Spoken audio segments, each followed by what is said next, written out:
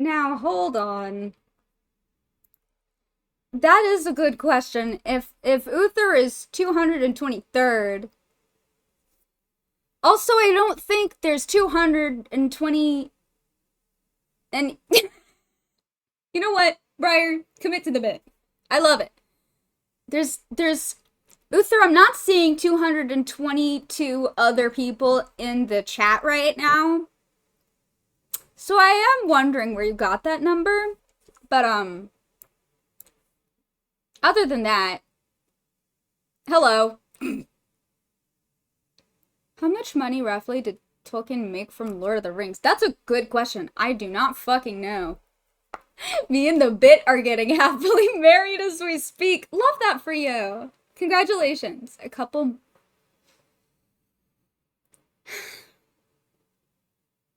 A couple more. Okay. I walked into that one. And you know what? That's on me. That's on me for not expecting that. That one's on me. That one's on me, and I will accept responsibility for walking into that. Right into that. Well, alright. Good work. Okay.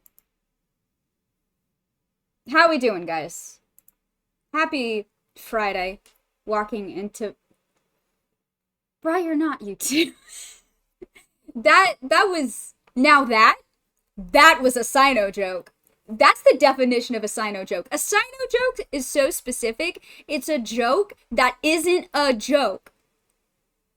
It's a weird forced pun that he insists upon.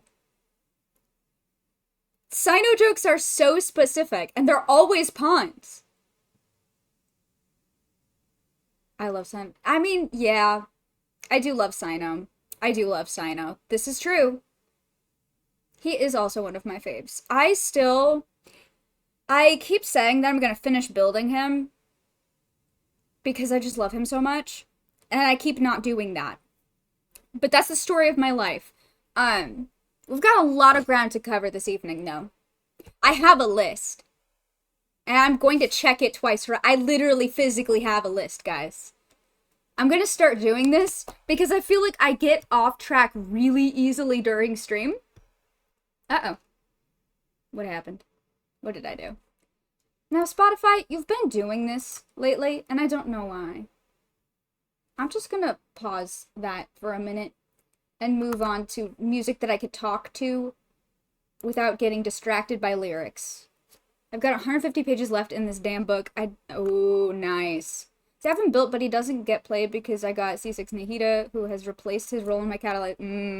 Yeah. Yeah, I always wanted to be a Sino main. The cooldown on his skill and burst does infuriate me quite a lot. And his uselessness otherwise, outside of using his skill and burst, does also infuriate me a lot. There are a lot of aspects of his kit that make me really sad. I play his boyfriend more, to be honest. Yeah, I never really built Tighnari either, and I love them both so much. One of these days, I'm going to dedicate to completely... Or, like, I have Tighnari, like, mostly built. He just doesn't have his own artifacts. Tighnari was my Chi-Chi. Oh. I have, like, I forget how many Tighnari. I think I have, like, at least C1 Tighnari. I don't remember. Let me check right now. C2. Nice. Good for me. C5. Oh boy. Oh boy. Could be worse. Could be worse. You could have C100. You could have like C10. You could have C50. That's what I see a lot of the time, with Chi-Chi specifically. I know a lot of people have the Chi-Chi curse. I had the opposite of the Chi-Chi curse, where instead of, like, almost exclusively pulling Chi-Chis, I have not once in my entire life ever pulled a single Chi-Chi. Ever. The only reason I have Chi-Chi now is because I had to get her in that one limited anniversary event where they gave you one of the free standard 5 stars. That's how I got my Chi-Chi. She's the only one that I didn't have, that I've never pulled. I have to finally build Diluc. Oh, I miss when Diluc was, like, usable. I miss when Diluc was usable. I love him. I have him built, or I had him built. Don't do it. No! I have all the standards, so I used that to get another Gene Con. That's fair. That's fair. I feel like I had to get Chi-Chi. She was the only one I didn't have. I had to. Here's my thing on building characters. There are 2 reasons I will build a character, and both of them have equal importance, okay? Either 1, I think I will genuinely use them fucking constantly, or 2, because I like them. There's a 3rd reason, and it's for the bit, but, like, it kind of ties into because I like them, because usually it's a good bit, and I like the bit. Well, not all of us are Abyss people, Katsu-senpai. I need you to know that. Fun fact about me. I'm a lore player. And that's not actually a fun fact. I think that's, like, the one fact I would hope everyone knows about me. This is not a stream where, like, meta ever enters the conversation, and I rarely, if ever, do the Abyss at all. So that has not once, like, and that's not to say that that can't be how you play the game. That's just specifically not my vibe, and not ever how I will approach any of the Hoyoverse games that I play. I don't care enough. I truly don't. If I can, like, clear the, like, open world gameplay and the bosses that I need, then I'm happy. I agree, and I'm an Aloy enjoyer. Oh. Oh, you poor thing. Yeah, I've never cared about the meta. I'm curious if I could clear Abyss with your builds. I've gotten as far as clearing, floor 11. I've never attempted 12. I've never attempted 12. I main Aloy and Xinyan, and I love that for you. That's incredible. But, like, I think there's... My opinion on... Hi, Ichi, how are you? My opinion on whether a character is good or not is... That is so fucking subjective, and everyone has a different opinion of good. My opinion of if a character is good or not is if I like their lore and their personality. And that is the #1 factor in whether or not I will build someone. I'm being so serious. The #1 factor. I don't care if they're usable. Okay? I don't care if their kit is good. I don't care if they're meta or if they're the worst character in the game. If I think they're fun and cool and fun to look at, and I like their story, or I relate to them as a character, or I think the bit is funny enough, I will build that character. I am a C6 Triple Crown Kaya haver. I was a C6 Triple Crown Kaya main for as long as I could possibly cling to that shit, okay? I don't do meta. I have never done meta. That's my meta. Thank you, King Simba, for the follow. And I do hope that it was C6 Triple Crown Kaya that earned that. Wait, have I not talked about this? I feel like I've talked about this. Famously, I don't know if he still has Mist-Splitter. His build has changed since I mained him. I used to run a 2-piece Glad, 2-piece Blizzard on him. Ooh, you have things? That was my old build. I started recently building him with a physical build instead. I don't know if I like it enough to actually stick with it, but if I don't stick with it, I have to completely refarm artifacts for him, and I also don't like that, so we'll see what happens. Not that I think I will be using Kaya again anytime soon, because once again, he unfortunately just can't, he just doesn't cut it anymore. I clung to that shit for as long as humanly possible. I was maining Kaya all the way through Inazuma, and like at the start of Sumeru, I was holding on to that shit. And that's, I think, when I transitioned into a Yoimiya main, like, more solidly. Um, but Kaya's my boy. And then I also had built Diluc, and I mained him for a very long time as well. He was my first 5-star, so he was the first, you know, character that I really built and used. But Kaya was my ride or die for a very long time. 2 things. 1, this game is obsessed with the number 3. Yes, and it isn't me looking too deeply because it's a small number. Literally every single puzzle is in 3s. Light Realm Symbol 3, etc. 2, same with 8. All boss platforms have 8 points.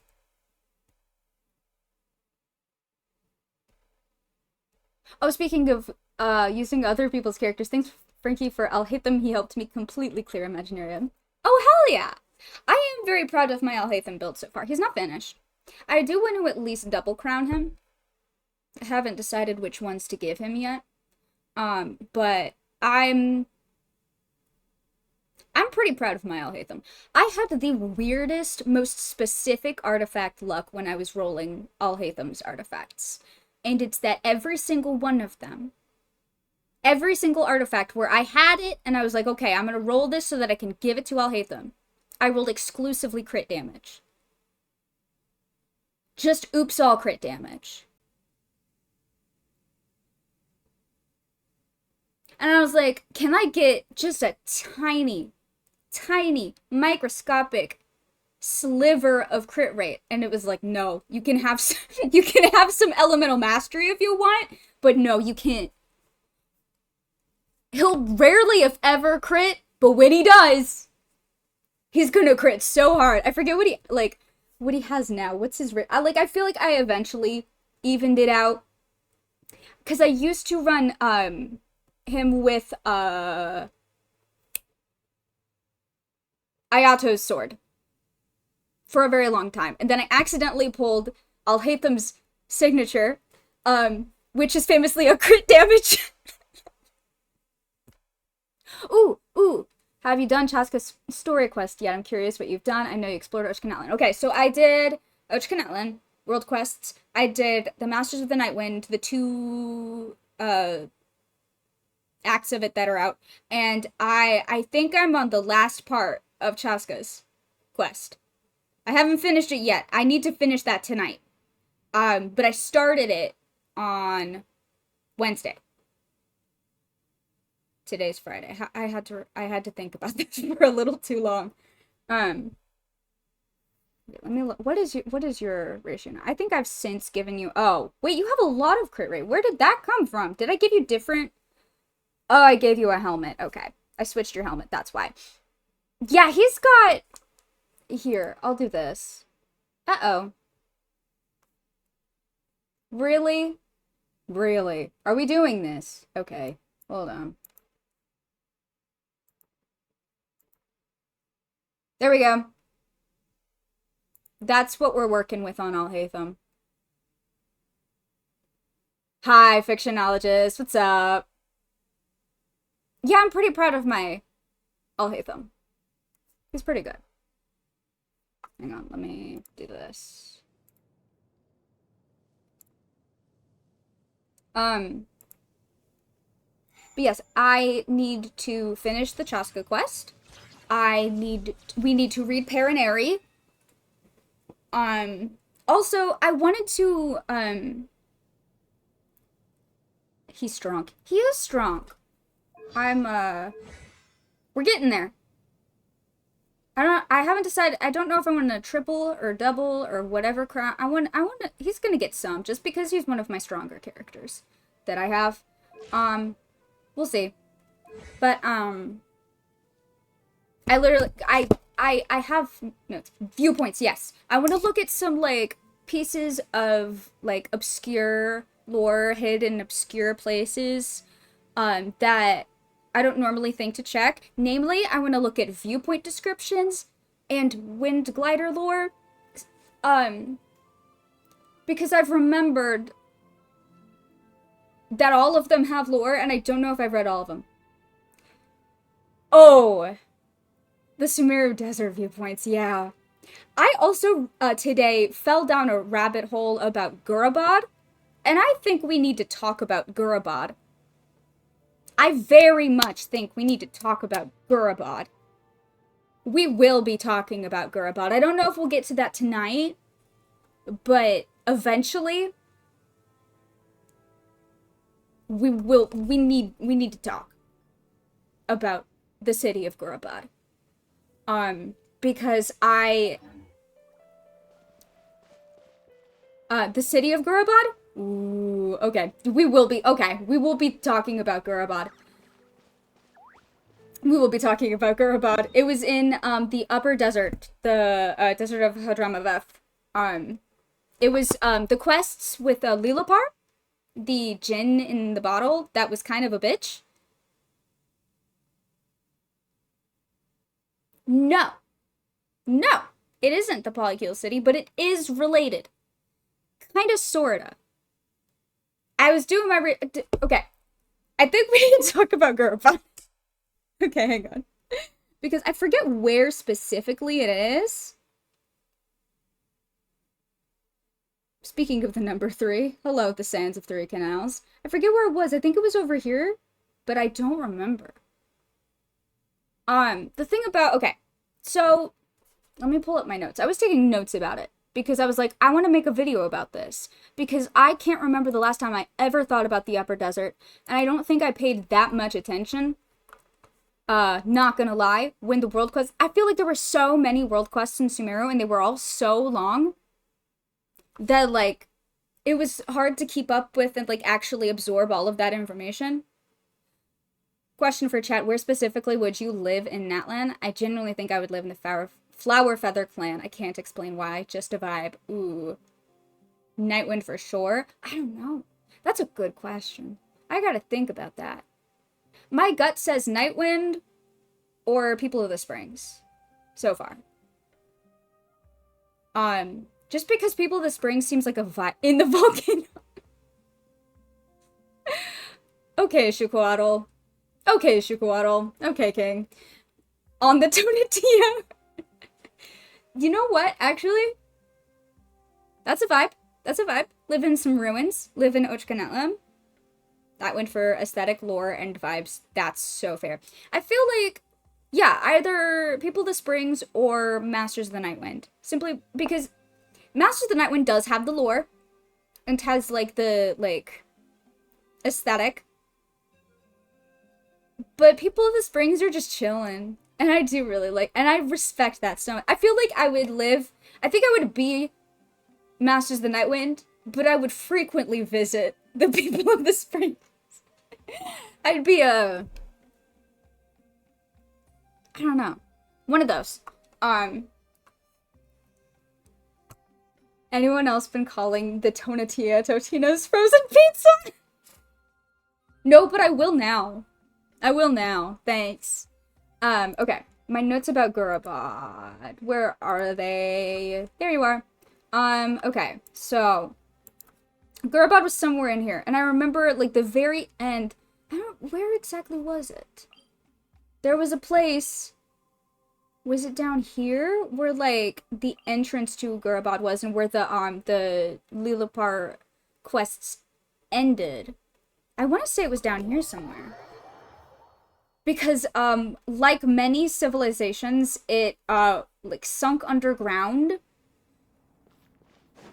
I think? Oh, no, I don't want to fight you. Ugh.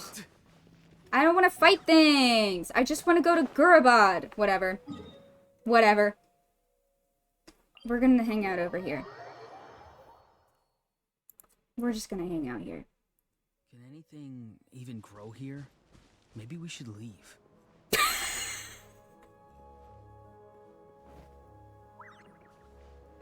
You and Tainari would get along so well, bestie! You'd get along so well! Okay. All of Tivat is frozen pizza, for real, for real. Tomatia! Oh, that is a good answer, too.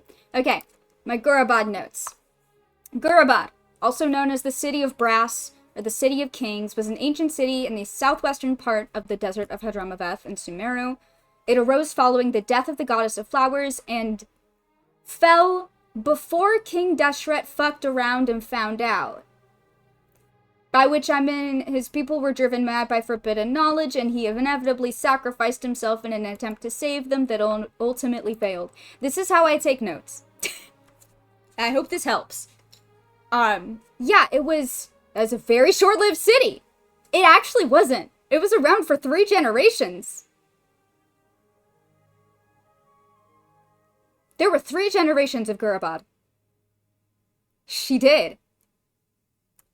But I think the implication here is that the fallout of that took a very long time to happen. Because yes, she did. She did sacrifice herself to do that. So either he didn't immediately use that forbidden knowledge, or the corruption that came from it took a very long time to, like, actually take effect. In which case, I feel like that might also explain some parts of the destruction of Gurabad, but I'm not sure.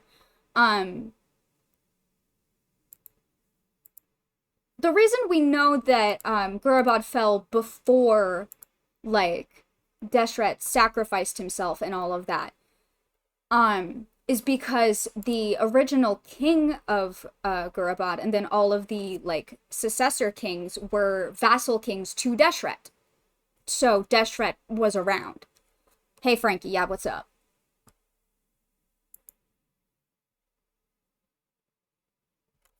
The ruins we have access to are either above ground, the chessboard, or primarily accessible through the chessboard. Ooh, that's right.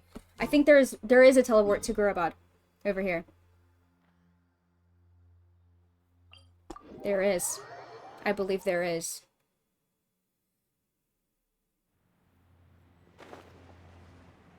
There's a bunch of teleports. Yeah, I don't remember which one. We're gonna find out, though. Hello, big pyramid with an eye.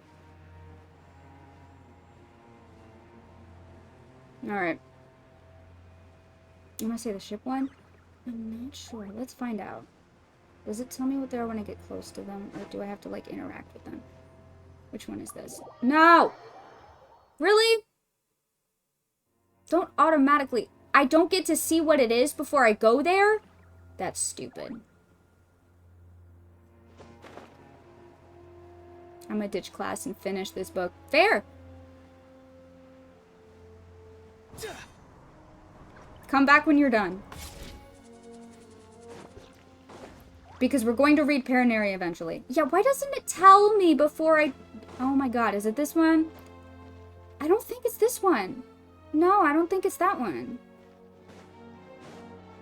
It was like a gate. Because Gurabad sunk underground. It's the one that's like a gate. One of these. Is it this one? No, is it... I'll have a stream on, but quiet, so just yell really loud if I need to know something. Okay. Which one is it? Oh, God. Well, we're just gonna, apparently, try all of these until I find the right one. Is it this one? This looks like the place where the Lilapar quest ended. So I have a feeling.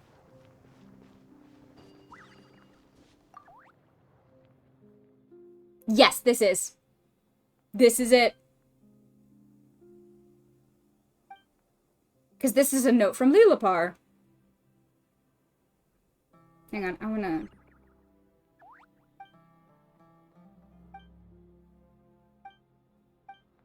Okay, wait, let me read that again.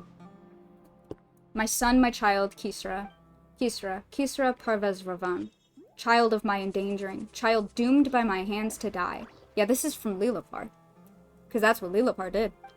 You who once thought your rulership could liberate people from slavery and unburden mortals from the shackles of the gods. You once forged a mighty palace with whistling machines, turned this oasis into expanses of farmland. But an empire of slaves who claim to be free will find itself unmade by the very lies it utters. May unquenchable arrogance flood your heart until the heavens and earth themselves are overturned, and the meek and base are flipped over your head. That day retribution for Ormazd's ambitions shall come. Yeah, this is where the Lilapar quest ended. Okay, excellent. Well, so yes, that makes sense. That makes sense. All right. Gurabad. There's a couple places where we get information about Gurabad. The world quests with Lilapar. There's a book called The Tale of Sharuya and Shirin. That isn't exactly accurate and gets a lot of important details wrong for a specific reason. And the Desert Pavilion Chronicle artifact set. And it was while reading the Desert Pavilion Chronicle artifact set that... What the hell happened with this place? I got you. I am going to verbatim read the notes that I took. I got you. And the reason that I got so interested in Gurabad was because after, like, reading into it and reading the artifact lore and, like, going through all the different sources and referencing old quests, I feel like the story of Gurabad has parallels to another story, or maybe multiple, throughout Genshin, and I think those parallels are going to be very important. And the parallel is Conria. The parallel is Conria. The flower, in particular, from the Desert Pavilion Chronicle set, says, Gurabad bloomed like a man-made flower in a cliff wall, becoming the capital of the mortals. And I don't know about you, but that sounds a lot like Conria, doesn't it? Sorry, Gurabad bloomed like a man-made flower in a cliff wall. A man-made flower, you say. Interesting. A man-made flower. Like the fucking Intibat? Okay. Anyway. Becoming the capital of the mortals. Brief history of Gurabad. The city of Gurabad was established by a former shepherd named Ormazd, one of the vassal kings to King Deshret. Ormazd fell in love with the djinn Lilapar, who you may remember from the Desert of Hadramaveth world quest. She's the djinn in a bottle that acts as our kind of bitchy guide. It turns out Lilapar has some pretty valid reasons to be kind of a bitch, because Ormazd would go on to betray Lilapar after using her blessing to rise to power in the first place and unite the desert peoples, which is fucked up. Now, Lilapar had warned Ormazd against falling in love with her to begin with, saying, "The mad love that we jinn possess is chained to greed and want and carries with it self-deigned retribution." That is also from the Desert Pavilion flower. I forget what it's called. Ormazd, of course, does not heed this warning, and when he grew corrupt with power and perpetuated the slavery Lilapar expected him to abolish, Ormazd got what was coming for him. What was coming for him was 3 generations of ruination, in the words of Lilapar, as stated in the circlet. These 3 generations of ruination are described in the book The Tale of Sharuya and Shirin, in which Lilapar gave birth to her daughter with Ormazd, Shirin, and immediately also gave 3 prophecies.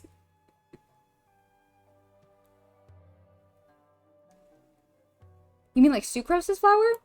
Oh boy. Are the Intimats man-made? Yeah. Yeah, they are. Yeah, they are. So the 3 prophecies that Lilapar gave.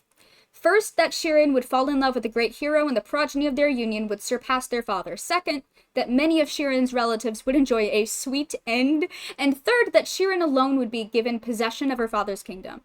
Well, it's debatable. 2.5 of these happened. 3 of them happened, except for it didn't end well. So the first happened when Ormazd adopted an orphan named Kisra, who was secretly also Lilapar's son, and named him Parvez as a reward for his many accomplishments. He was a hero that he married off to Shirin. The second happened when Shirin, who was forbidden from joining her father at dinner by Lilapar's command, which is such a weird and specific command to have, but this is why, delivered poisoned honey to Ormazd and all of her other siblings, except for Kisra. So, a sweet end. They died of poisoned honey. It was a sweet end. And then the third, so Shirin and Kisra, who after the death of Ormazd named himself Parvezravan, had a son named Shiruya. Shiruya was beloved by his mother, but his father had banished him because, according to Lilapar's prophecies, Shiruya was destined to surpass him. Shurian then took this opportunity to plot against her husband, who she didn't care for, and disguised herself and met with her son in secret and gave him a false prophecy, like encouraging him to kill his dad, which he did do. He stabbed his father to death in his sleep and then begged his mother for forgiveness, which of course she did. Then Shuriya claimed the throne, but he was tormented by nightmares, and on one frenzied night of wandering, he fell into a deep black chasm in the earth and disappeared. Which is wild. However, this sounds almost like Hamlet, I know. But here's the thing. Okay, so here's the thing. That is the version of events as told in The Tale of Shuriya and Shirin. However, it is not entirely accurate. Actually, most of it leaves out one very important specific detail and almost completely omits the actions of one specific character, and that character is Lilapar. And we get this from the Desert Pavilion Chronicle set, as well as the Dirge of Bilqis world quest line. It's through the Dirge of Bilqis that we specifically learned that Shirin's plot to poison her family was actually Lilapar's, and Lilapar was just using Shirin as, like, a pawn to get it done. Also, it wasn't Shirin who went out in secret in disguise to encourage Shuriya to kill his dad. It was Lilapar, again. And another big difference is the manner in which King Kisra dies. Lilapar was a villain in those days, yes. Oh, yeah. Because in the book, The Tale of Shurian and Shirin, Shiruya stabs his dad to death in his sleep, which is fucked. But, in the World Quest Memories of Gurabad, we get a completely different story from Lilapar's memories that she shares with the Traveler, in which Parvezravan, or King Kisra, turned into a dark monster. Because the thing is, another thing that was omitted from the book was Lilapar using the power of the Dark Abyss to ensure Shiruya's victory over his father.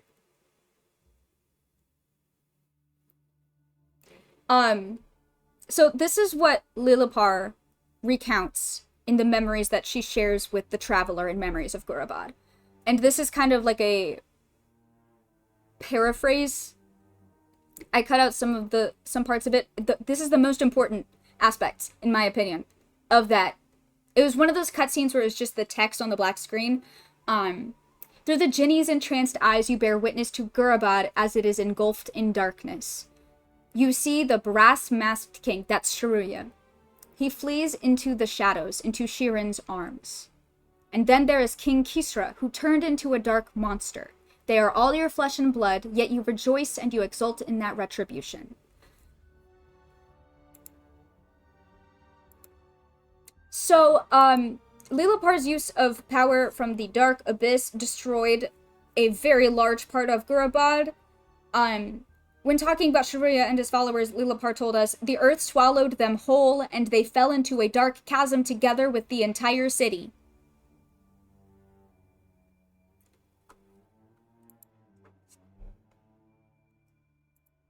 And, like, this isn't even the whole reason I think that Gurabad parallels extremely well with Khaenri'ah. Like, we do have the use of a dark power in order to, like, achieve something that goes horribly wrong. When is Traveler going to Gurabad? Well, Gurabad, that's a good question. Allegedly, it's underground now. It's long gone now. We only have access, almost very similarly to Khaenri'ah, we only have access to the gate, because this apparently was part of the gate to Gurabad. Or is it up here? Is this it? No. this over here, was apparently a gate to Gurabad. Because this is where we part with, Lilipar. So is Enka, true. That's a great question. I don't know. Conria is a future area. Yeah. I wonder if Gurabad will be there or in a similar area. I kind of hope so. I think it'd be cool. I do think that there are a lot of parallels to be made between Conria and Gurabad.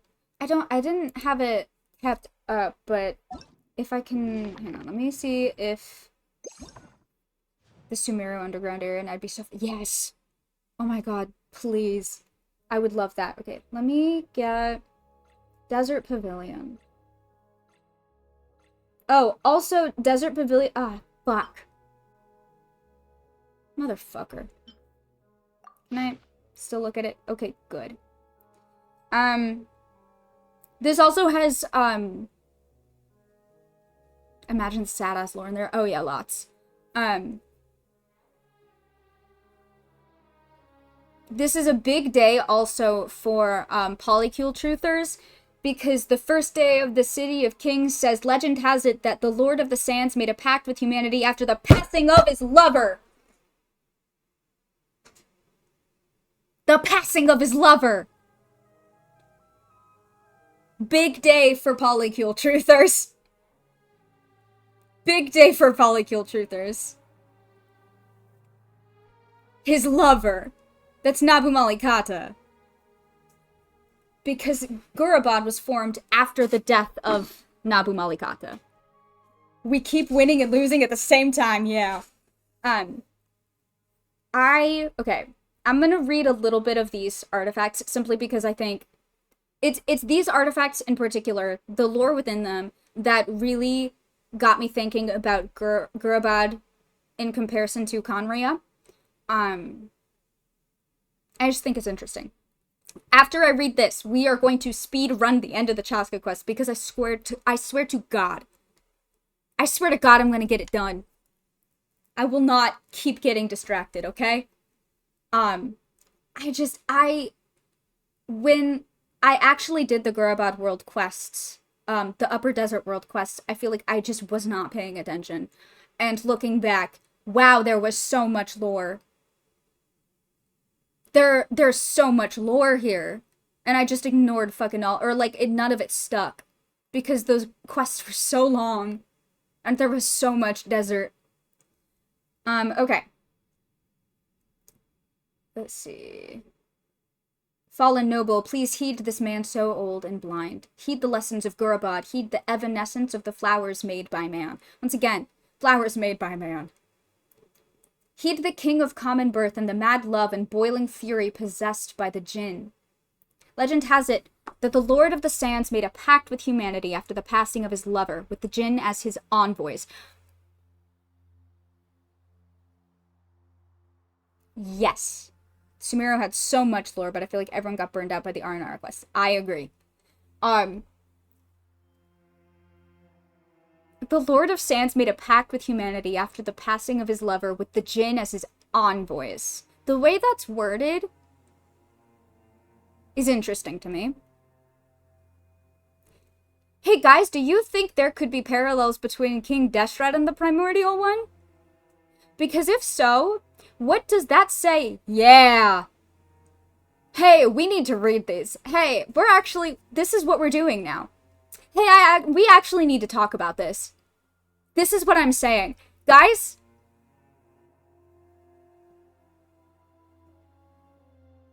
I've been spiraling about this all day. You don't understand. This is where I've been in here. I've been in this. I've been in the Gurabad lore all day. Envoys.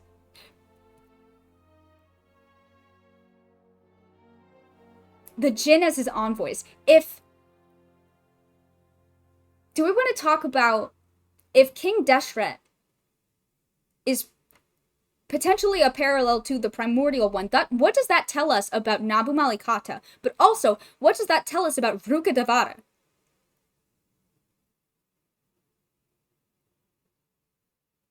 Also, to that point, I also think that Deshret potentially being a parallel to the primordial one provides even more interesting context. Because, and I don't remember if this is referenced in here, but there were 7 kingdoms among the kingdoms of the desert. There were 7 kingdoms. And then there was the city of Gurabad. I don't remember if Gurabad was one of those 7 kingdoms. I don't think it was.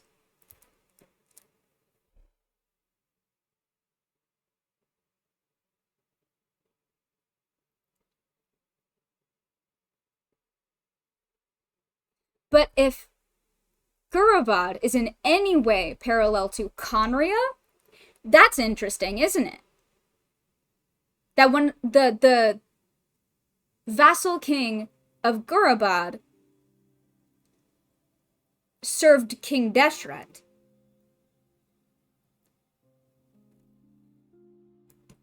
Legend has it that the Lord of the Sands made a pact with humanity after the passing of his lover, with the Jinn as his envoys. Only those who possessed hearts of iron were untainted by the allure of corruption, could serve as a vassal king and guide the people, like a shepherd tending to a flock. Vassal King Vinster King? That too. But also, there's another interesting... There are 7 kingdoms and 7 archons. Go get some fucking ice cream. It's okay. I'm allergic to dairy. I'm not that jealous. I mean, I am jealous because I would love some dairy-free ice. I could fuck up some dairy-free ice cream right now. Damn. Vassal King, Vinster King. Also, Vassal King, Archons. What can I even eat? Well, if it doesn't have dairy and it doesn't have gluten. So this dairy-free, gluten-free pizza that I keep forgetting that I have literally right next to me for dinner. I don't have a nut allergy. My sister does. I don't got a nut allergy.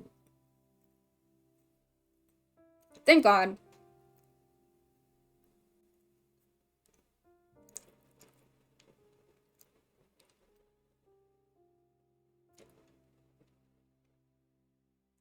Okay. Just like that, under the merciful yet stern gaze of her master, the Jinni found her choice. Ormazd, a young shepherd at the time, fell in love with the lily-born Lilupar. I shall grant you 100 generations of blessing, at the price of sharp retribution and the spilling of red wine. For the mad love that we Jinn possess is chained to greed and want, and carries with it self-deigned retribution. Yet, beneath the light of the moon, Ormazd failed to take heed of these warnings. It was as if such fated punishment was still far from this valiant youth. Under the guidance of the Jinni, the young shepherd became the leader of his nomadic clan, and as time went on, Ormazd defeated his divided rivals and found himself crowned the vassal king. Gurabad bloomed like a man-made flower in a cliff wall, becoming the capital of the mortals. Once a shepherd, Ormazd had now become the vassal king, proxy of the Lord of the Sands. Yet even as the flowers bloomed and their fragrance filled the air, who would have thought that the most bitter and violent demise was to follow the most vibrant bloom?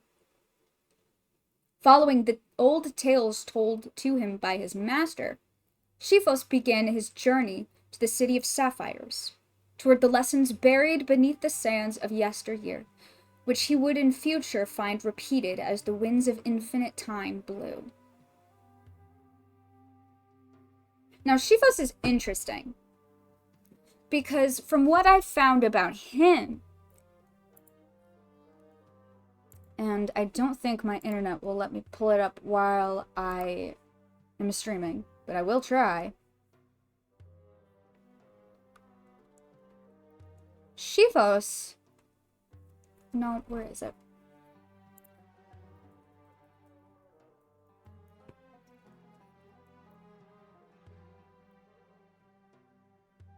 Also, if that name sounds familiar, it's also the name of a sword.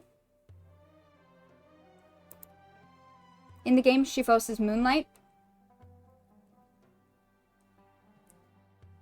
And it also has Shifos lore in it. Obviously, it's named after him.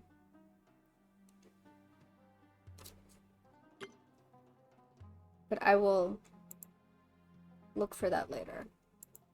Oh yeah, oh, this is why Shifos is interesting to me. As mentioned in the last paragraph here, the crown prince of a long-lost kingdom. That's Shifos. The crown prince of a long-lost kingdom.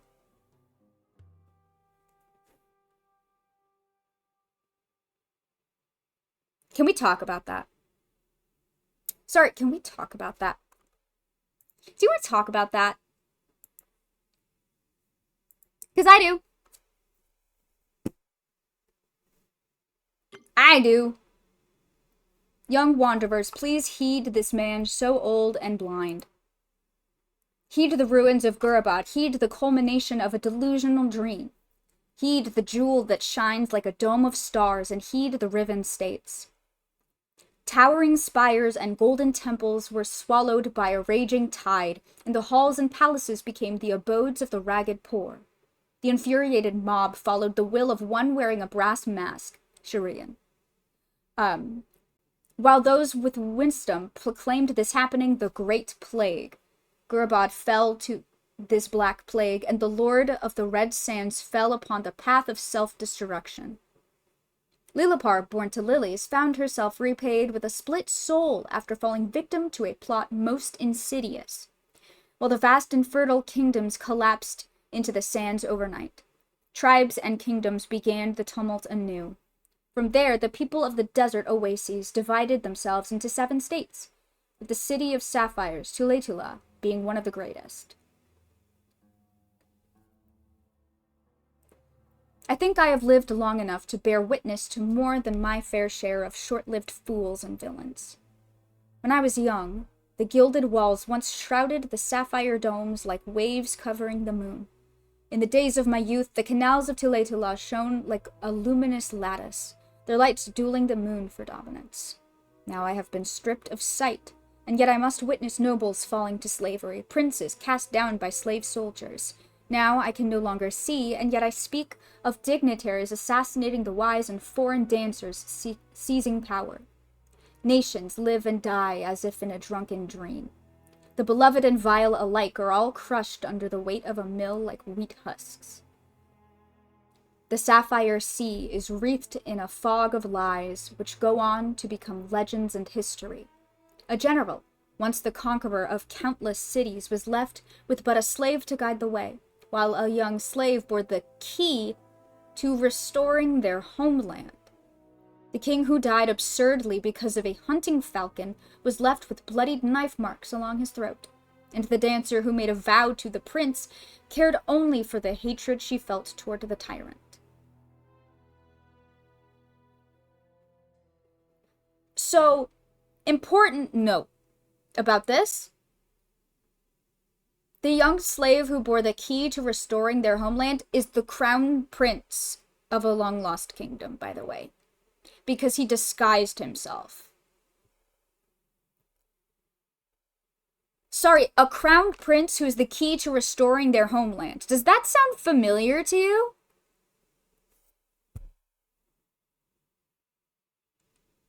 Does that sound familiar? Do you see why I think Gurabad parallels to Conria? Are you seeing? Are you picking up what I'm putting down? It's the fucking Abyss Twin again.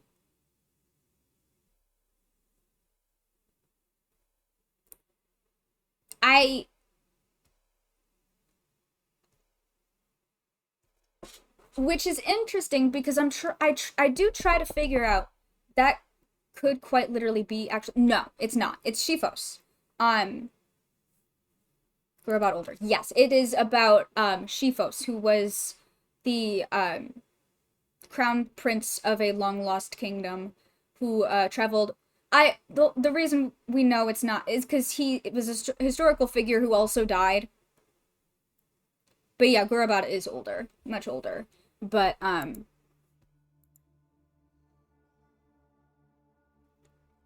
forget the whole story about Shifos. I also didn't like super. Oh, also to that point. Hang on, let me. The name Shifos. The name Shifos. The Shifos was a short, double-edged sword used by the ancient Greeks. But the name Shifos means penetrating light.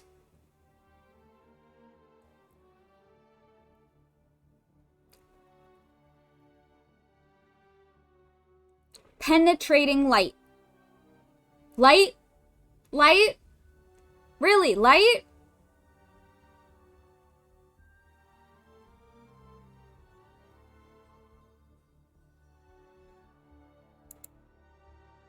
That's the most blatant twins parallel I've ever fucking heard. Like, Lightbringer, like... Okay. Anyway. This is fine.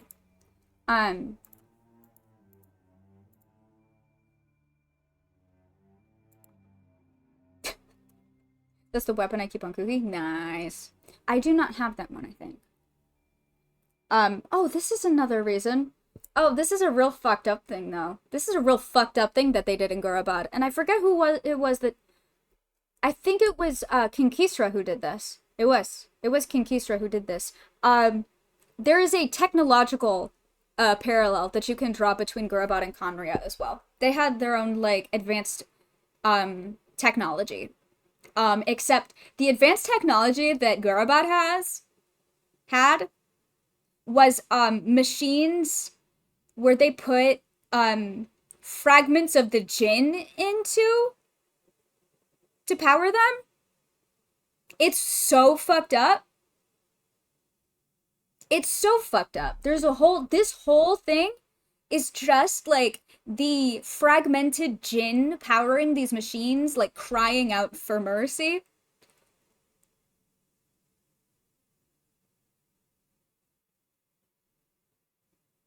But they had really advanced technology, much like Conria's technology. There is also the ruin golem in the upper desert is very close to where Gurabad historically would have been. So that's also interesting. I don't like the implications that Gurabad's fucked up evil Jinn-powered technology could in some way parallel with Conria's machines, ruin machines. I don't like that. I don't like that, actually. Hey, I really don't like that. I really don't like that. I really don't like it. I don't like it a lot.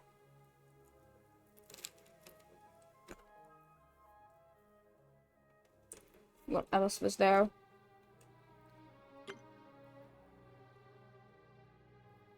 Oh yeah, this is about the Oasis.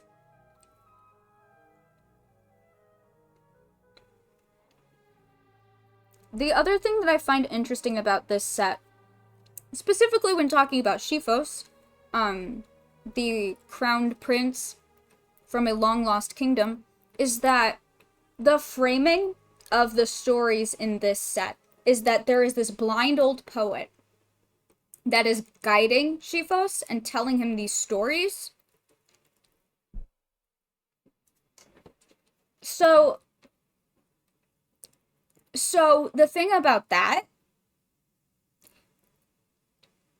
I don't think Shifos is paralleling the Abyss twin as much as, or I think the parallels are both. I think he's representative of the twins plural. Unless the old blind poet is meant to be Dainsleif. Did they even know it? Well, that's a good question. Maybe. Maybe not. I mean, that's their name, or the only name that we have for that guy.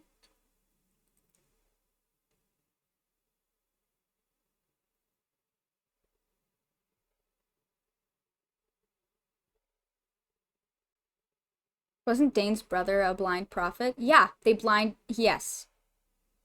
They blinded him in both eyes for giving a prophecy. Yeah. That is also interesting, isn't it? But my teacher's so sightless, I was born into a slave's chains and had everything taken from me when I was young. Might I, abandoned by the fates like the dunes of sand as I was, be worthy of a change in my fortunes?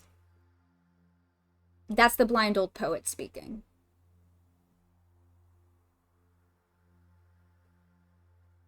The theme of like being enslaved by fate or your destiny is like Destiny Slave comes to mind. Hello, Honkai Star Rail.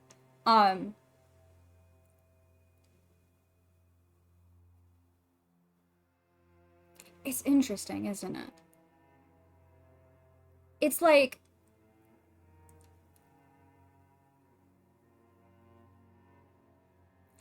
they keep blending a bunch of different characters into like one character to be representative.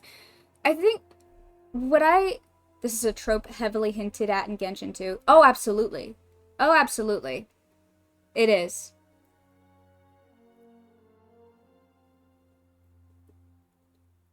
What I'm interested in is the role that Lilipar played and the fact that she was that the Jinn were King Deshret's envoys. And after all of this, there were 7 desert kingdoms. Because I didn't catch that until reading this just now. The 7 desert kingdoms didn't happen until after Gurabad fell. So I don't know if that is as relevant. However,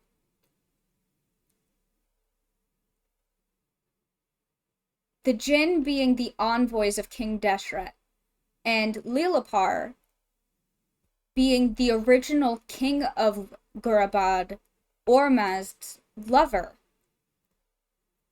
and then raining hellfire onto Gurabad for 3 generations.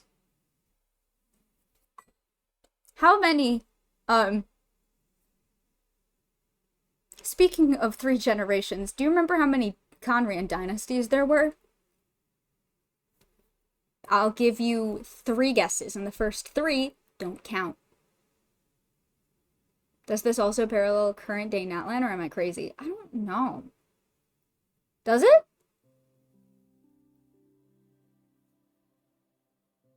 It could, simply by way of like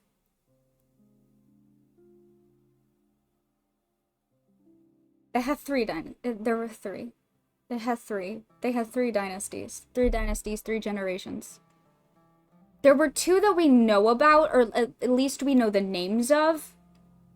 It's implied that there were 3, though. If you remember, and this was like a very like early implication that was made in fucking Mondstadt. If you remember the like 3 Hilichurl tribes, one of which was famously the Eclipse tribe, I think it's at least theorized that that is a hint at like Conran dynasties. But currently there are 2 that we like at least know the names of. Hang on, I'm gonna look that up because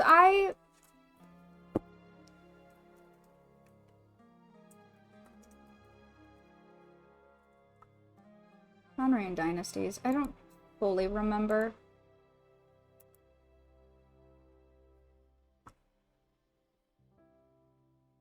Yeah, there's 2 that we know about.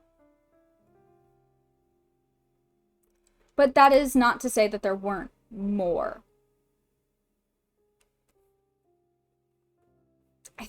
Okay, so that's just a theory.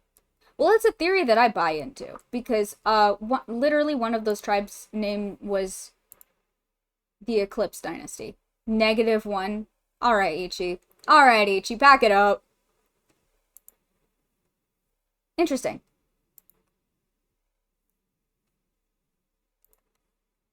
Interesting. Okay, well, now that I've gone off the rails about Gurabad.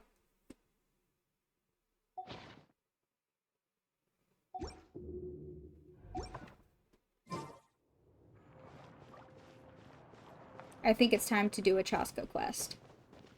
Before I get even more distracted.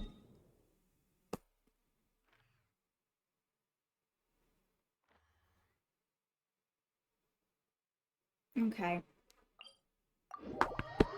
There we go. Also, I need to remember to eat my fucking dinner.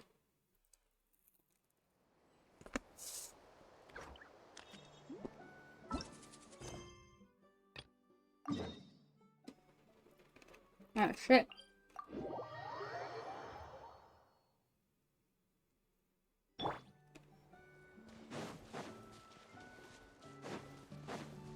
Are you running away?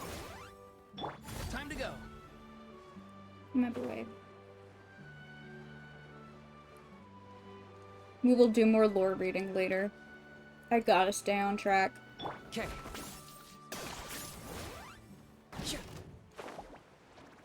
No, do not fight me right now. I'm busy. I have to do a quest, guys. Don't fight me right now. Time to go.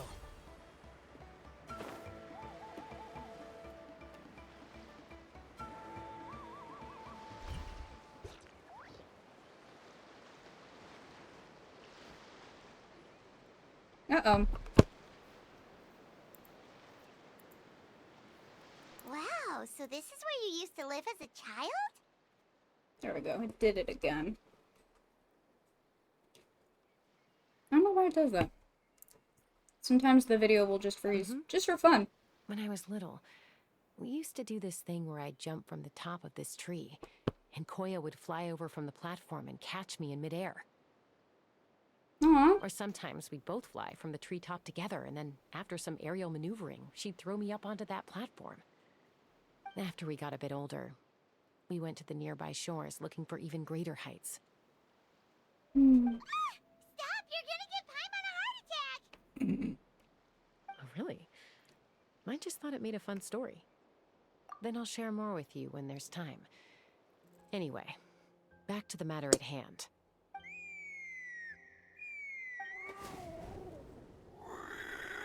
Hi, Mom. Hi. Hey, Mama Bird, I'm back. Oh. My last visit was only a week ago, wasn't it? See? I visit you more than I visit Papa Cusco. I brought a couple of friends with me. These are the Traveler and Paimon. Traveler, Paimon. This is my mom. Her name is Chimpu. In the human tongue, anyway. Chimpu. I love her. Hi! So you understand Saurian language? No, not really. I don't speak it as such, but I can sort of get the gist. Although only with Mom and Koya, since I spent my formative years with them. Even then, it's basically a best guess based on their sounds, body language, and expressions. Seems to work about 9 times out of 10, anyway. As for whether Mom understands me, I can't always tell. But somehow we still manage to communicate. Aww. Call it the family bond, I guess. Don't worry. I'm doing well, but I think Koya might be in some trouble.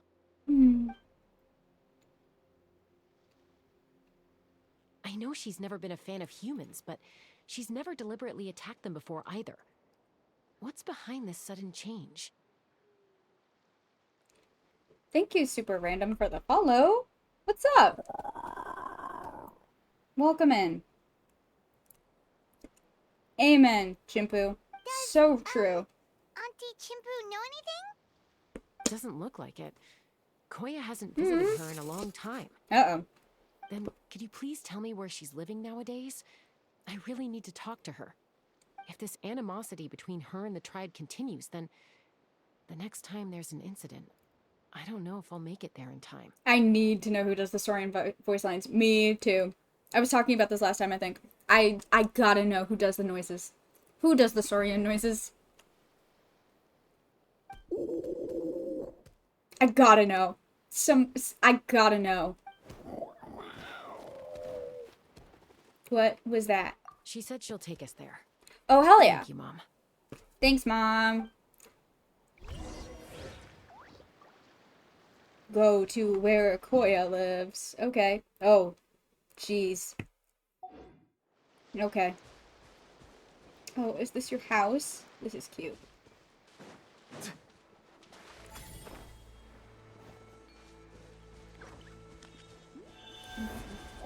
Can I just fly there? Can I just fly there? Will I make it? Probably not. But maybe I will. Like, maybe I will. Maybe I'll make it a little bit of the way. This is my one complaint about flying in Natland. Is that they don't make it super viable or usable. They don't really do a good job of making it like a usable mechanic. Oh, there's a fucking thing to do. I shouldn't have done this. This was a mistake. I don't think I'm gonna... I might make it. But just barely. Ah, nice. See, if that phenomenon was more common, it didn't happen so rarely, then it would be, like, super helpful. They want to nerf it way too bad. Yep. I'm not about it. Alright, where the fuck is Koya?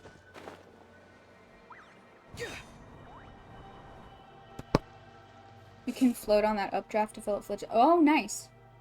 Good to know. This is a really remote location. She was trying to get as far away from humans as possible. Same. We stay here? Okay. Got it. Traveler. Got it. Paimon. Mom says we should stay out of sight for now. Okay. She'll talk to Koya first. Okay, Mom. Koya is very hostile toward humans right now. So if we show up unannounced, it might just make things worse. Got it. You got it, Chasca.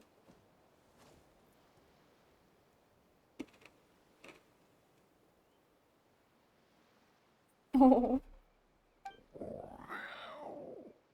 Oh my god. Are we gonna watch an entire fucking Saurian conversation happen? I found they also fairly often give you an updraft when you're near empty and you won't make it to land from where... fair.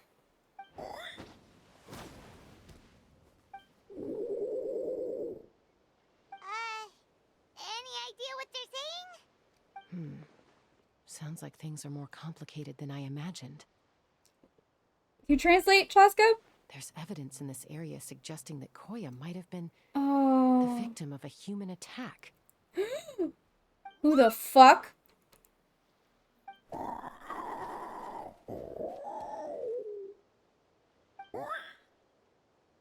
No, What? it's What? Chime, Koya's child. The attackers kidnapped her. They came over the sea, under the cover of night, and they took Chime. Oh, absolutely not. Who would do such a thing? I searched day and night, and finally found them.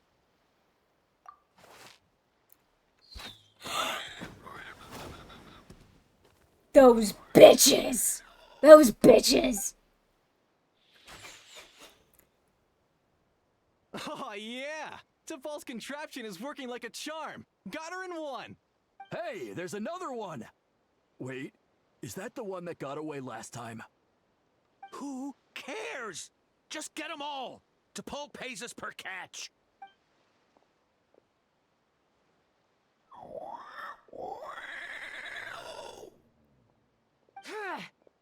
Yeah, fuck him up, Chaska. I'm on my way. Chasca? Yeah, well, yeah. Quick, stop her! Fuck you, fuck you, fuck you, fuck you, fuck you, fuck you, fuck you, fuck you, fuck you, fuck you. Thank God Chaska has a gun. Don't come any closer. Oh, you'll what, Patrick Stump? Go, phlogiston wings! Take me out of here! Ah! Uh-oh, looks like it malfunctioned. This This is bad. Mom and Koya are already injured. And if that thing explodes right next to them... Help! Elemental energy suppresses it! Please, someone! Get back! It's still going, and it's getting worse. Guess we need a more permanent solution. All right then.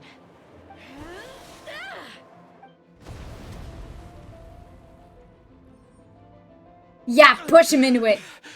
That was too close. I thought I was gonna die. That can still be arranged. In fact, I would be happy to kill you. Evil Patrick Stump. Answer us honestly. Were you the ones who attacked Koya before? I am... No, it was... Yes, it was. Well, she says it was you. Just tell me, who sent you here? It was to Paul. He told us to catch all the wild Kukasaurs we can find. Who? And he also said that this Kukasaur Traveler's not has become fucking a around. thorn in Me his the side, fuck neither. So it needs dealing with urgently. Me and Traveler are like this. To Paul? We're locked. Huh. Sounds familiar. But Yeah, it where does. from? Where is he now? Well, he tends to send his orders in writing. Okay. He pretty much never communicates with us in person. When he does, he wears a mask to hide his face.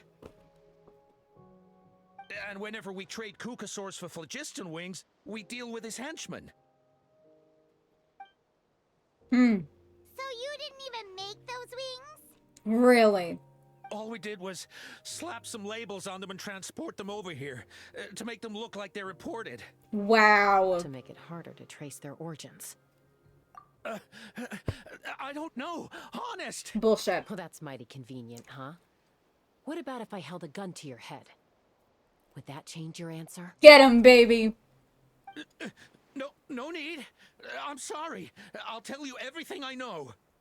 You T'Pol better. doesn't tell us much, but he always stresses that he wants them alive. So that gives us some clues. No, I'm sorry, Spence. I think they should let you go. Tell them I said they need to let you go. This is just a best guess, of course. One customer? suspect Oh, fuck The that. gaseous phlogiston stored Fuck in that, the kick him trap out. walls is drawn directly from the Kukasaurs.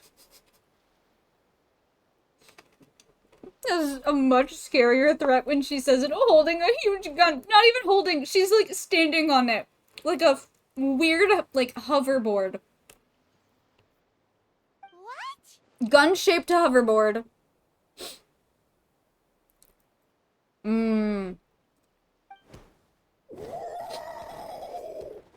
Easy now. You're still injured. Hey, keep talking. Yeah, keep talking. Yes, ma'am. I'll kill So, you. I'm gonna kill you gaseous anyway, phlogiston because I hate has you. to be highly refined in order to power the phlogiston wings. The slightest imperfection can have disastrous consequences, as you just witnessed. But the Kukasaurs have a natural ability to process gaseous phlogiston. So, if you use them as an intermediary, then... That's how I feel, Koya. That's enough. So the Kukasaurs you took. Where are they This now? bitch. I'm gonna kill him. I'm gonna kill him. T'Pol Fucked should up, have them. evil. But no Patrick one knows Stump. where he's based, apart from him and his henchmen. I got this. Don't worry, We guys. tried looking for it ourselves, even followed them a few times. But we always end up losing track of them. Random thought. Maybe they're hiding up in the sky? T'Pol. T'Pol. I'm sure I've heard that name. Maybe it was... Chasca, Traveler. Uh-oh. Hello. That voice! It's Alpha!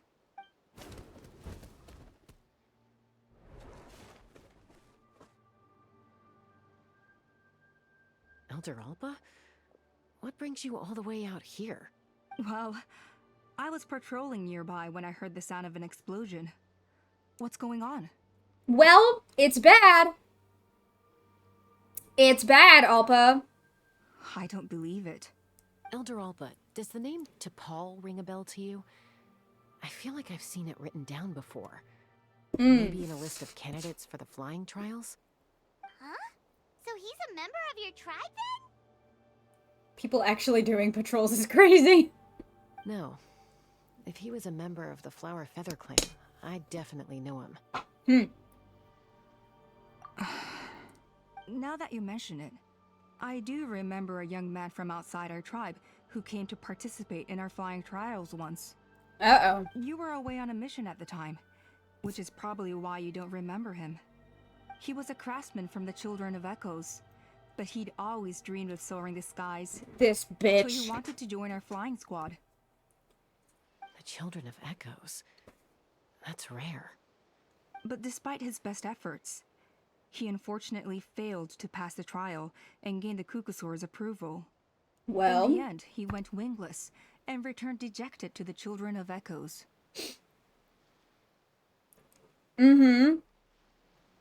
yeah. Wingless, huh? Maybe he invented the phlogiston wings to get revenge on the Kukusaurs. Yeah, he's not even from another country. He knows the importance and value of the Saurians. Yeah. Yeah. Dead, murder, murder, kill. What is it with bitches in the Children of Echoes being absolutely batshit evil? First it was that one bitch who tried to, who kidnapped a little girl, a little orphan girl, and tried to kill her and turn her into her dead daughter. And now there's this bitch? What is going on, Children of Echoes? No, Perhaps. what the fuck is up? Or maybe it's simply his way of dealing with his regrets over his past flying endeavors. Either way, it doesn't excuse his abuse of the Kukusaurs. I'm gonna take these kill him guys myself. back I'm and gonna- expose the truth to the tribe. I'm It's going time for this to conflict to isekai end. myself into Genshin Impact and kill him. I hope this helps. Murder, murder, kill. Easy, Chasca. Remember what I said about keeping a low profile? I don't have to do any such thing. I got you, Chasca, don't The worry. ringleader still hasn't shown himself, and this man's allegation about powering the phlogiston wings with Kukusaurs is only speculation. Bringing these men to the tribe now won't win over any current supporters of the phlogiston wings. In fact, it may even escalate the conflict further. Fine. After all, many are mistrustful of the Kukusaurs after recent events. Is that why T'Pol waited until now to try to capture my sister? Yes. I don't know. I mean, he did tell us to spread negative rumors about the Kukusaurs and slip some mora to anyone opposed to them, but Oh, dead, dead, dead, dead. Murder. Death. I'm gonna kill him. Only attacked humans because they stole her child. Nevertheless, we will be hard-pressed to change people's minds while emotions are running high. Unless we have irrefutable evidence. You mean we need to catch him and Bravo. kill him? My thoughts exactly. In the meantime, leave these men with me. I'll escort them back to the tribe. I'll take the other members of their crew into custody too. They won't get another chance to stir up trouble. Good. Fair enough. I guess finding T'Pol is going to be the key to resolving this conflict. Let's hope the Children of Echoes have some info on him. Sorry, whatever it is, it'll have to wait till this is all blown over. I have to fix this situation before it spirals out of control. Mom, sis, rest up and get well Love soon. the bloodlust. I gotta fly.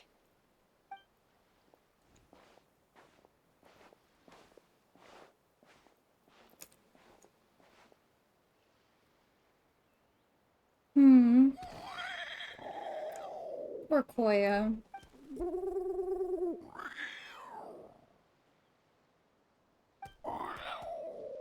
Oh. Stop. I love them. I love them.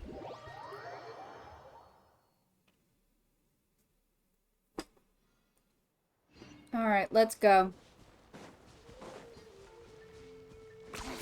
10 points for agility.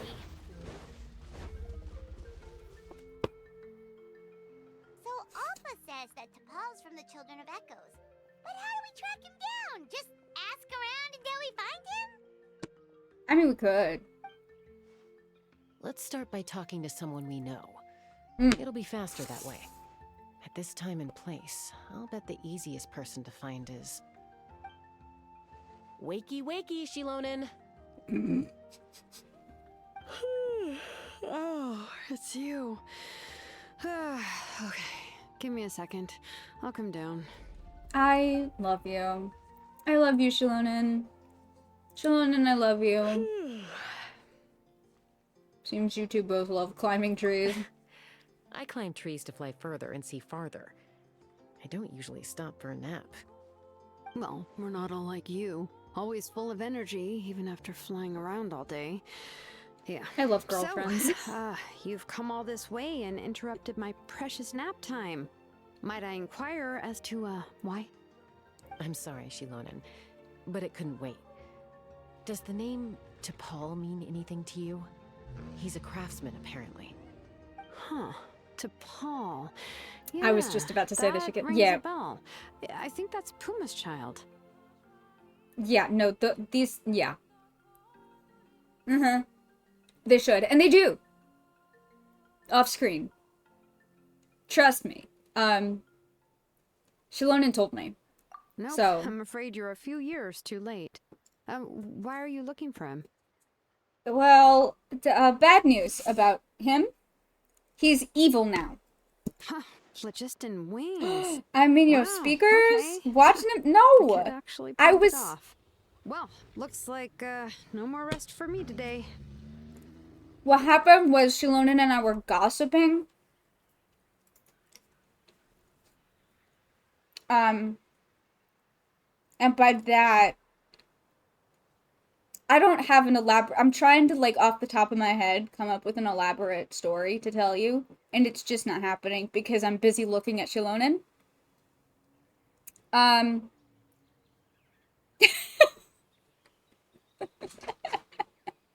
Nope, I can come up with something.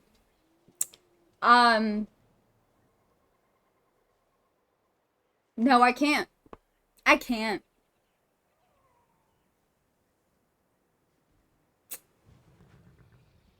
I plead the fifth. Pulled it off? You mean he's tried making something like this before?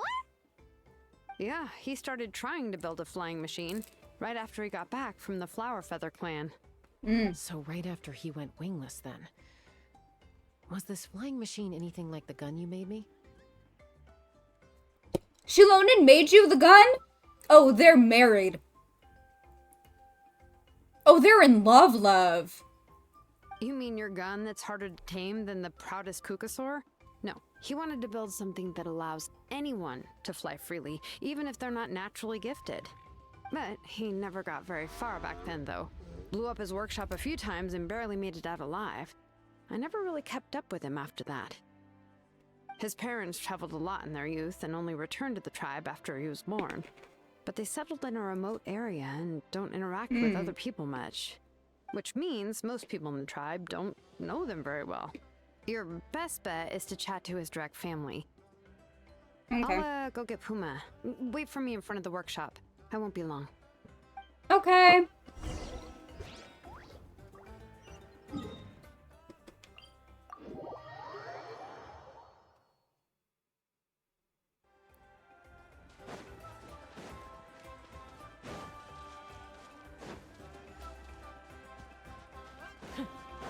Hi, Shilonen.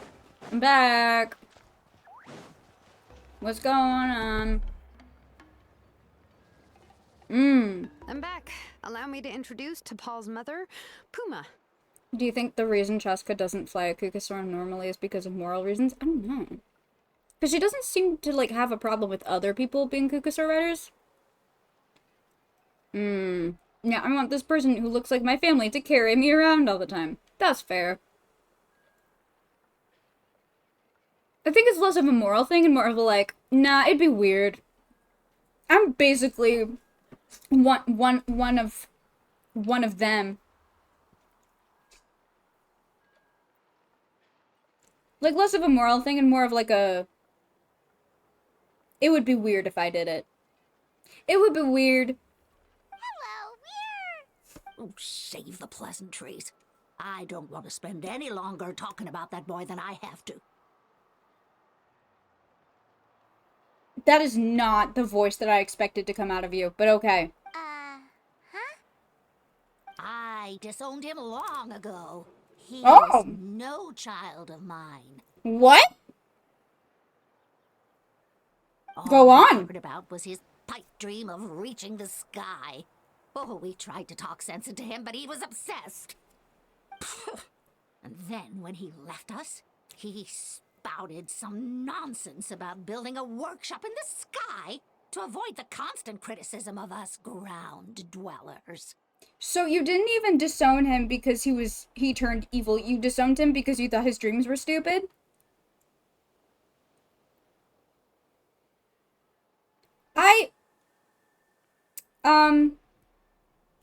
I think I understand why your son turned evil. He left his notebook behind. Whatever questions you have, you can look for them in there. I am done talking about him. Okay, bye. He's no son of mine. He never called me Mom anyhow. Damn. Alright, bye. Wow, they've really fallen out. I'm not sure wasn't expecting that. Her husband, T'Pol's father, he passed away recently, and T'Pol didn't even bother to show his face at the funeral.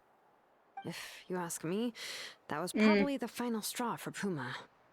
I'll go keep her company. If there's anything else you need, just come and find me. Thank you. Okay.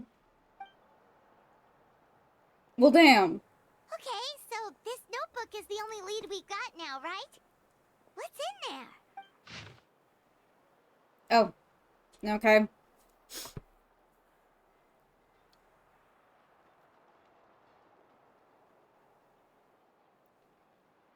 It's just a few smashed workshops? Alright, I don't like this guy. The relic? What relic? Father and Puma. What the fuck is this guy's deal? Like, I get that your parents kinda suck, but like...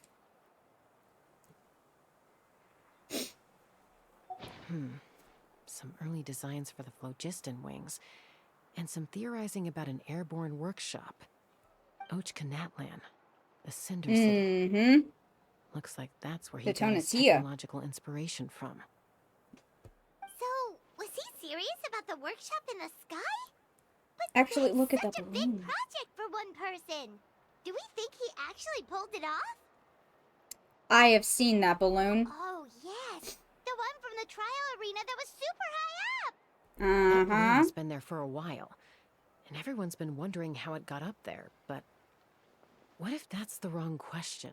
What if the real question is why it got up there? What if it started off even higher up, above the clouds and out of view, and it only descended to its current height due to some kind Prometios. of malfunction? Could it Part be? of Paul's workshop? Yeah. Seems likely. If T'Pol's base had been hiding above the clouds this whole time, that would definitely explain why Isidore couldn't find it. I totally called it! But how do we get up there? Chasca, can you even fly that high? By myself? Possibly. But with a passenger, no chance. I doubt even phlogiston wings could take you up that high. At least, not without that relic T'Pol mentioned in his notebook. Yeah, and he's probably holding on to it. We'll have to find another way. Can you fly up that high, Paimon? Nope. That's way beyond Paimon's altitude. Also, would you really expect Paimon to go up there and take on T'Pol by herself? Let's not worry. Just because we can't think of a solution doesn't mean no one else can. I'm not the only flying expert in my tribe True. now. Oh, good point. We should go ask Elder Alpa. And Mutoda. He was quite the flying ace back in the day, too. Let's head back and see what they suggest. Yes, Paimon, I think you could annoy him until he came down. Yeah. Yeah. Yeah, probably. Okay. Let's go fuck shit up, guys. Let's go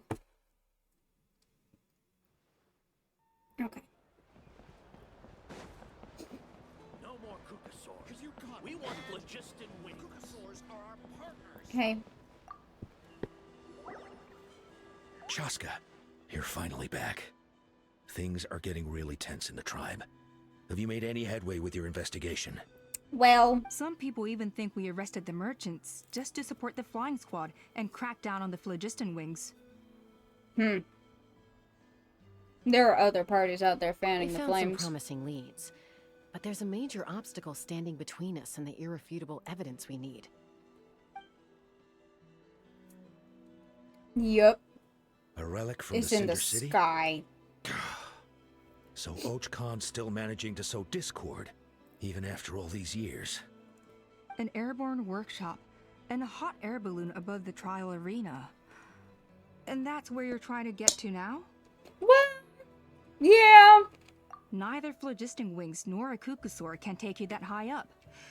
Do you really think that's where T'Pol is hiding? Mm-hmm. You know what? There might just be a way. You sure? Really? Do you still remember those spouts in the arena? When they were all blocked, the gaseous phlogiston was trapped and unable to flow. Uh-huh. Now, it's flowing freely. If we were to block them up again... Oh god, not I no. mean, all of them except the one at the very top of the arena? To build up the pressure there. Precisely. With all the gaseous phlogiston flowing through one spout, it would create a high-pressure wind current. I like the way you think. And then we just ride it up into the sky! Yes, it has its risks, but with Chasca's abilities, I think she could manage it. It's an extremely risky approach. But I agree that it's feasible. If you want to give it a try, check with Inkanak at the trial grounds. She can explain how to block the spouts. Science. Chasca, if anyone has a hope of seizing this evidence from the high heavens, it is you. Hi, Eric Thomas. I hope you're having a great day. I had a good Thanksgiving. I did, thank you. How you doing? Paimon ends up punching another hole in the firm. God, I hope. We can only hope. Can y'all bitches stop fighting for 2 seconds? I don't want to hear you argue about phlogiston wings made by an evil baby.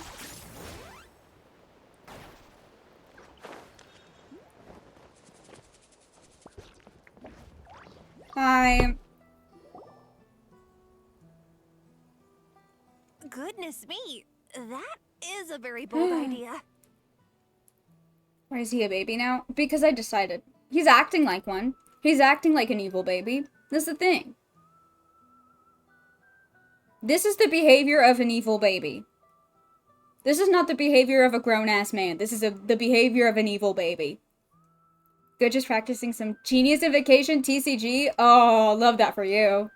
I wish I knew how to play Genius Invocation. I wish I was good at Genius Invocation. Maybe so, but we have to act fast. What's the quickest way for us to block off the spouts? From a technical perspective, I'd have to advise taking some measurements and carefully planning this out first. But I'm guessing that's not what you want to hear. No, not really. Then we'll have to take the rough and ready approach. See the solid phlogiston over there? I do. Our prior inspections revealed that some kind of stable structure has formed inside, making it highly damage resistant. Judging from the one game I saw you play, you're okay. Well, you didn't see every other game that I played that day. They were bad. They were bad. It's not without its weak points. They were not But good. unless they're all struck at the same time, the structural integrity won't be threatened. So, what happens if we do strike them all at once? It'll collapse. I see where you're going with this. Yeah, you got it. As long as you hit all the weak spots at once from the right angle, the solid phlogiston will fall right on top of the spout and block it up. You're right about rough and ready. Sounds like my kind of plan. Chasca time. Okay. Now to remember how Chasca works.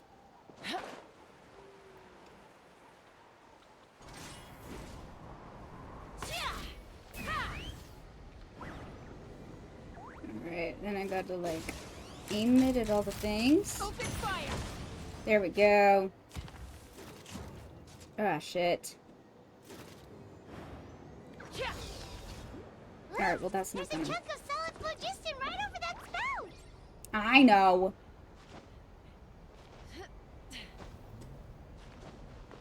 Alright. Let's fly!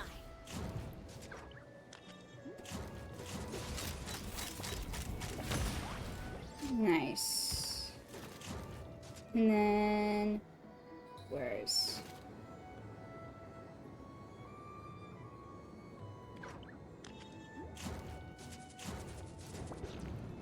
Go. There we go. Is that all of them? Now what? Now where do I go? There's another one? I didn't get it? Okay, excellent. Or no. Wait, I did get it, and then I didn't get it. Cool.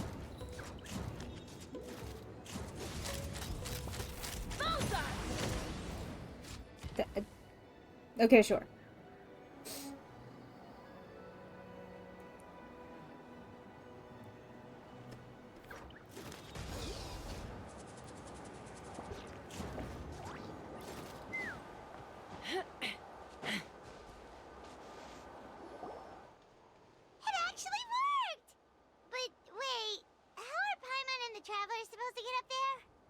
Koya can give you a lift.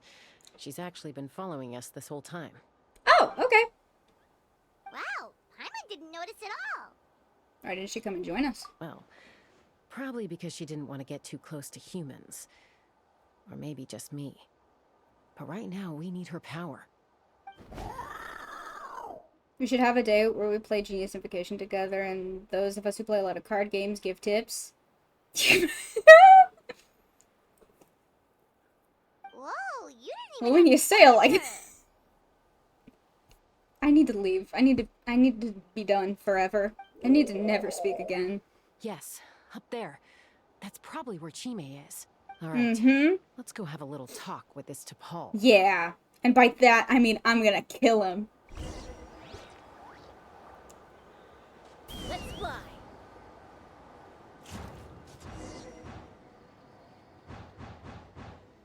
Damn.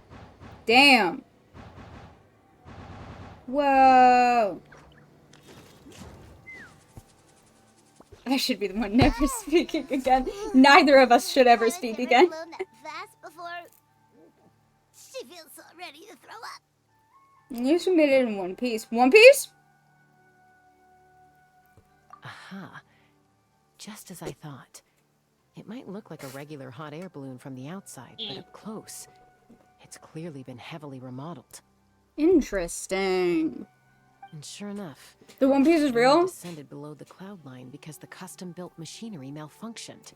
Man, I can't believe the One Piece is a hot air balloon. That's crazy. I never would have guessed. I should be able to figure it out with DePaul's notebook. Thankfully, I know a little DIY from fixing up my guns when they're having issues. That should just about do it. Now all it needs is a nice hard kick. Hot air balloons are just like flying guns. I'm always saying this. Maybe that works on your guns, but, Briar, I cannot. My dog says hi.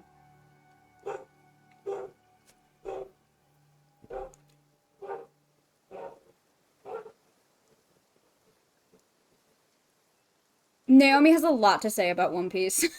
We're really moving. Hot air balloons are just like flying guns. I'm always saying this. You know that. Everyone knows that. I'm always saying.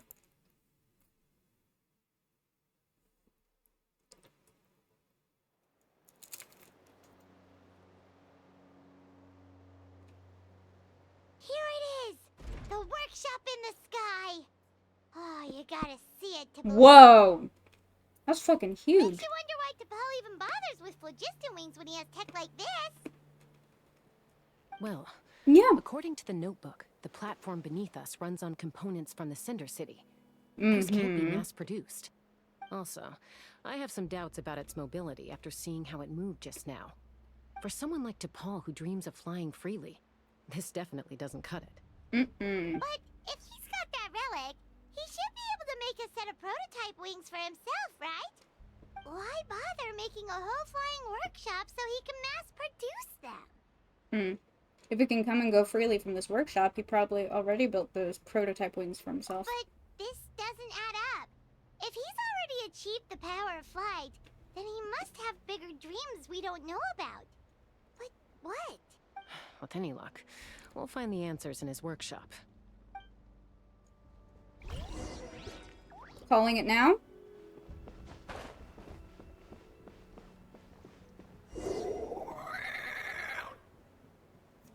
Oh. Cuckoosaurs! Seems like the merchants were right. T'Pol's using them for his own ends.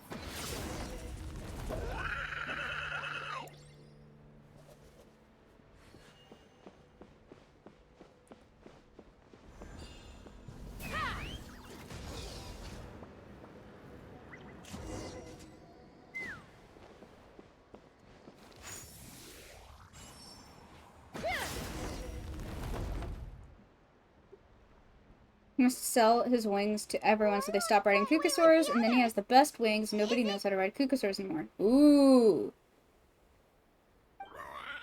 She's still breathing, but barely. By the looks of it, T'Pol was using these cages to extract phlogiston from the Cucosaurs. He's keeping the good shit, so he's the best flyer. Yeah.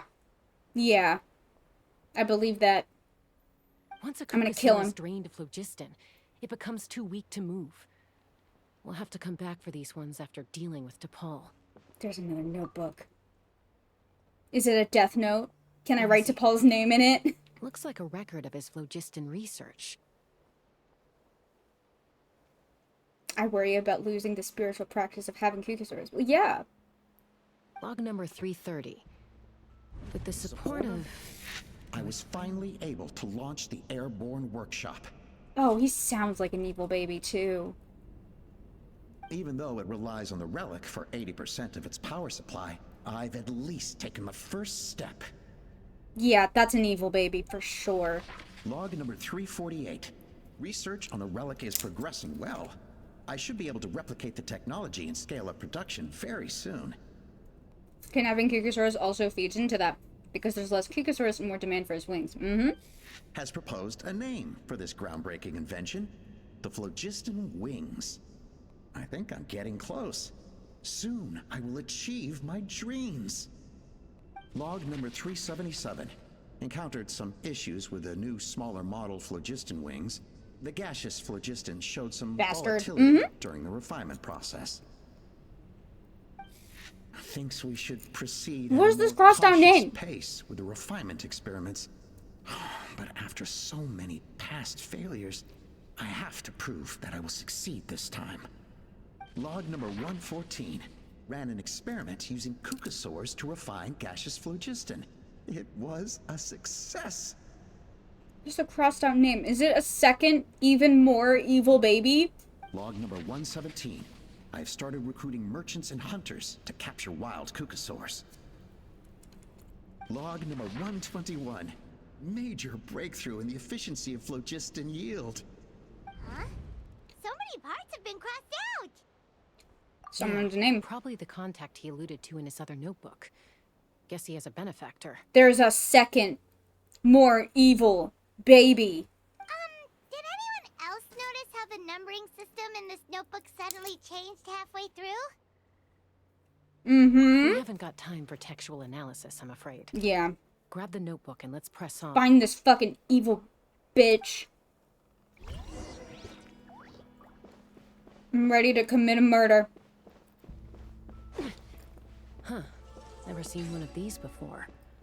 Looks like this was built with the Cinder City components, too. You're not thinking of giving it a nice hard kick, are you? No, I'm gonna shoot it. I'm on. Why did I not do the more obvious flying? Let's fly. I don't know. Whoa! What's that mechanism doing? It's asking for a nice hard kick where it hurts. Aim for the weak spot.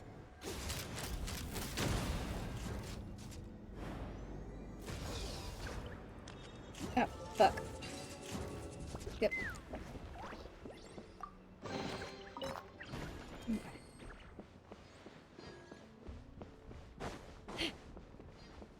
Where are you, evil baby? What are they doing here? It's T'Pol's henchman. He must have brought them here using the relic in his prototype wings. Watch out!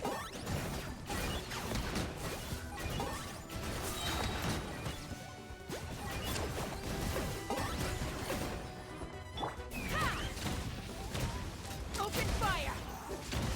Bullseye! Open fire! Another? Is there another notebook? Evil baby notebook? Hey, look here! More of T'Pol's notes! Alright. Log number 403. Introduce me to some new comrades who fully support my ideas. Comrades, you say? I have a bad feeling. I have a bad feeling. I have a bad feeling. I told them that some Saurians are blessed with wings, and some people with I have a bad natural feeling, gifts, guys. while the less fortunate among us can only look on longingly as they seize the skies. But I also told them that progress can erase individual differences. Think of the tools humanity has made to fight back against wild beasts. The law we have put in place to even the playing field between the strong and the weak.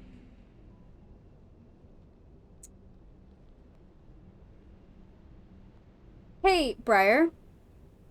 Remember earlier when I was talking about Gurabad? And you said something like, does this also parallel to modern day Netland? Or am I going crazy? You're not going crazy. This man is wearing a mask. One of the defining features of Shiruya was that he wore a brass mask. Kind of like Ochkan. Kind of like this fucker. And you know what they all had in common? They believed in the superiority of humanity at the expense of other creatures. With Ochkan and with T'Pol, it's the Saurians, and with it wasn't Shiruya, it was his dad. King Kisra. It was at the expense of the Jinn, who he turned into fucking mechanical components in his fucking machines. It's the parallels are paralleling. This gives me a bad feeling about Conria. And do you know what else it gives me a bad feeling about? It gives me a bad feeling about Rhine.air. That's an interesting story. Oh, I don't think you were here when we were talking about Gurabad. Ooh. Spence, I revisited the upper desert of Sumeru, the desert of Hadramaveth, the one with the big sandstorm forever, eternally, with a sad oasis under it. There is a city in there, or was a city, an ancient city, during like the time of Deshret. That is very important, I think. And I do want to do more research into it, because I feel like there's a lot in there that I just never got the first time around. But looking back, the parallels to Conria, and also to this, are there.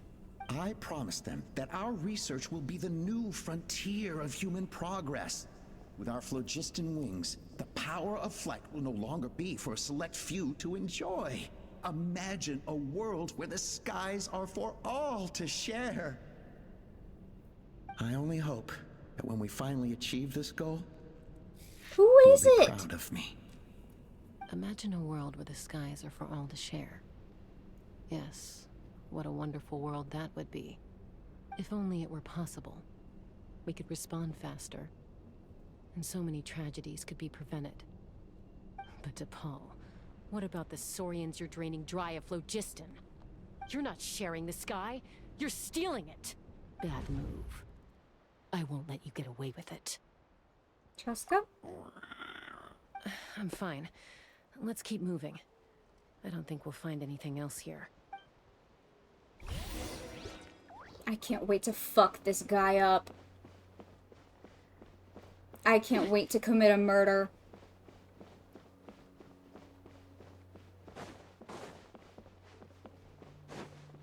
Briar, your vibometer truly is never wrong. Take me up!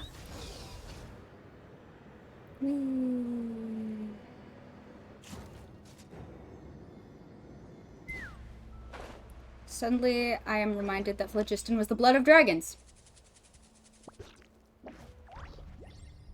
Yeah. So he's literally bleeding them dry. Yeah. And that's why they're so fucking weak. And unable to move. Yeah. Yeah.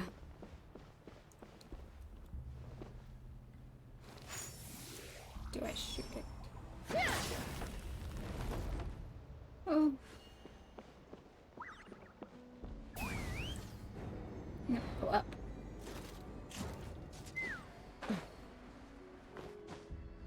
Death is too merciful. Uh-huh.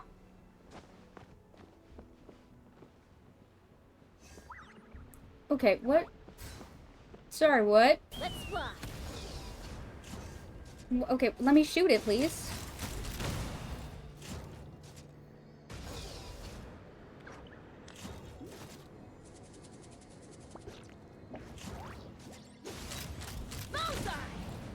Shit. Shit. What? Okay, I'm stuck. That's what's happening.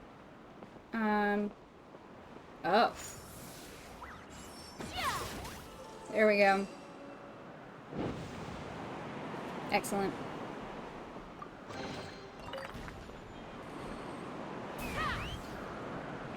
Oh. Where we going? Gamers.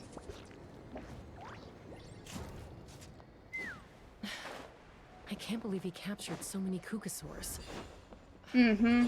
But right now, we have to focus on solving this problem at the source. Mm-hmm. Where is this bitch?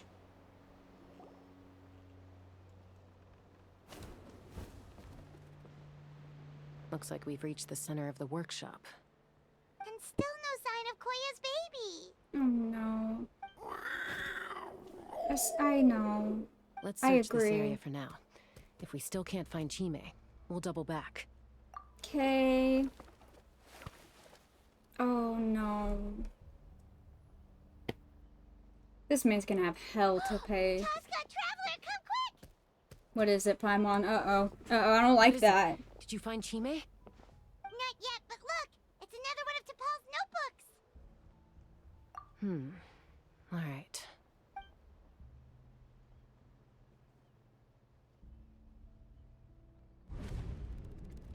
Log number 428. We decided to restart the experiments on phlogiston refinement, but without telling. Who? This is the final obstacle to the success of the Phlogiston Wings project. We cannot fall at the last hurdle. Log number 436.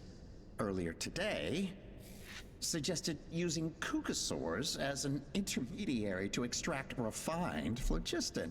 That wasn't his It's idea? certainly feasible, but anyway, as long as our secret experiment succeeds, I'm sure won't bring it up again. I have a really bad feeling.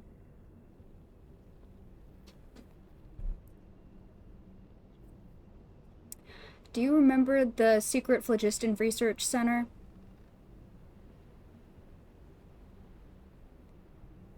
With all of the saurians in cages underground, south of the Children of Echoes. Close to where that potential moon fragment is. The Phlogiston Research Center. With all the saurians in cages that are swarmed with Fatui.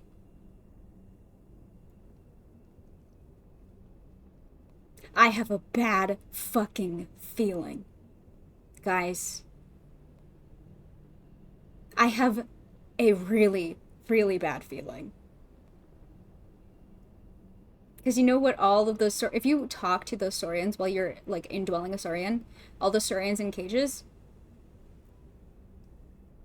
they talk about a man in black fur.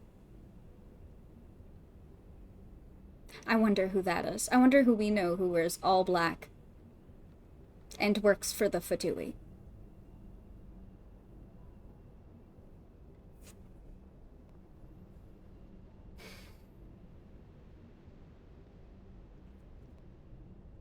I wonder. Log number 443. We will conduct the experiment tomorrow. But birthday is coming up, so hopefully we'll have a birthday surprise for her. Her. Log number 444. Uh-oh. Huh? Why is this log empty?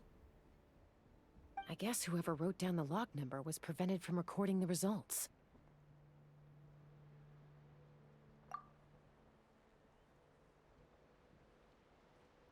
I thought that until her. 0. Who's her? Like, 100% secret phlogiston research lab. The man in black is Capitano. 100%. And I remember, before we actually met Capitano in the game, I fucking hated that man. Because of that secret phlogiston research lab.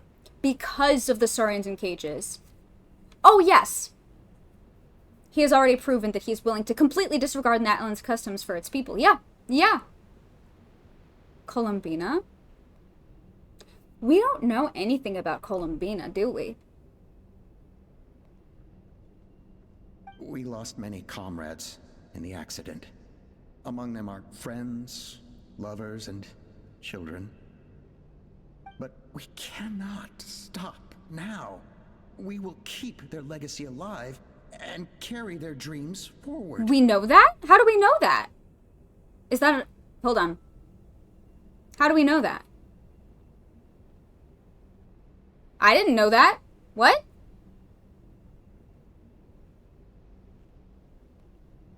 How do we know that?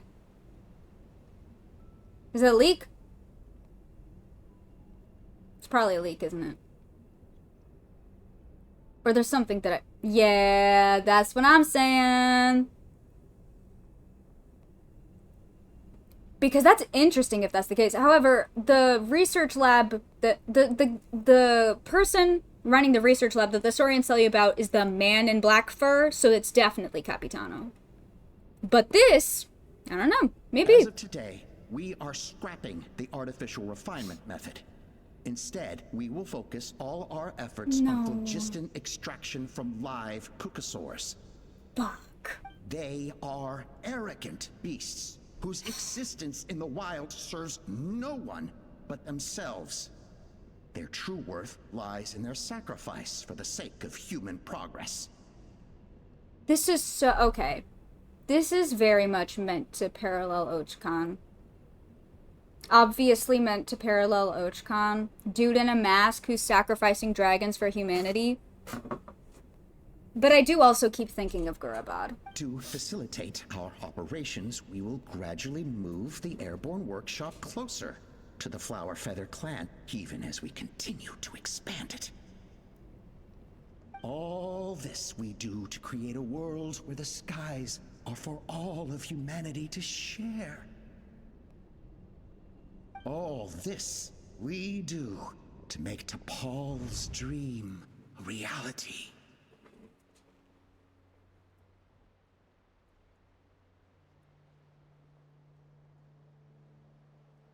Who the fuck is actually talking? Is it her?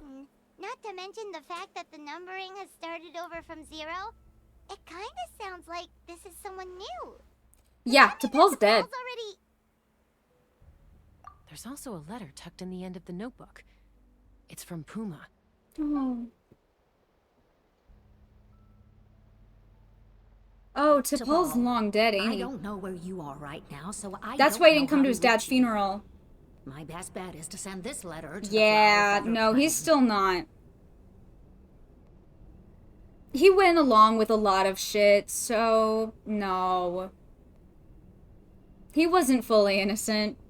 He was pretty complicit in some heinous shit. And then he died.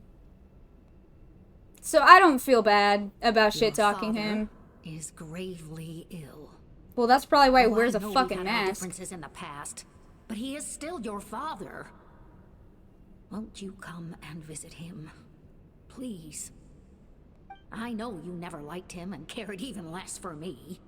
All you ever yearned for is the sky. And your birth mother.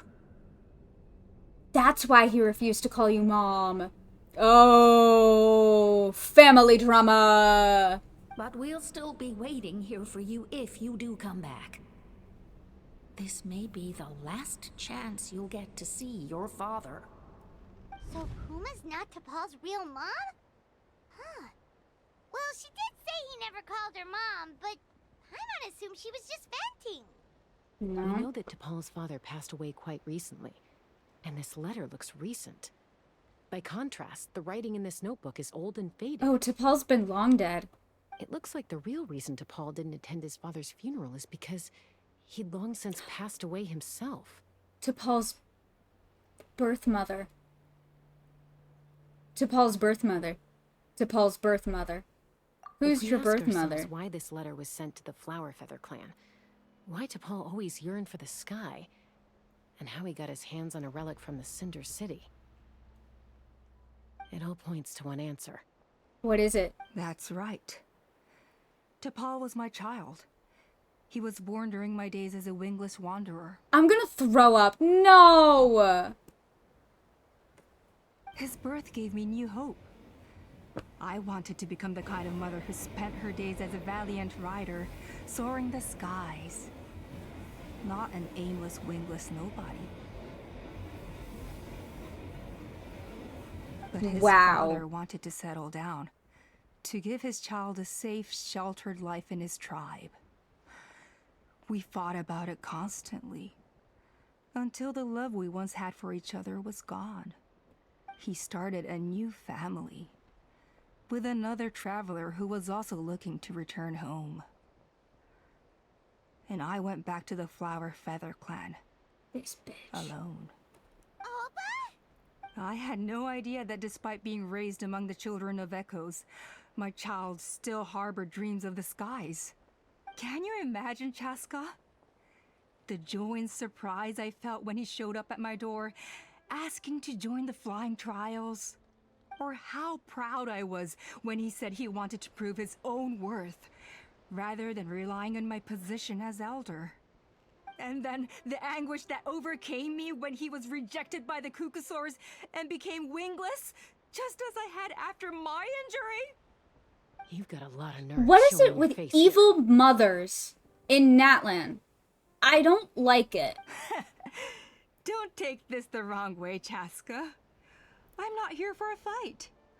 I just want to talk. Isn't that your preferred way to resolve things? I trust you've learned of T'Pol's wish on your way here. A world where the skies are for all of humanity to share. If only his dream can be realized, no one will ever have to lose their wings You again. sacrificed your Our aerial child. prowess will be greater than ever before. War will never again come at such a great cost. The loss of Koichi is a tragedy that need never be repeated. You killed your son for this. You don't get to... So tell me, Chasca, do you really wish to see the phlogiston wings forever grounded and gathering dust? I wish to see you dead and Nothing buried. you've said excuses all the conflict you've caused. You mean the argument back at the tribe? It was a necessary measure. Sometimes this is the only way to accelerate the pace of progress. Yeah, but she did it... He did it because she was encouraging him to do risky shit anyway. Mm.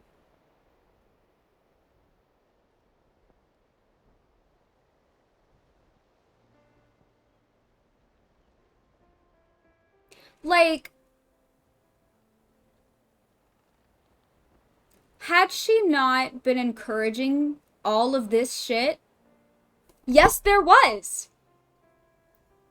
Shirin went to her son in secret, in disguise, and encouraged him to kill his father. Now, and then it turned out that what actually happened was Lilipar, who was Sharia's grandmother. Shirin was her daughter. It was actually Lilipar who did that, but in the story of Sharia and Shirin, yeah, it was.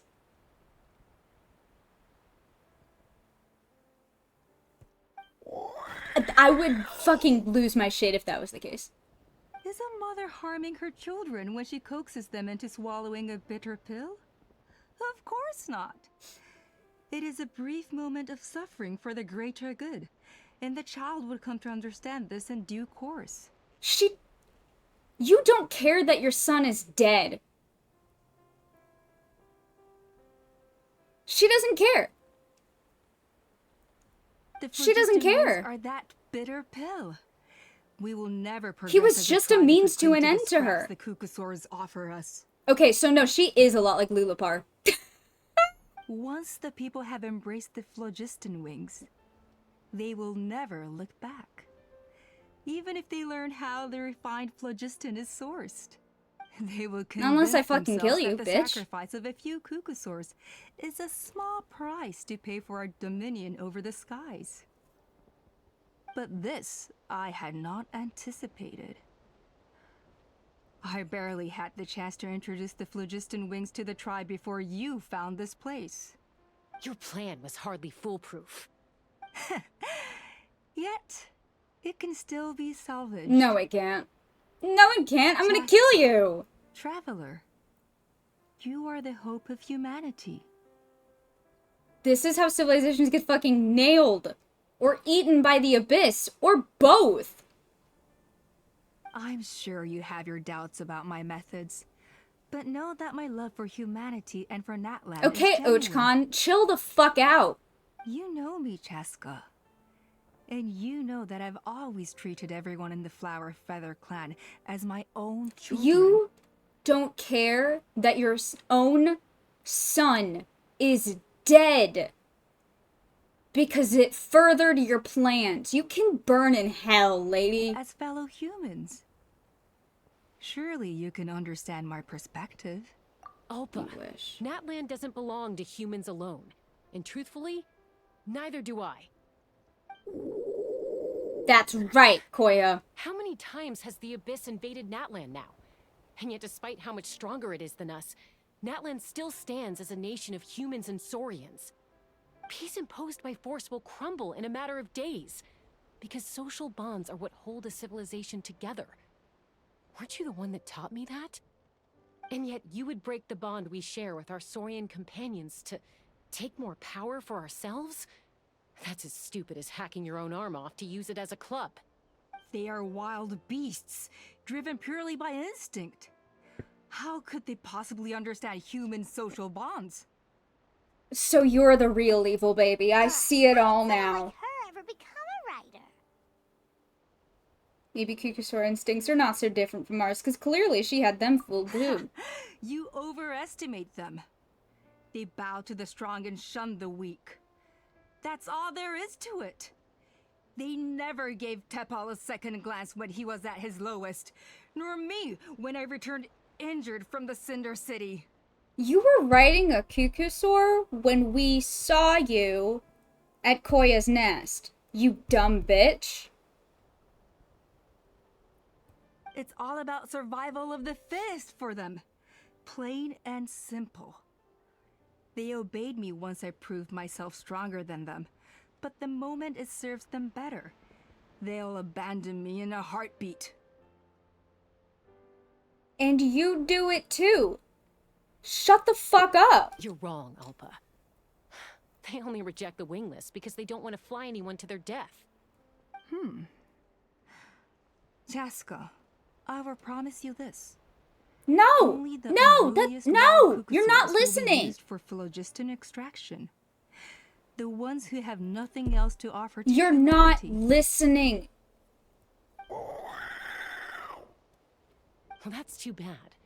Because I know a few unruly wild cucusaurs who don't think that idea is gonna fly.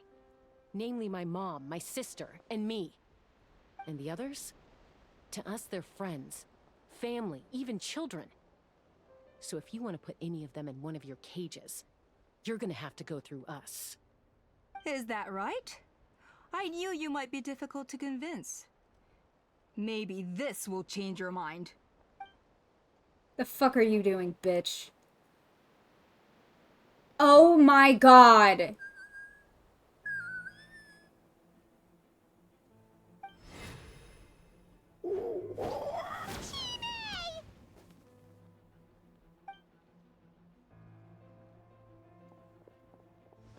Opa! Careful. Don't make any rash decisions. Unless you want to see her suffer. Okay, Spence.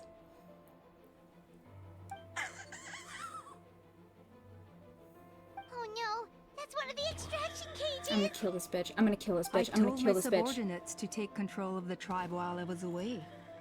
Luckily for them, our strongest warrior and our most powerful ally aren't there to stop it. Take control? What are you planning to do with Mutota and his supporters? Merely accelerate their inevitable downfall. They cannot stand in the way of progress forever. It is not the move I wish to make, but I'm afraid you and your friends force my hand. And since you insist on imposing me too, I have no choice but to keep you here until the dust has settled. So that's what you meant by I just want to talk. You never intended to negotiate. You just wanted to stall us. No, Chasca. I genuinely hoped I could win you over. I'm gonna kill are the you now. strongest warriors we have. Put down your weapons, and I promise you that no harm will come to this young siren. You're lying! You literally— oh my I god! just need you to stay here for the next couple of weeks or so, while my people consolidate their power. Then, I will give her back to you, and you'll be free to leave. You really think the Pyro Archon is gonna let you get away with a coup? As long as the majority supports our vision, even the Pyro Archon cannot meddle in our internal affairs. Bull fucking shit! Your vision is deranged, and the Flower Feather Clan will never support it. You sure about that? Then No! wait here and see. Time will tell. No, I'm gonna kill you! What do we do? Even if the whole tribe fights back, Mutota's in grave danger. Shit. Stop delaying the inevitable! Drop your weapons and get into the cages, now! She's still holding Chime hostage. Is there really no other way?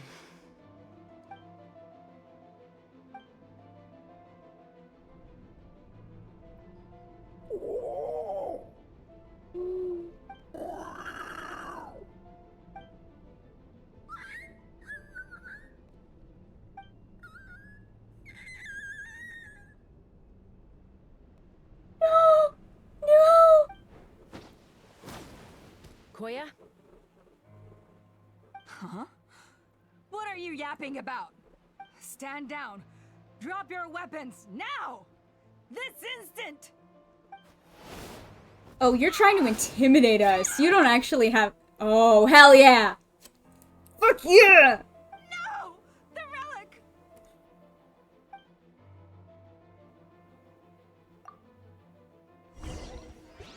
Oh, shit.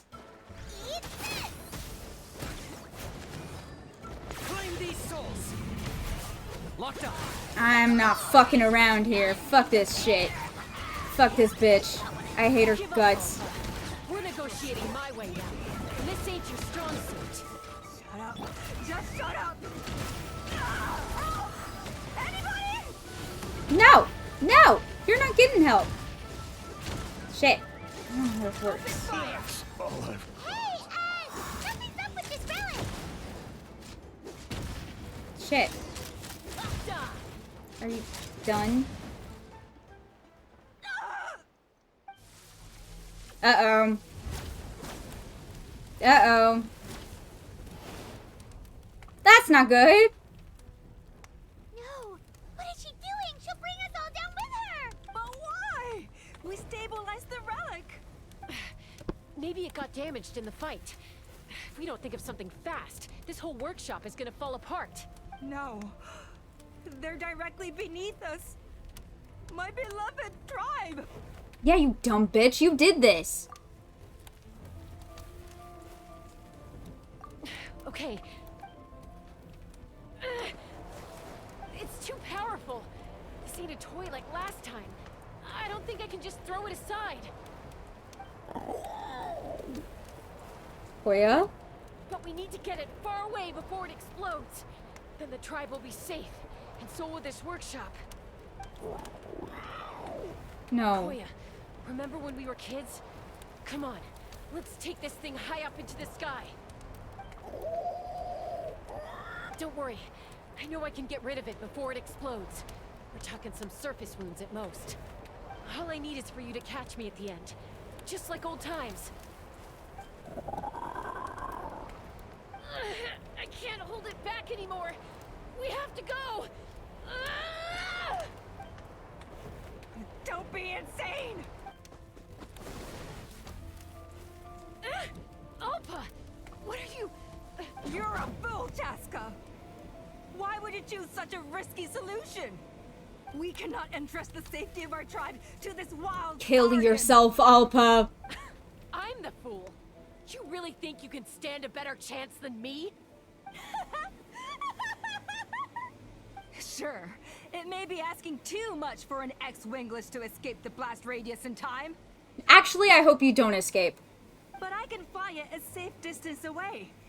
Even if it's the last thing I do. I hope it's the last thing you do. I don't even feel bad about that.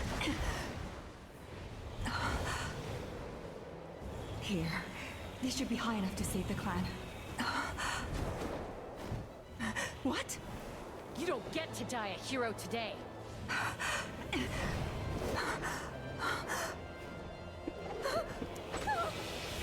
Yeah! Yeah!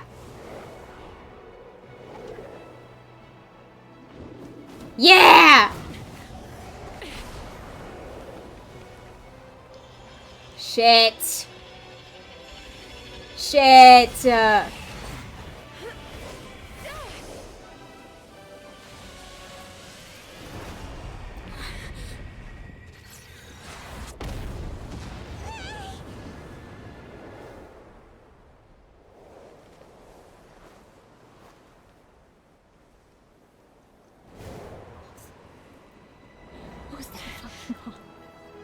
Oh, oh, thank fucking God. That whole thing. I was so fucking sure Koya was gonna sacrifice herself and I was gonna throw up. Oh my God. Oh, Koya. Are you hurt? Let me take a look at you. Oh, fuck. I swear to God, Koya. Fine. Didn't I tell you to catch me on your back? Why did you try to shield me from the blast? Because all of your sisters want to save you. Accident? Yeah, right. Seriously, you're as stubborn as ever. Chasca! Koya! How are things looking here? All taken care of. Well, I think made it work. putting it mildly. I owe you one. Again. Jimmy! Baby!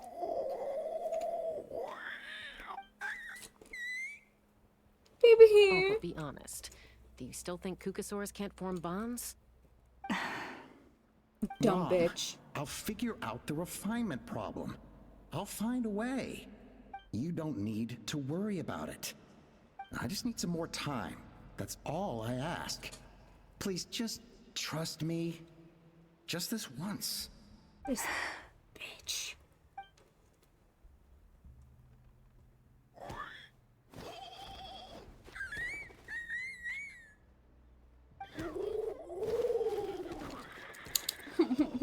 Flower Feather Clan yield to the strong.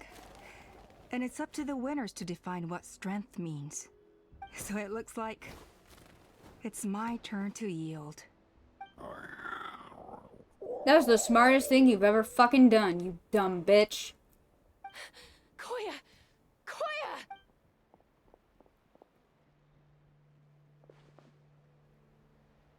No. Don't do that to me. You're fucking serious? Don't do that to me. So, you're absolutely sure it's not because of the explosion? Yes, for the 10,000th time, I'm sure.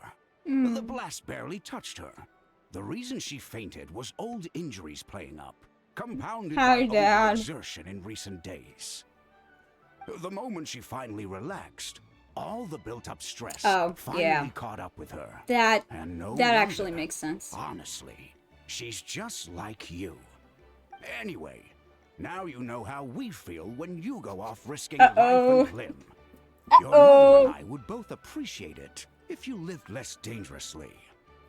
You know she wrote to me from the Masters of the Night Wind, just to scold me for not doing enough to keep an eye on you.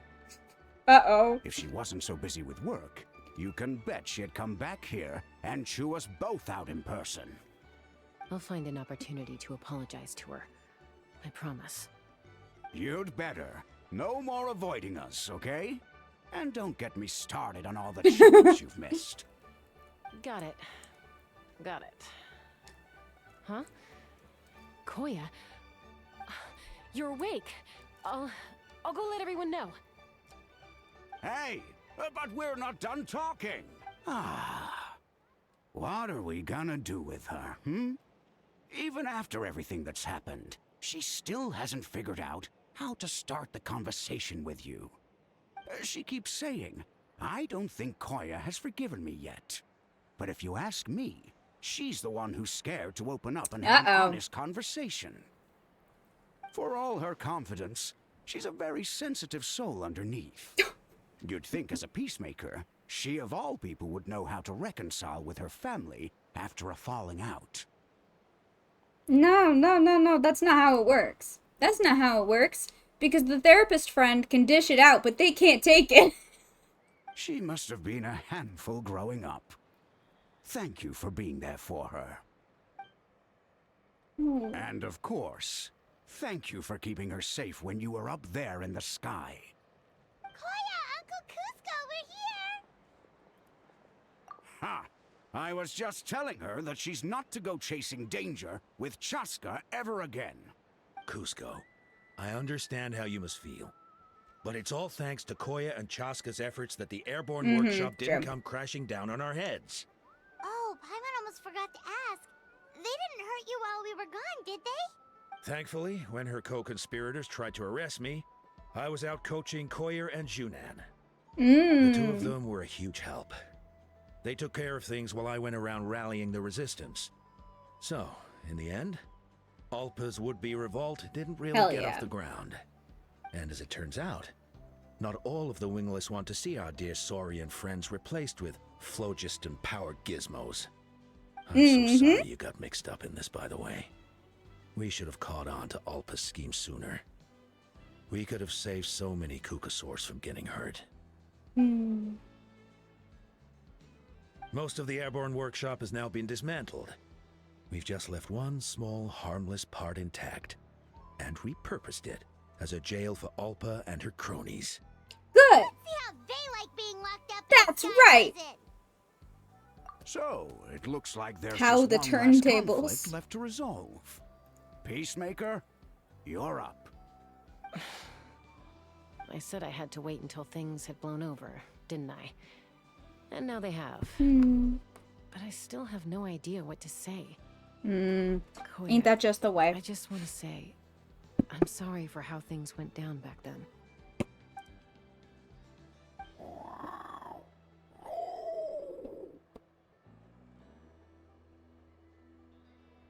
There's nothing to be sorry about. Human or Saurian, we all grow up and form new bonds with new family and friends.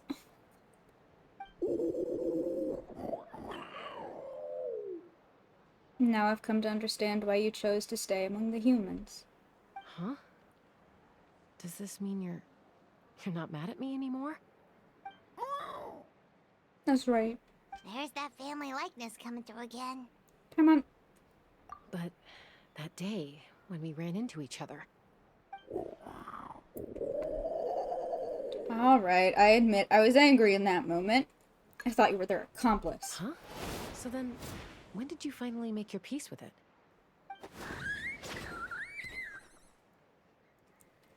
Oh, baby! It's Chime and Chimpu. They're here too.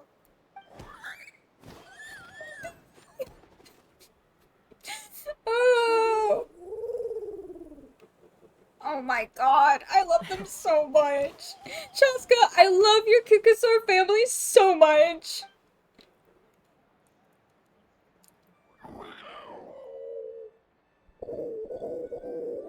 I guess it was when it was my turn to embrace a new family of my own.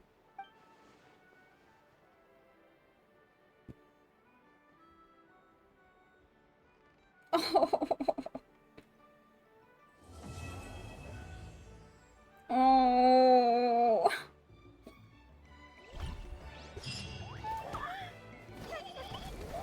Hello. Hi, baby. Hi, Koya. What's up? How you doing? How you guys doing? What is this? What? Did I not finish the quest? I did finish the quest. So what the fuck is up? You just want me to hang out with Koya forever? Because I'm down. I'm down to hang out with Koya and Chime forever. They're my new best friends. Where'd your mom go? Is she looking to adopt more humans? Cause like... Okay, fine. I will not bother you. I won't bother you. Wait, do you have things to say if I'm a Saurian? I'm curious. No? No, but you don't yell at me!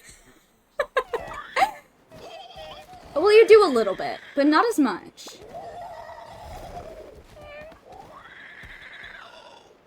You've just got a lot to... Koya's just got a lot to say, and you know what? I get it.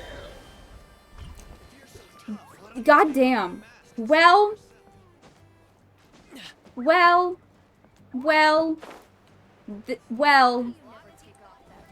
Damn.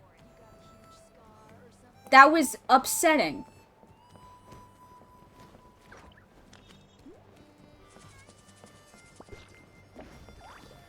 That's how I feel right now. This is how I feel. Okay, hang on. I forgot to do this week. Reputation shit.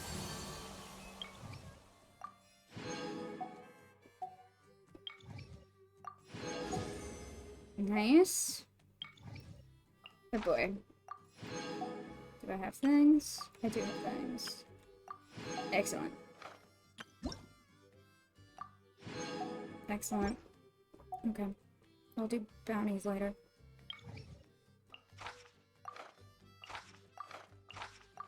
Wow, that was upsetting. What is it with evil moms in Natlan? That is the second tribal quest that has had to do with an evil mom. Secretly evil moms. What is going on? Secretly evil moms that have something to do with the Children of Echoes. I don't like that. I'm not a fan.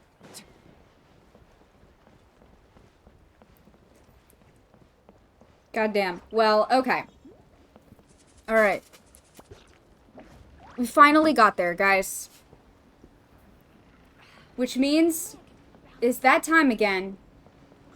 And by that time again, I mean it's time to read books. Let's see. I need to... Where should we sit and read books today?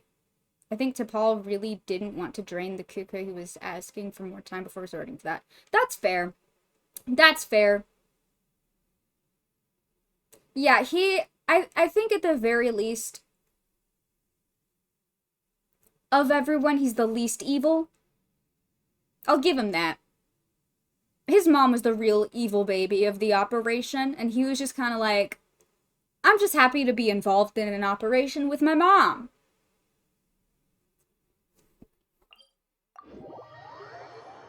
I'm going to Fontaine simply because we're going to read Paranary. Because yes, I did say I was going to read Paranary. So if you haven't read Paranary, listen up. Mother and son bonding over evil schemes.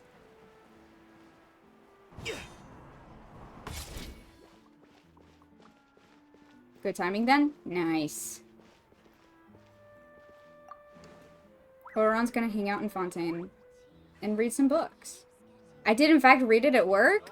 I like that y'all thought the homework was to read the book when I said we were going to read it during class. Like, I'm glad you read it, but it wasn't actually homework. It was never homework. Oh my god, nice. Wait, did you finish Silmarillion? That's crazy. I'm impressed. Oh. What did I get? What did I get? Oh. When did I get this? When did I get this? Oh, is this the relic? Is this the relic that... Oh, Waterways Quest? Oh. Why is it just now telling me that I have it? That's so weird. Or is this? No, is it this? Maybe. I'm confused. There we go.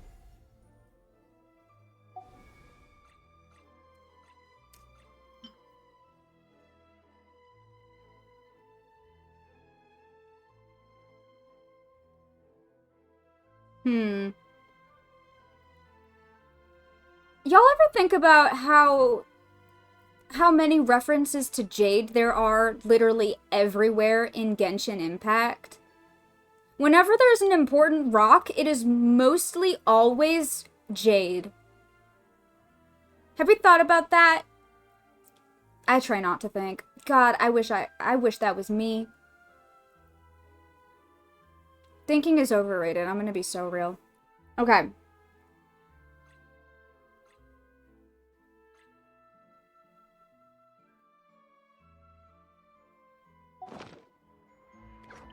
This game has a jade fetish. They use every excuse to use jade somewhere they worship it. Yep. Okay. It's reading time.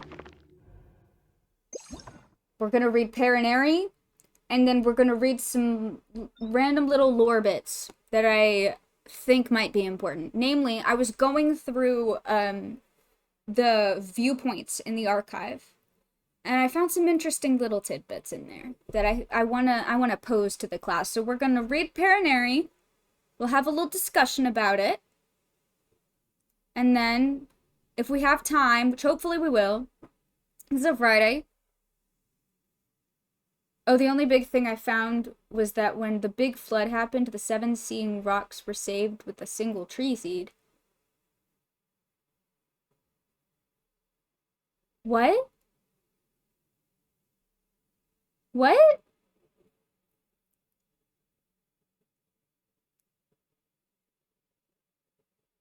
This jade thing is about to make me spiral. I connected exactly 2 dots that might lead to more, but I'm gonna hold on to it first for research. Oh, the Palantirs? Oh. Oh, no. That's not good, is it? There's 7 of those? I don't like that. When they kept all 7 of those, they also kept a single seed.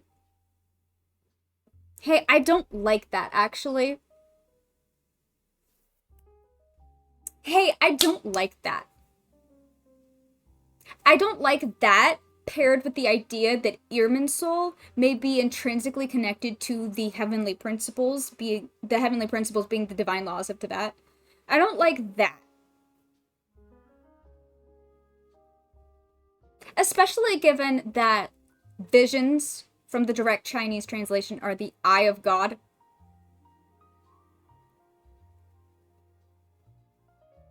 And the gems that Morgoth has are made from the OG white tree.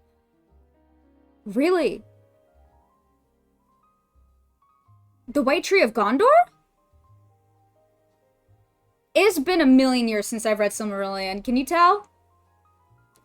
Okay, I need to reread the That's not the OG? The OG white tree. Are you talking about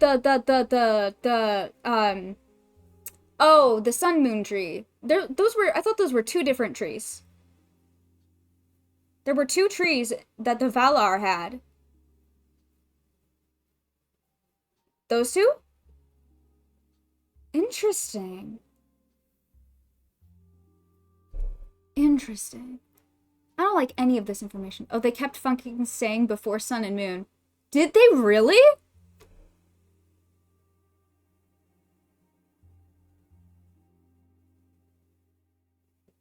I need to reread the Silmarillion.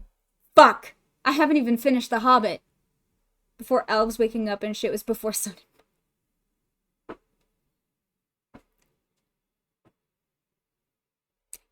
Oh my god. Well, that's probably nothing. That's probably nothing. These fucking nerds. These fucking nerds. Also, oh no. Oh no. Do y'all think that the use of the term before sun and moon is a reference to the Silmarillion because the Genshin devs are fucking nerds? I think so. I absolutely do. The Genshin devs would be bitches who read the Silmarillion. You know they are. You know they have. You know the writers have read the Silmarillion. Those fucking nerds. And I love that about them. But you know they have. Oh my god. Saruman was picked as the leader because he knew the most about Sauron's devices. Interesting. And by devices, they meant physical objects. Machines? Fucking Rhine-daughter!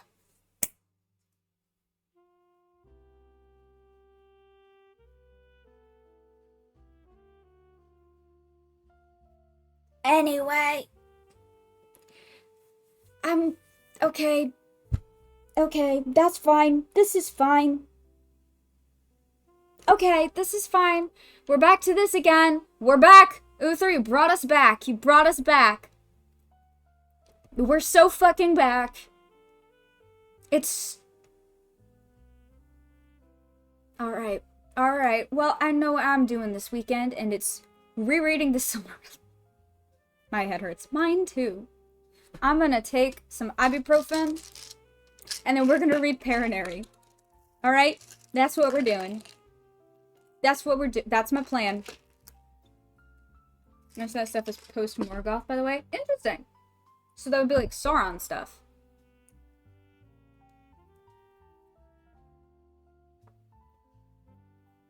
Because Sauron was like the successor. I remember that part. Vaguely.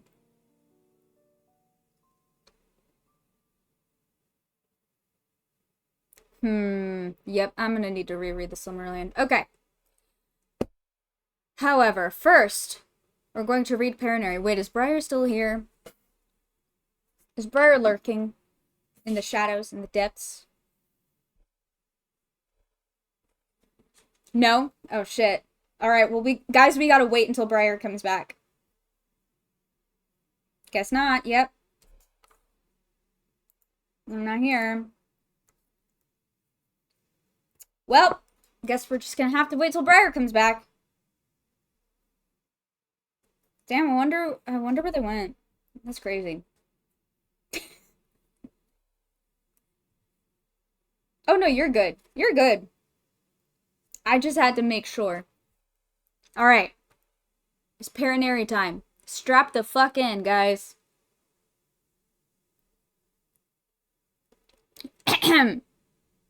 This is a story from very ancient times indeed. It is said that in those days, birds had not yet split into domestic and wild kindreds. In those days, a crimson moon shone down.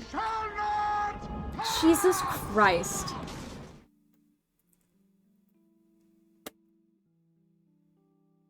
Thanks, Uther.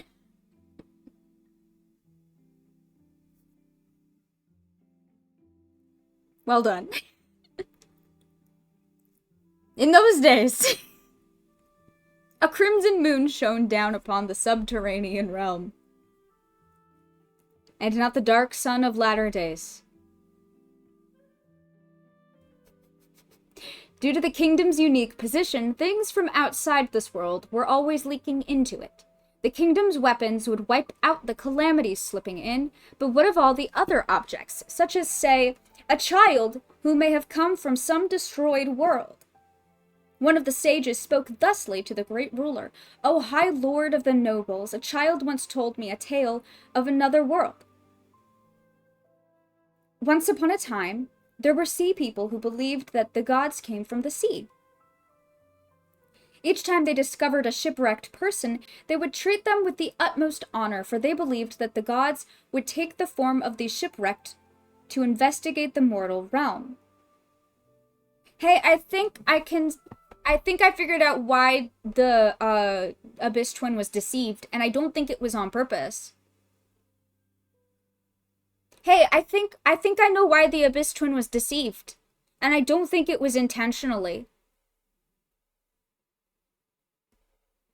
I think they found the Abyss Twin, who may or may not have had any memories of where they were from, or what had happened to them. And we're like, well, you must be a god from, like, some other world, so, like, what's up?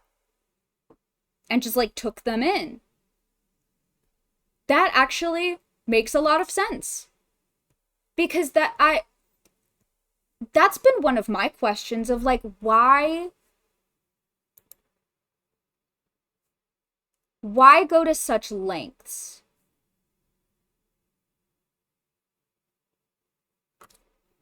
Why lie to this very powerful individual about their origins? What was the point of that? Like, that didn't make sense to me.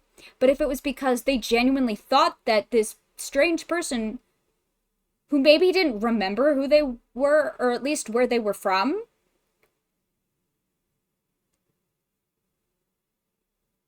they might have just assumed. Like, well, usually this means that, like, you're an orphan from some other world, or maybe you're, like, a god from some other world. And they were probably like, yeah, that sounds, I mean, that's fair. Maybe I am. Maybe I am. That's interesting. Okay. Okay. They believed that the gods would take the form of the shipwrecked to investigate the mortal realm. The ruler replied, "I do not perceive your meaning, so do as you please." Naturally, no oceans in the traditional sense lay within the kingdom's borders. The earliest founders of the kingdom had once seen the majestic silhouettes of the mountains blur under the sun's searing glare, and the rippling reflections of the moonlight falling upon the sea's surface like a scattering of pearls. But at the time the story took place, only outsiders and those few who had left the kingdom on official duties and returned could describe such sights to the ruler. The ocean and the sea were often used as a metaphor for the space projected by the stars. In anticipation of the arrival at their kingdom of gods from beyond the so-called ocean, or rather, the arrival of beings who could transcend the gods, so descenders, they founded an organization, an orphanage, to take care of such children. In latter days, the orphans of the kingdom and those who wandered in from outside were accepted as well. The young Paraneri's first memory was that of being asked by the grown-ups to crawl through a dark corridor. This passage might have been a chimney for winter fires, for it was filled with coal ash, and there was not a single crack in it through which smoke or light could pass through. As he crawled, he would sometimes stumble in the pitch-black darkness. Fortunately, The corridor appeared designed for the passage of children in the first place, so the falls were not very painful. It also lacked any annoying cobwebs. When Perinari reached the end at last, the exit had not opened yet. He knocked, only for the grown-ups to coldly ask, "Are you dead?" Well, how was he to reply if he was dead? But the grown-ups did not like this response. They kept asking the same question until he at last shouted, "Yes, I'm dead!" The adults then asked, "Did you see it then?" Perhaps it was the fear brought on by the darkness combined with hunger and exhaustion. But Perinari did indeed see an illusion. The crimson moon, hanging high in the pitch-dark night sky, suddenly turned around, revealing itself to be a titanic, horrified eye. The adults opened the door and embraced the soot-covered Perinari. "You have traversed the fire of 2 worlds within the hearth, and here you are reborn." So, Briar, do you see why when this book dropped, everyone freaked the fuck out about Arlecchino? Literally the OG House of the Hearth. And that's probably why it's called the House of the Hearth. 100%. Though the crimson moon set and the dark sun descended into a yet darker dusk, that transcendental person from beyond who the kingdom orphanage was arrayed in never arrived. But unusual individuals they had aplenty, and many of those who strode forth from the gates of that orphanage became great knights of the kingdom.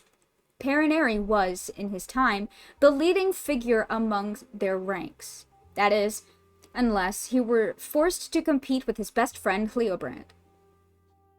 No, I don't get it. Briar, please. Briar, please. They should have competed for glory and decided who was superior through the amount of honors they crowned themselves in, and in the number of goblets of fine wine downed during the festivities afterwards. But for some reason, their rivalry would take a mortal turn. Like, this is quite literally just the story of Arlecchino, but weird and different, and also, like, more fucked, but in different ways. Volume 2. Okay. That day, the orphanage welcomed a new member. She was a beautiful young lady from a foreign land who claimed to be a noble princess. Her nation had been defeated by Deus Ori, and yet the daughter of a priestly line she remained, and would not submit to the new god, and so she had drifted, wandering through the gates of their kingdom. She called herself Angelica, meaning one who is as a divine emissary. Fair Angelica declared that she would only marry the mightiest knight in all the kingdom. Perinari cared not a whit, but Hleobrand was smitten with her. Angelica would often take walks near the Sea of Wells. That's interesting. And there she spoke much of the outside world to Hleobrand.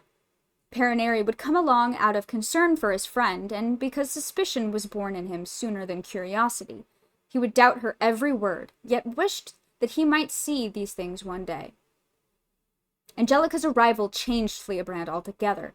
He would cause trouble, looking for any provocation upon which to stake a duel against other knights. He would win all these bouts and turn to Angelica to show off his prowess. Yet all she ever gave him was a cool smile, for what great feat was it for a great runner if they raced a tortoise and triumphed? Njord, who walks with the dark sprites, Alf, the greatest warrior in the Universitas Magistrorum, Alberic, commander of half the knights, and Perinari, the undefeated. Angelica spoke thus of the mightiest figures in the kingdom as she saw them. Having fallen head over heels in the throes of love, Hleobrand came to what was an all too reasonable conclusion for himself. People might call him a traitor, or believe him mad, but even so, he had no wish to hurt Perinari. As for Paraneri, he believed that his best friend's madness would be cured if only he could kill Angelica. Alberic cannot be the same Alberic. Oh, no, it is. Oh, bestie, it absolutely is. The Alberic clan. 100%. 100%. I don't know if it was Clotar, but it was that clan, absolutely. Depending on where and when this story allegedly took place. In the midst of that most merciless of pursuits, the three left the kingdom's borders. At that very moment, Cleobrand clutched his face, and the words escaping his mouth gradually grew more like the howling of a wild beast. I'm doing that thing where I act stupid, and I'm doing that thing where I never understand that that's what you're doing, because I can't. The witch Angelica. Oh, she's a witch now. Interesting. The witch Angelica explained thus. Cleobrand is the descendant of those who forsook their god and came to the kingdom. This is why the kingdom's obstinately pure-blooded aristocracy persists. This is the price of betraying your own god. That's why I explained it, so you would understand. You always gotta explain things to me like I'm 5. I will never, ever understand sarcasm. Ever in my life. True, being actually stupid helps me pretend stupid. As for you, Paraneri, you are one who drifted there. Thus you bear no such curse.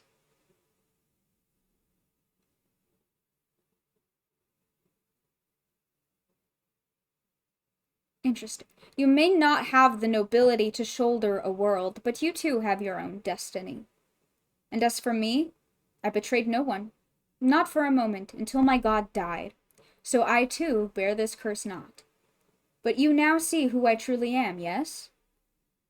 The sun rose over the horizon at that moment, and Paraneri's blade slipped from his fingers, exhausted from the night-long battle. Covering his forehead with the back of his hand, he looked upon the sun for the first time. And when he glanced back at Angelica, he saw that she was neither a beautiful woman from Liyue, nor a wicked witch. I am freedom, that which has broken free of fate. This is what Cleobrand sought in agony, but that which is now yours for the taking. There was nothing before Paraneri, only vast empty land.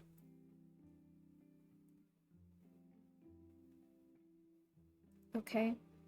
Note 1, note that the ancient people of Liyue did not use such names. Now that I consider it, her name may have been Lady Miaoyin, Lady of Wondrous Sound, or Tianwang Nu, Servant of Tianwang. Fictionologist, what did you say Tianwang meant? I don't remember. But both of those make me think that Angelica's Istaroth. Regardless, I think Angelica's Istaroth. Lady of Wondrous Sound would be a connection to, like, Mondstadt and Venti. And the Thousand Winds. Okay. Note 2, the Black Wolves of the first edition. Archaeological work on Conria indicates that this must have been a type of war beast created using alchemy. Alchemy and the Beastmaster Knights were a mainstay during the Crimson Moon Dynasty, but interest in mechanical engineering during the Eclipse Dynasty would cause it to fall behind. Ah, shit, no, you're good. I was asking what... Because you told me that, Tianwang, or the name Tianwang Nu, Servant of Tianwang. What did you say Tianwang meant? I don't remember. He did not view her as either from Liyue nor a witch, but a witch from Liyue. Well, no, she wasn't even there. He saw that she was neither a beautiful woman from Liyue nor a wicked witch. There was nothing before him, only vast empty land. She disappeared. Heavenly King. Ah, yes. So her potential names are Lady of Wondrous Sound and Servant of Heavenly King. Yeah, so no, that's Istaroth, guys. Fellas, I think Angelica was Istaroth the whole time. I hope this helps.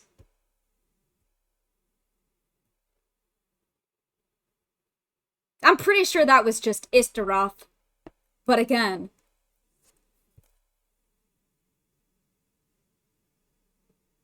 Yes, Ishtaroth from Rugrats. Absolutely, Uther, you nailed it. Oh my god.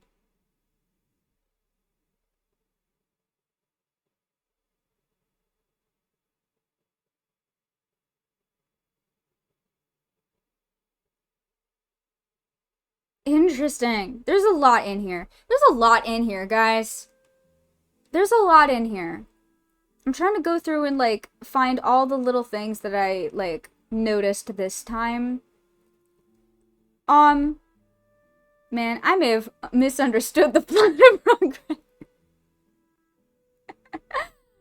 Ishtaroth is Angelica. Yeah, write that down. Because that's canon. To Rugrats. Everyone thinks Ishtaroth is a character in Genshin Impact, and they're wrong. It is a required watch to understand the plot. It is. It is, actually. Just like Lord of the Rings. There's a lot to talk about here. Like, there's just so much to go over here. The origins of the House of the Hearth. Angelica, since we now have confirmation that the Seelies were angels. Yes! Everyone is Ishtaroth. Yes. Yeah, the name Angelica is very interesting. God, I keep thinking about that.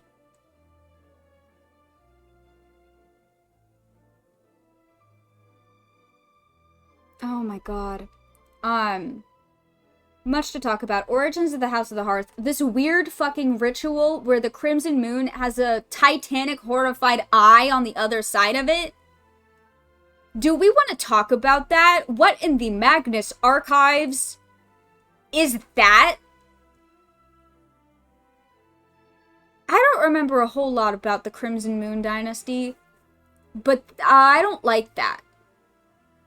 See, literally, what is the Ceaseless Watcher doing in Genshin Impact? Makes me think that Ishtaroth was especially connected to the seal. Oh, absolutely. Oh, great, now I have to play Majora's Mask for Genshin? Shit. You gotta play Majora's Mask. You gotta listen to the Magnus Archives. One of these days I'm gonna finish the Magnus Archives. I've been busy. I'm almost done.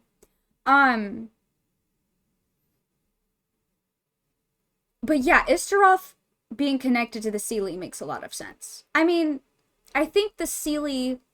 I think that connection comes primarily from, like... See, here's why I think... I'm gonna talk about Gurabot again. I need to talk about Gurabot a second time tonight. Simply because I've been having a thought all day about the Seelie, specifically.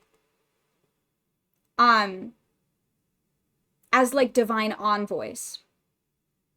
Because in the story of Gurabot, in the story of King Deshret, and the foundation of Gurabot,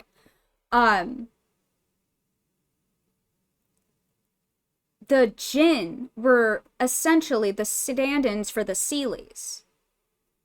In that, like, parallel. And they were, at the time, envoys for Deshret, but that was only after the death of Nabu Malikata. Because famously, Nabu Malikata was the mother of the Jinni. Ishtaroth does make way more sense. So that makes me wonder about who actually created the Seelie.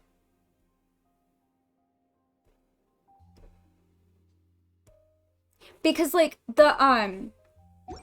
my source for that, I was going off about this earlier because I thought this was very interesting.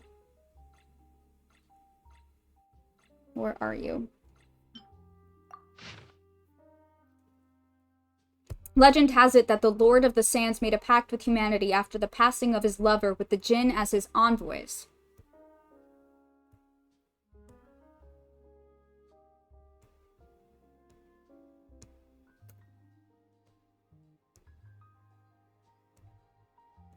So after Nabu Malikata, the mother of the Jinn, died, the Jinn became the envoys of King Deshret.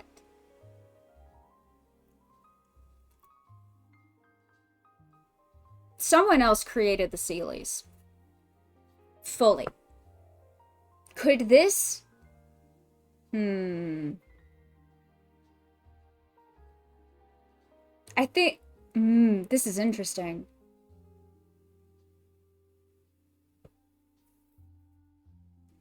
I've been thinking about that all day, too. I've been thinking about it a lot all day. I don't think we have anything about the origin of the Sealies. No, we don't. But now I'm thinking.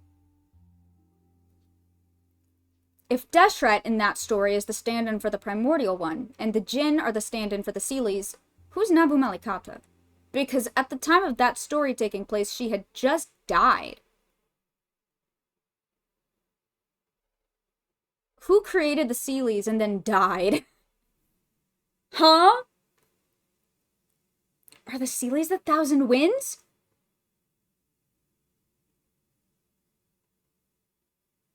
Yeah, also, Primordial One had a lover.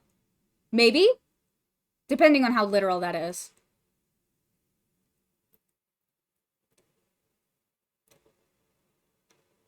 I wonder. Did you never think of Celia as Thousand Winds? I mean, I think I might have at some point, but also the Sealy get compared to, like, a lot of things. And they have a lot in common with a lot of things. I mean, it's always been a possibility, but, like... there's not a whole lot of proof for that. Unless you really spiral. Huh. I need to consider this.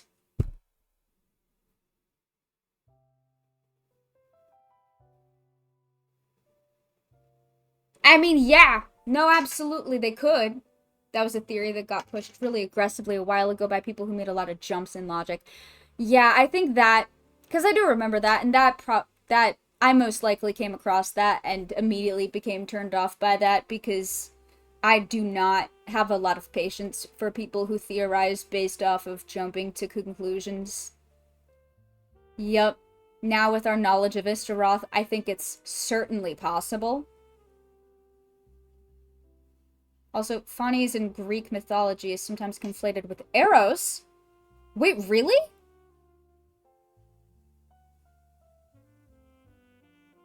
That's an interesting...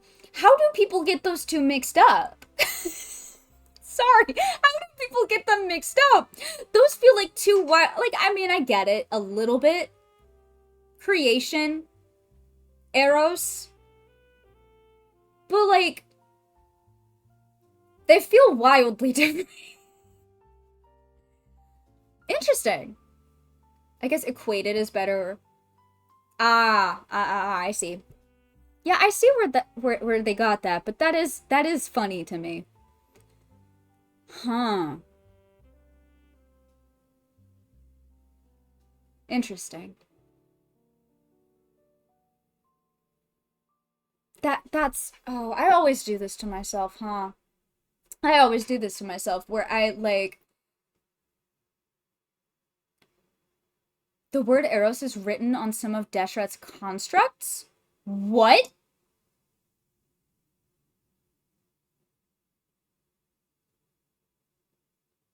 If you look up the photo of Venti as a oh yeah, that looks nothing like Venti.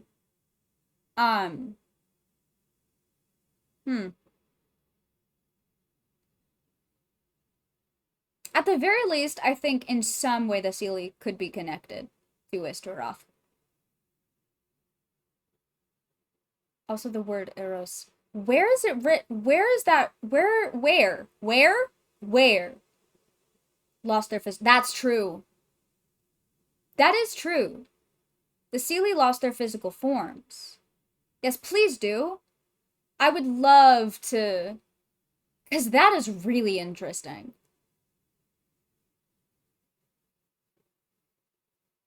Because that has, like...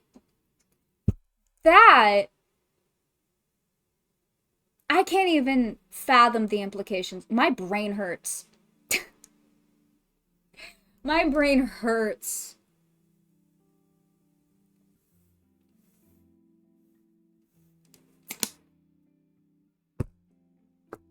You know who else can lose their physical forms? Who? Uther. Who? What they say about the Tsaritsa? The Gandalfs, yeah, they can. They can, uh-huh. No, you're right. What they say about the Tsaritsa?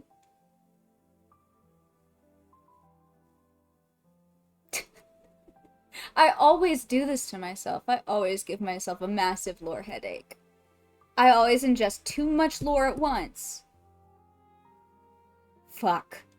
You're right. Fuck, you're right. Shit.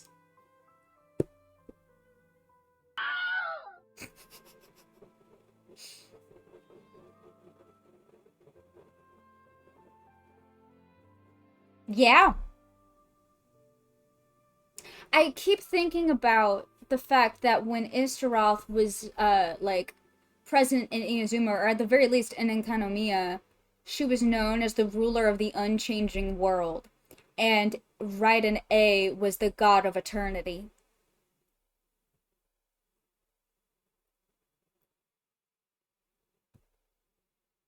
I do think the Tsaritsa is or was the god of love, and I do think that in some small way she may have been led by Istaroth. Do you think they ever kissed? Yes. One can only hope.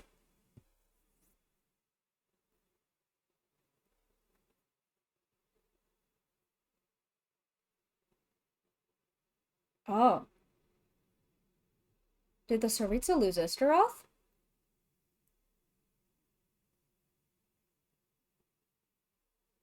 Did the Tsar... Oh. Oh. That's so fair. That's so fair, Ichi. Did the Tsaritsa lose Istaroth?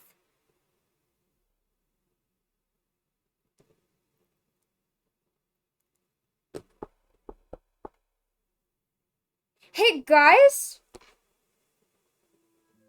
Oh, you found it? Can you put it in the Discord, in the Genshin channel?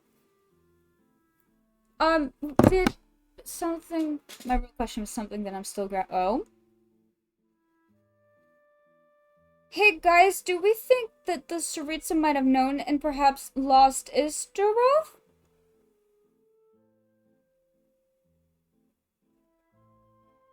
That's got implications.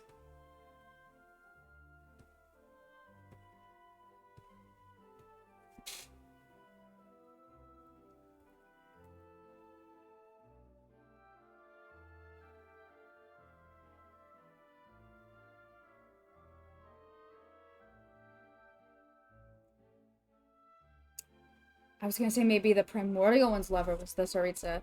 Ooh.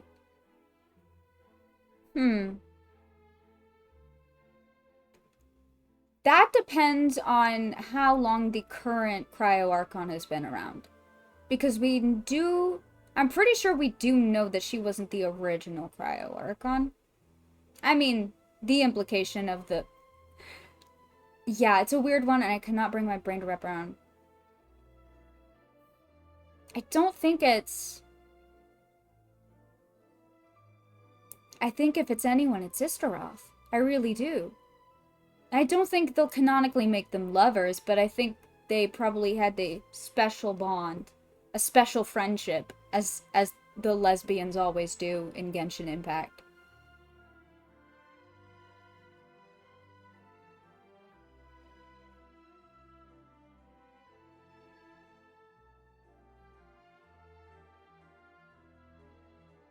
They took an ice bath and dragon spine together. Exactly. Oh, fuck. 'Cause I'm trying. Here's another thing to think about, too. The Archon can inherit the role at any point in their life. Huh. Yeah.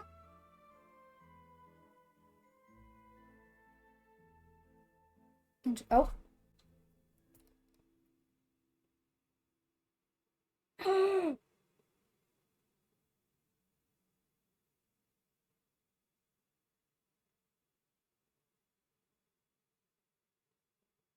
Oh, that's interesting. Why does it say Eros in Deshret's script? Why does... Hey, bestie, why do your robots say Eros on them?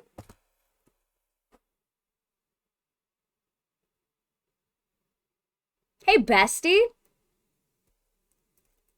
She could have been around for a while. That's true. Oh, that's true.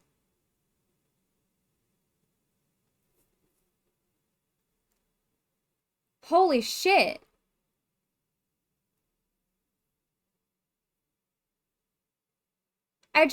I wonder about that simply because it does seem like most of the non-Archon gods, like, fled after the Archon Wars.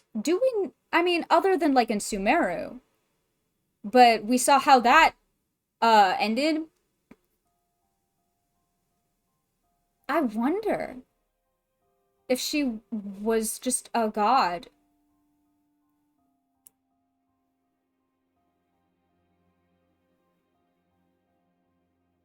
Or, at some point, ascended to godhood. I'm starting to think maybe the people rebelling against Celestia may have been doing so with other motivations than the ones I had assumed. Really? What are your thoughts? What are your thoughts? Tell me your thoughts.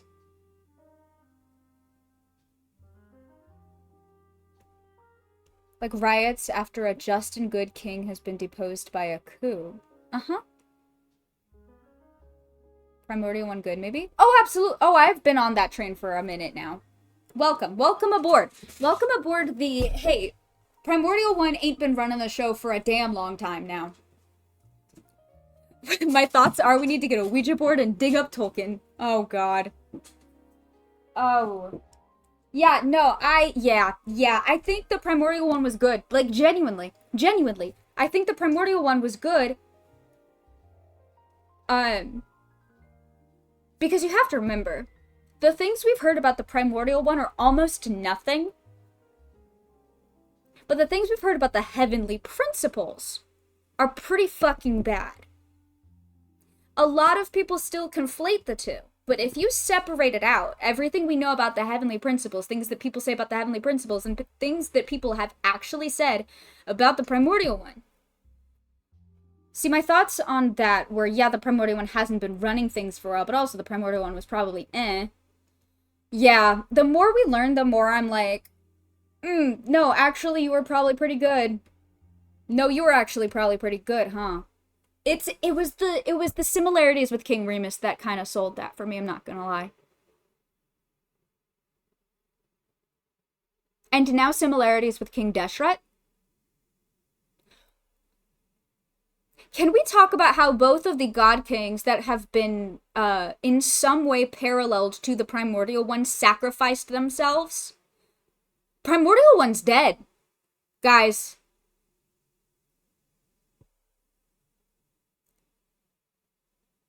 The Primordial one is long dead. I'm calling it right now. He's dead. Because both King Remus and King Deshret sacrificed their lives to undo some sort of terrible thing that they did.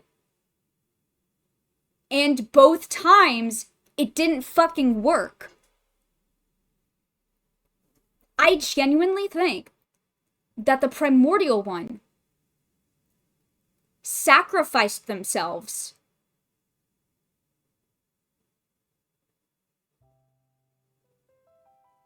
to potentially destroy the Heavenly Principles, to destroy Irminsul. But it didn't fucking work. And now the Sustainer's running the show. I genuinely think that. Because that is what happened with King Remus, and that is what happened with King Deshret. Both of them fucked up, realized how bad they fucked up, and then, like, died trying to unfuck it up, and it didn't work.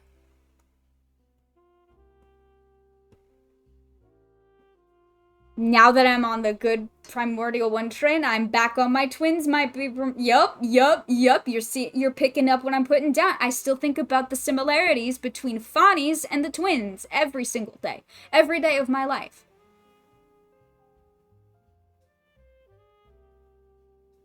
It would potentially explain why why our memories are weird. Why the twins' memories are weird. Sacrificed himself by breaking himself in two to travel the universe to find the Genesis Pearl? Ooh. Ooh. My thought is that it's either that, like, broke himself in two, or I think it's possible that Nahida was foreshadowing. That what Rukkhadevata did in creating Nahida is foreshadowing, potentially, about what the Primordial One may have done in creating the twins. Because... Ooh!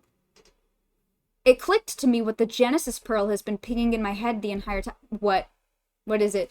Because to go back to Records of Draen again, for the billionth time, what happened was one star fell and broke into two.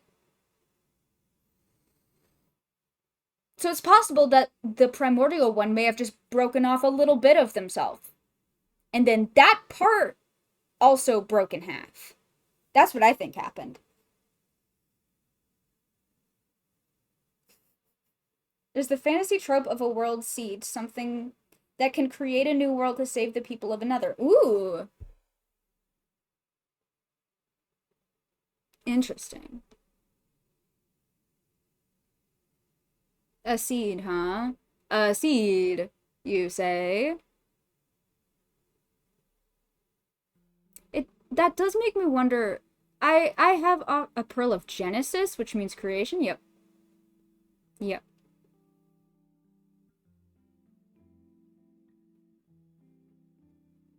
Fuck.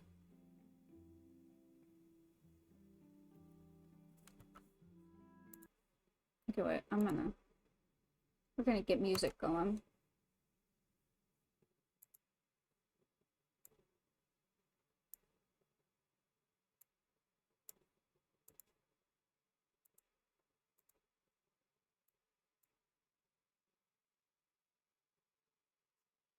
Oh. So you know how Rukkhadevata regressed into a child after trying to suppress the forbidden knowledge that Deshret was messing around with? What if the same thing happened with the... Well, that's not quite what happened. However. That isn't what happened, though. Nahida isn't, like, a regret... It's more complicated than that. Because... And the thing is, Rukkhadevata does consider Nahida to be, like, her current self. That's how she refers to Nahida in that cutscene in Irminsul. However, what actually happened was Nahida was the purest branch of Irminsul. Because the reason Rukkhadevata sacrificed herself was to save Irminsul. And so she took the purest branch of Irminsul, and that became Nahida. So it was less that she regressed and more like she broke off a piece of herself, or the thing she was becoming in sacrificing herself, to create her new self. Because that makes sense. My head hurts. Alright, I need to run to the bathroom. Nahida is the equivalent of cutting off your arm and your arm grew its own body. Literally. Literally.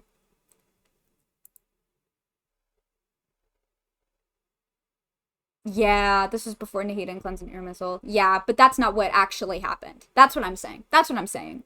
That's not what actually happened. What actually happened was... Nahida is the equivalent of you having an arm tree in your backyard that is your mom. Well, is your mom, but is also you. Which is a thing that comes up a lot, I've noticed. I made a comment the other day about how many mother-daughter trios I'd been seeing Trios, duos. Fuck, I'm so tired and my head hurts so bad. But there are a lot of like mother-daughter duos in a lot of the books in this archive. I did notice that. Mother-child. And like the cycle of that. It is interesting.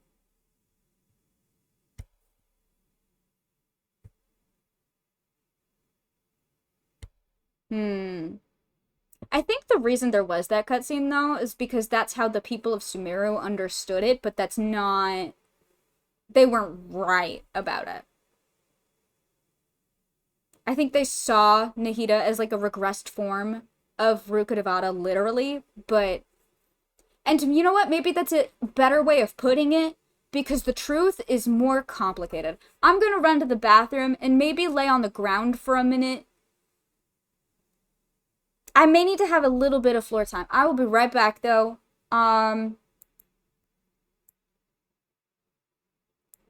Everybody, get a drink of water. Gather your thoughts. I'll be right back.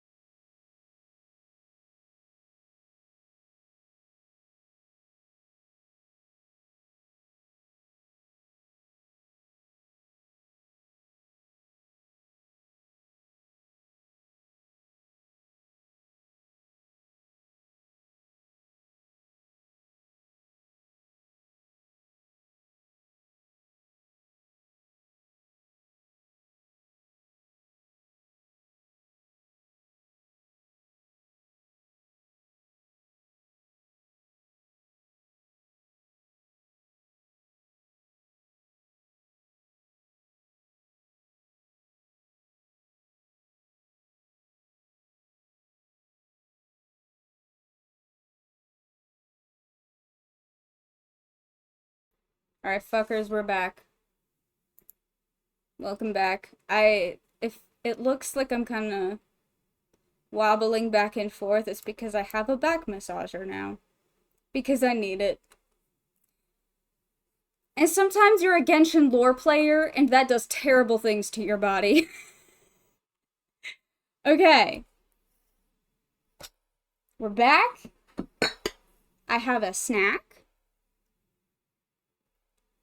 And we have more shit to look at now. Oh, gotta do a thing first. It's doing the thing again. Or no, it's not. Okay. Here we go. Okay, so this would be in here. It's time. I was looking at these yesterday, I think, and I remembered that these have descriptions that are interesting to look at and read about. And some of them are like very just like, oh, this is just a thing we know about this. Since I've started playing Genshin, my body is actually better than it used to be, so I don't know. Either skill issue or I've been sapping your physical health. You know, it might be that. Briar, do you have something to tell me about your vampiric abilities? No, I'm just a person that carries all of my stress and tension in my shoulders and my back. So, if I get stressed or worked up about literally anything ever, like, it's so bad. It's so bad.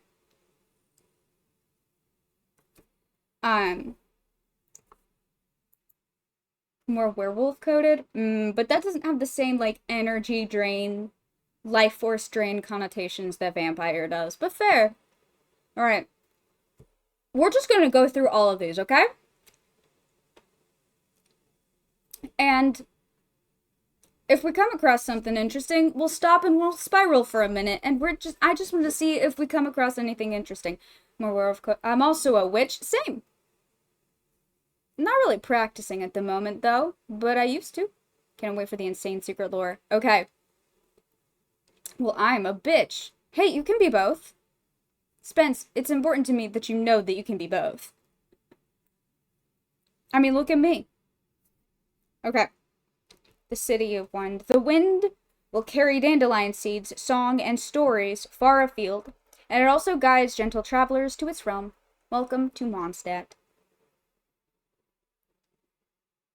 Ooh, I want to talk about this one. Hardcore. Hey, I really want to talk about this one. The Marsh of Celestial Guardians. A poem says that a star once fell to the earth, forming this lake. Hey, isn't this the first fucking place we go to in the motherfucking game?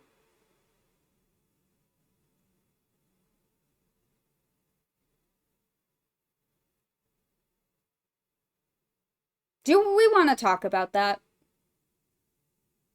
A poem says that a star once fell to the earth, forming this lake, but other tales say that even the stars would descend to apprehend this sight, which shines as brightly as the Animo Archon's eyes. You go straight here from the beach. It's like right next to where we woke up, yeah. Well, and the only reason we're at the beach is because we ended up over there because we had to fish Paimon out of the ocean because she was drowning. So that doesn't even imply that's right where we woke up. We have no idea where we actually woke up. It could have been over here. And the path to the beach is a harsh valley straight down to where... Yup. Uh-huh. Yeah. I think we were the traveler was the star that fell to the earth and created that lake. Anyway. Alright. Windswept wilderness. The plain bathes in an everlasting breeze. An ancient monumental tree left behind by an ancient heroine speaks softly amid the winds. Hello, Vanessa's cool tree. I had a thing where, speaking of my Genshin Impact OC, I have in fact written about her. I once wrote when I was doing NaNoWriMo, I did a NaNoWriMo, novel about just, like, a bunch of unconnected stories about Lottie, my beloved Lottie. And one of them was a conversation she has with Kaya, after becoming an harbinger and trying to hide it from literally everyone. And for some fucking reason, I was so delirious that I couldn't remember what the Windrise tree was called. So you know what I called it in that NaNoWriMo draft? Every time I referenced it, because they were having that conversation under the tree, every single time I said Vanessa's cool tree. And that is what all of my first drafts of everything I've ever written look like. They are just insane stream of consciousness. So to me, every time I see this now, my immediate first thought is, oh yeah, that's Vanessa's cool tree. Land of Clear Springs. A peaceful and idyllic suburban town that has a long history of hunting, of sweet spring water, and of passing down the legend of a beneficent spirit dwelling within the waters. And it was an Oceanid. Manor of Daybreak. Alright. And now that will be in my head for eternity. Thanks, you're welcome. Guys, it's Vanessa's cool tree. That's what it's called. That's Venti told me. So it has to be true. When has Venti ever lied to? Venti would call it. Venti would absolutely call it Vanessa's cool tree. Sorry, he would. Sorry, he'd think that's the funniest shit ever. They should put me, Frankie Danger Days, and Genshin Impact. I think me and Venti would be best friends. Okay. Filled with the fragrance of grapes and wine, this is the estate of one of Mondstadt's distinguished houses. It has conquered drinkers the city over with its unmatched wines, and is in some ways the holy land to which all who love the bottle must make pilgrimage. That's fucking funny. Favonius Cathedral, a holy place managed by the devoted adherents of the Animo Archon. It was once a palatial estate from which the aristocracy flaunted their authority. Ooh. That is actually kind of funny to me, that originally it wasn't a cathedral, and yet it is perfectly cathedral-shaped. No, they turned it into a cathedral. The fact that it looks like a stereotypical cathedral is on accident. Incredible. The library with the most books in all the northern lands. Really? Other than those collected in the restricted section, all the books here are open for public reading. Ah, ancient Thousand Winds Temple, hello. Hello, girl. Hello, Istaroth. And the solitary ruin guard that stomps around in the middle of it. Do we want to think about that, perhaps? One singular ruin guard stomping around in the middle of Thousand Winds Temple. The ruins of an ancient amphitheater. 1,000 melodious winds gather here, bringing with them countless tales, and carrying those tales far and wide. Oh, they certainly do, huh? Don't they, Istaroth? They certainly do, don't they, Istaroth? Forgotten Sword Cemetery. I forgot about this place. Hundreds of years have passed, and the world is once again at peace. The forest of blades stands as testament to the song of clashing swords, the battle hymns of warriors, and the thundering footfalls of monsters, and the crimson sky, red as blood. Do you think there were people there that Ruin Guard was sent to protect during the Cataclysm? You know, I have a really terrible feeling that all of the Ruin Guards, all across Tibet, were for that purpose, actually. I have a sinking feeling. Because here's the thing about the Cataclysm. We know for a fact that it did not just take place in Conria. It destroyed Conria, and then it tried to destroy the entire rest of the world. The Ruin Guards, or field tillers, from Conria, were like the defenders of Conria. They were war machines. But now they just kind of hang out in ruins and they guard the place, so they call them Ruin Guards. But they were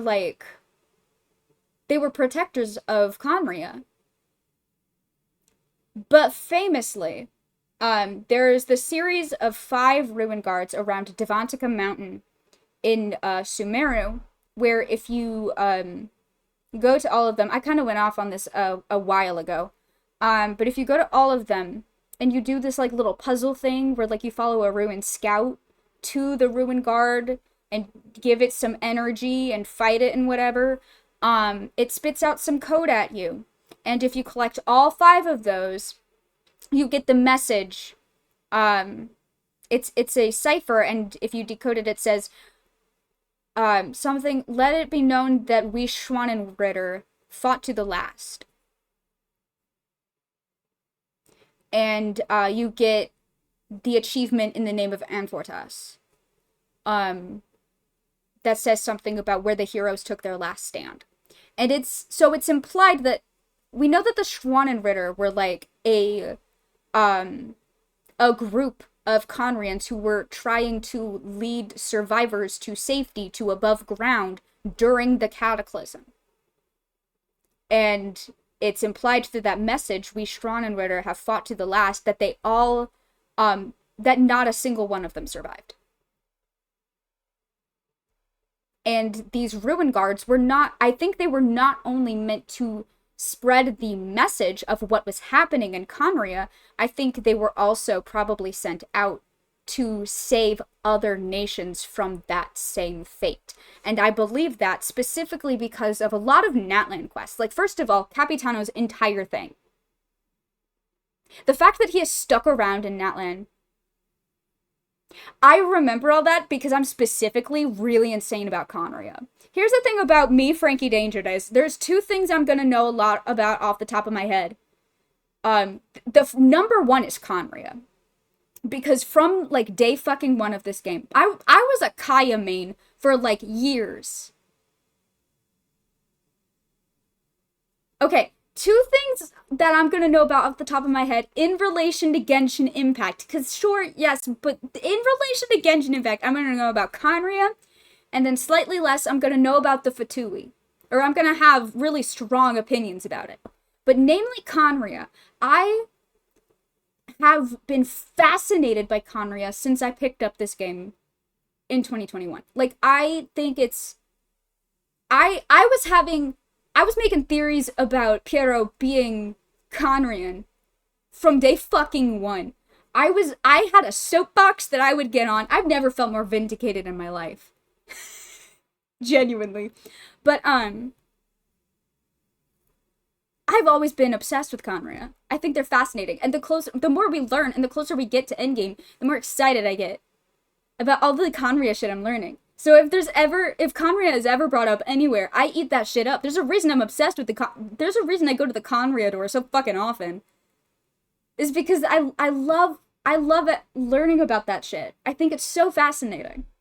And sad. Oh, that's so fair. That's the thing. See, I've got so much memory of Conria and some Fatui stuff in here. Everything else is like nothing. The cost of me remembering things about Conria is that I've forgotten almost everything else. So there is that. But the reason I think that it really is crazy that we've met and personally know multiple Conrians, and yet not a single one of them have actually explained shit to us. To that, I will say, Kaya and Arlecchino specifically, 2 of the Conrians we've had the most interaction with, were not physically from Conria, because it quite simply wouldn't make sense. They're descendants of Conria. The only one that could tell us things but simply won't is Capitano. And maybe Clothar, but also that was a memory, and he kind of went off the deep end. Dane, well, and Twin, but like, Dane, I have some fascinating thoughts about Dane. I don't think Dane trusts us. Like, straight up, I don't think he trusts us. And that's why he doesn't tell us things. I don't think we know that directly being told about the fallen civilizations is bad news. Yes, Dane has trust issues. Joke's on him, I don't trust. Dane does not trust us and we don't trust him. There's a lot that he doesn't tell us, but there's also, I think there's a lot that the Traveler is not telling Dane. And especially after everything that happened with our twin, the guy in the Paranary book turned into a Hilichurl, right? Huh?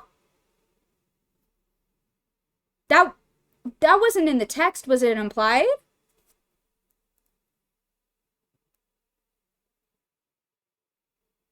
I wonder if Dane knows we're the fourth Descender. I don't know. Interesting.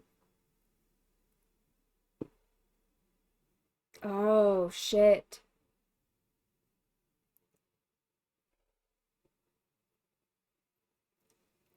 Interesting. Yeah. Oh, most likely. That would very firmly set the events of the book in time. Yep, it would, huh? That gives me even more questions about Angelica. Don't it?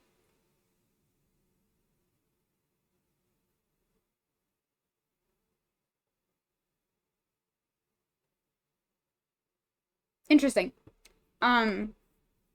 Interesting. But anyway, we've seen, speaking about ruin guards, on the subject of ruin guards, we've seen a lot of examples, especially in Natlan. I keep thinking about, particularly, if you remember the Shadowpins world quest, one of the Children of Echo's world quests, where we're helping with those, like, shadow pins that are supposed to, like, seal the abyss from, like, coming back up and whatever. And that's where we learn about those 2 Conrian soldiers that have been sealed away in there for 500 years because they, after, the destruction of Conria, they emerged in Natlan and saw that Natlan was also struggling against the abyss, and they were like, okay, well, we're gonna help you now.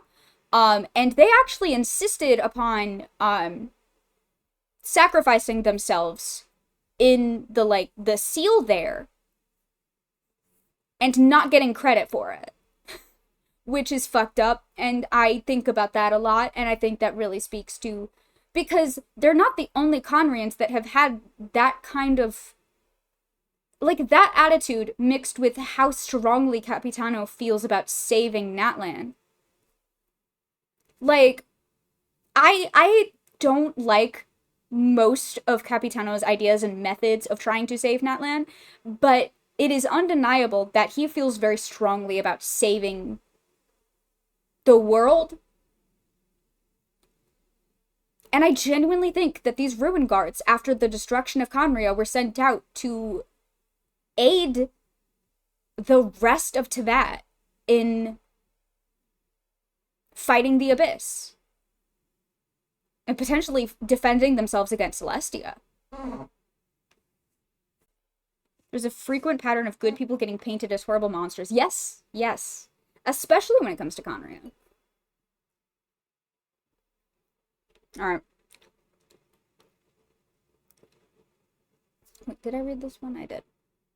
Crimson Sky Red as Blood. Crimson Sky Red as Blood, and that's where, see, this is another reason that I think the 3 tribes here are meant to, like, represent Conrian factions.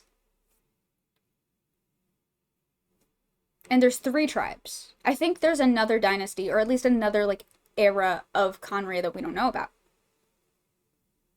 I wonder why we don't know about it. Abandoned capital of howling winds. The one who dwelt in that lonely tower is no more. The murmuring winds that shroud the desolate city tell of that most ancient of stories, which no mortal now remembers.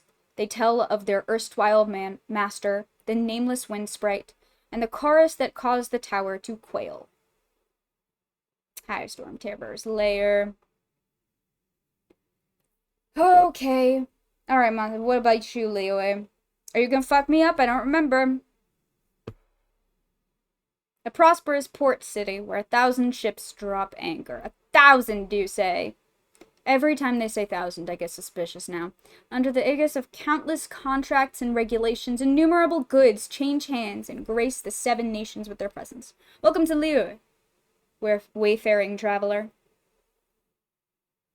Here live those merchants who have made it. Here the residents are prosperous and carefree. Here the lights are bright and never go out. The ever-pulsating heart of Liyue Harbor that pumps lifeblood into its veins. The lively city scene here is the source of Liyue Harbor's limitless vitality. That's interesting.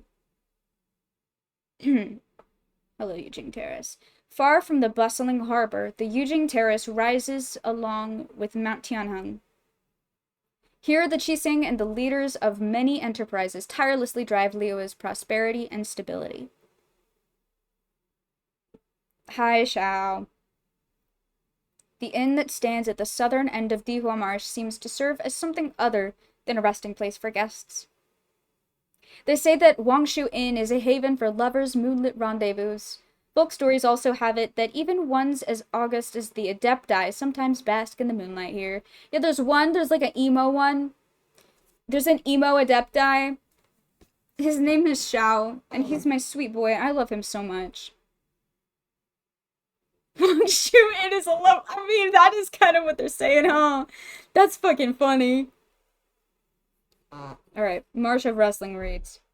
This is where the sifting of the wavy silver grass and the croaking of frogs join in song. It is also the final resting place of many a martial nomad. I did finish it. Yeah, I did. You did miss it, but I did finish it, and I got really upset, but I'm better now. Because everyone is okay, and I wanted to kill that bitch, but we're better now. I did finish it. Now we're reading, Viewpoint lore. Welcome. Oh, yeah. Oh, I got so fucking mad. At Alpa. I got so fucking mad. Okay.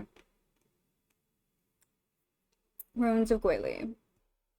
Once this was a thriving city, where a certain flower bloomed in abundance, but all dreams must turn to waking. This earthly paradise was consumed by war, and those who gathered here were once again scattered.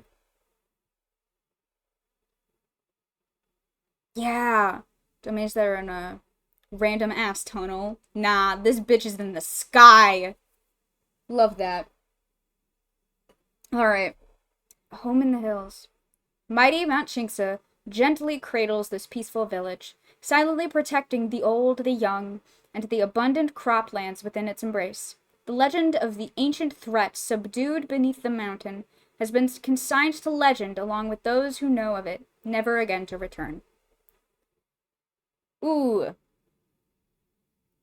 Where mountains peak beyond the clouds. They say that the Adepti dwell somewhere within these countless towering, cloud-ringed peaks. Few mortals may set foot here. Ah. Hello, Ajdaha. A strange tree whose branches flow with clear, cold moonlight. Perhaps its roots, which reach deep into the heart of the earth, are connected to something that awaits an opportunity to once again emerge and bask in the moon's light. I wanted to say that this game is the kind of game I could barely even dream of playing when I was a kid. Real!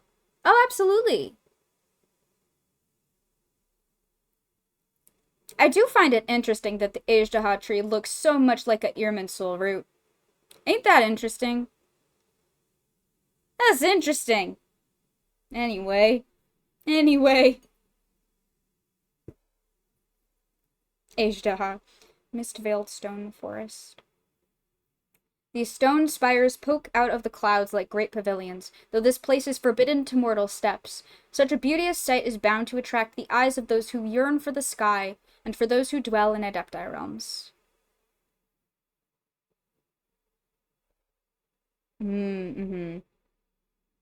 Ooh, Weeping Garden. Legend has it that a deep, pure affection filled this ancient garden, creating the Luhua Pool as it is known today. Isn't this where Guizhong's domain is? Was this her garden? That's cute. That's cute. She had a little garden here? I love that for her. She had her little domain, and then she had a little garden. Love that for her.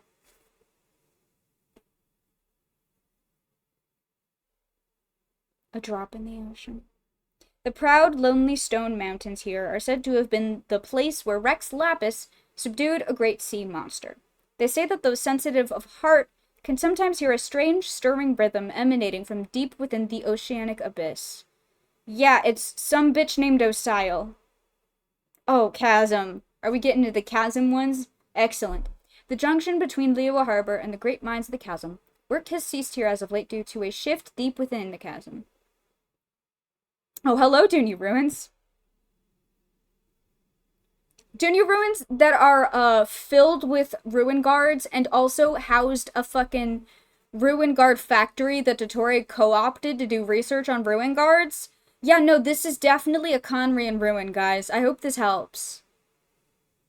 The land of hidden jade. But the war of ages past is long over. The mounds of glittering jade have long been destroyed. Now only the whisper of flowing water remains. Qingshi's forsaken tower. A ruined tower amid a verdant field. It still stands, defending a bygone age long returned to dust. Jade is back. Jade is everywhere. This is just like Honkai Star Rail. 9 pillars of peace. I forgot about these. 9 shackles of stone were said to have been laid down deep in the valleys of Kuhue Slope to drive off evil and cleanse the world. Huh. That's interesting. I forgot about this. I forgot what the story of this was, or if we actually ever figured out what the 9 pillars of peace were all about. Did we ever actually, like, get an explanation for these? Yes, then we unlocked it and got fucked up by a ruin grader. Uh-huh. Did we ever actually learn? I'm gonna look that up. Oh, yeah. I forget what it's called. 9. Landslide? Like the Fleetwood Mac song? 9 pillars of peace. Okay, do we know anything about this? No, I want to know about the location. The fucking...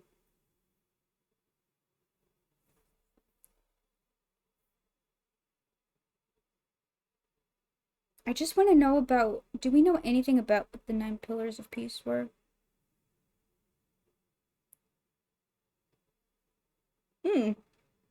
Original Chinese was 9 pillars of peaceful world. So do we know nothing?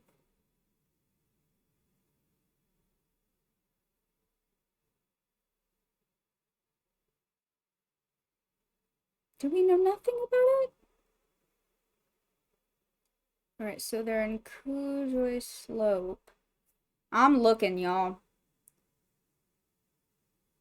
Oh boy. Oh fuck.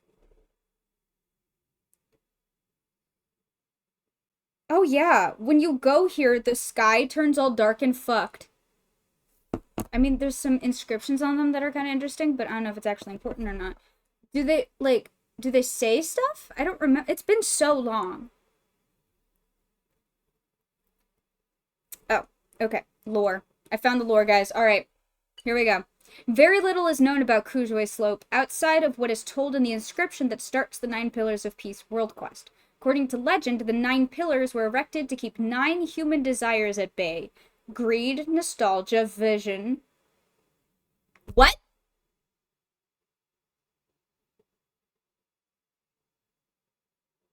Greed, nostalgia, vision, jealousy, anger, lust, self-aggrandizement, competition, and turmoil.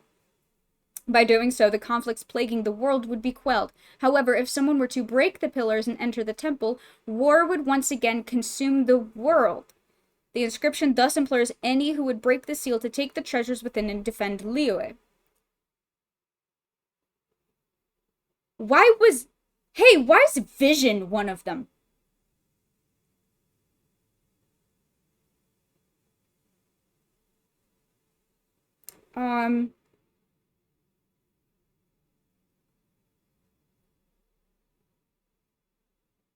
Okay, I'm looking.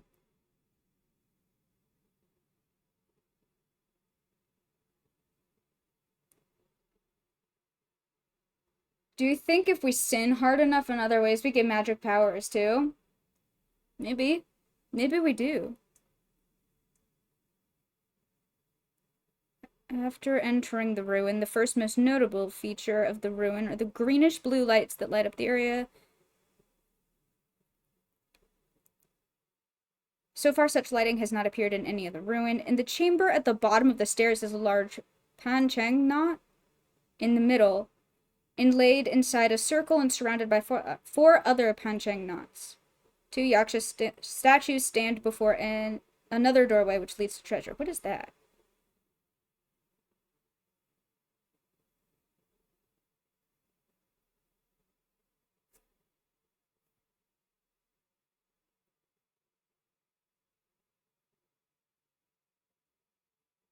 Delusions. Oh no.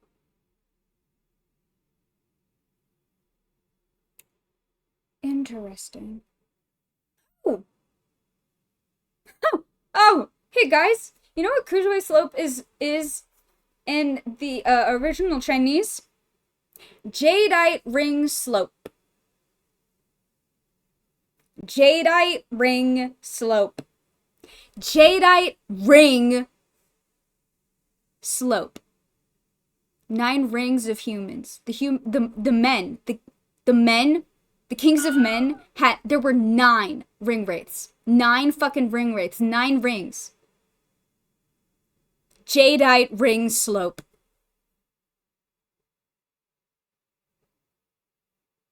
I'm gonna throw up.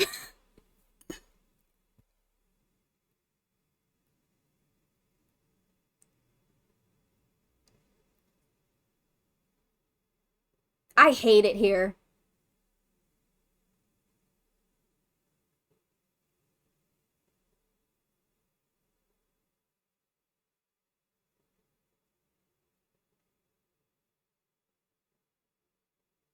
Well,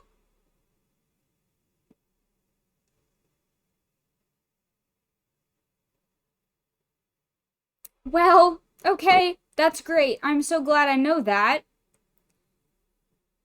I'm so glad the 9 Pillars of Peace are a, fucking Lord of the Rings reference. You know what? Fake it till you make it, Uther. I'm gonna give it a try. I'll let you know how it goes. Okay, let's keep going. Do you see why I wanted to read the viewpoint descriptions, guys?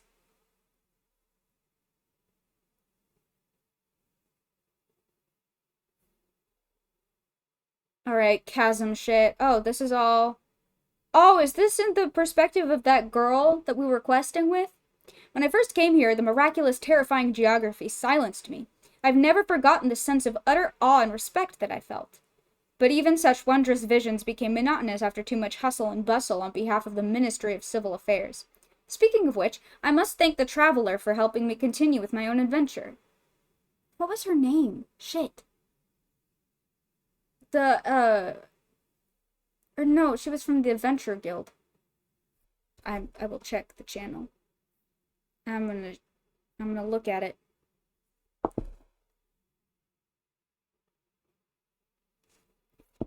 The slope is still dark. Perhaps anyone knows the story behind the eerie atmosphere. Its location I don't really know.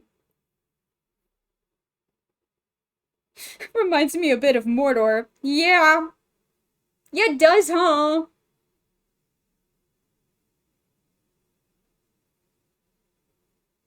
That's just how it is. It's ambient on purpose. What purpose, motherfucker? What purpose? You can't just say that's just how it is and then it has a purpose. Those two things do not... I hate bitches who are like, it's just like that. It's not that deep. Like, go fuck yourself.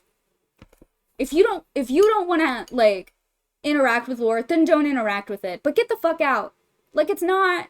I don't care that you don't care. Why do you have to share it with the class? Why do you have to make sure everybody knows how much you don't care? Do you want a fucking gold star for being a boring ass? Happy birthday, my beloved! My sweet boy! Okay, wait.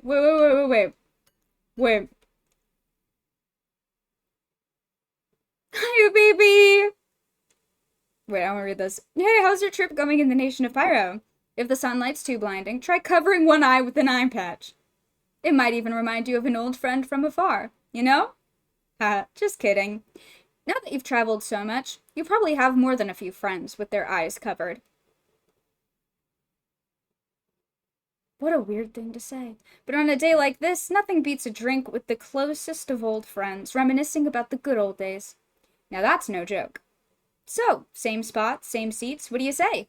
Maybe you're up for a drink and a game of cards that's not Genius Invocation TCG? Just like old times. I'll have one ready for you. And I won't be drunk before you get here, trust me. Oh, I miss him. Wait. I'm gonna hang on. Sorry, Oron. I love you. But I need to see my boy. Did I make him a team? I don't remember. I did. Oh, you're on my Kaya team. For some fucking reason. Hi, baby. He's gonna read Viewpoint lore with us. It's Kaya time. Guys, it's Kaya time. Everyone say happy birthday to him or I'm blowing this whole stream up.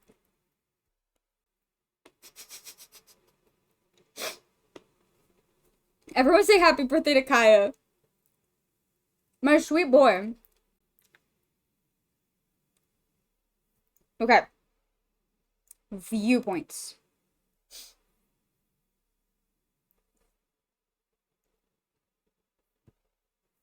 Mouth of the Great Mine. The entrance to the chasm's mines, known to the miners as the chasm's maw. Since the latest earthquake, the tunnels, which were already sealed by the chasing, have been even more treacherous and inscrutable than ever. But with the travelers' help, the array sealing the opening has been broken. Let's just hope that the chasing don't come down too hard on us. I'm actually working on making him playable right now. Ooh, I want to do that. I miss him. I miss him so bad. It's so hard to make older characters playable. It's so hard to make specifically older DPS characters playable. It makes me really sad. It makes me really sad because I miss him. I miss being a Kaya main so bad. So if you figure out how to make him playable, please let me know. Yeah. It's rough, man. I tried rebuilding my fucking D-Luke just so that I could get his like special thing from Imaginarium. I forget what it's called. And I couldn't fucking do it. I couldn't fucking do it. It's like, you vastly overestimate how powerful your old characters are, Genshin Impact. See, I feel like the supports do kind of okay.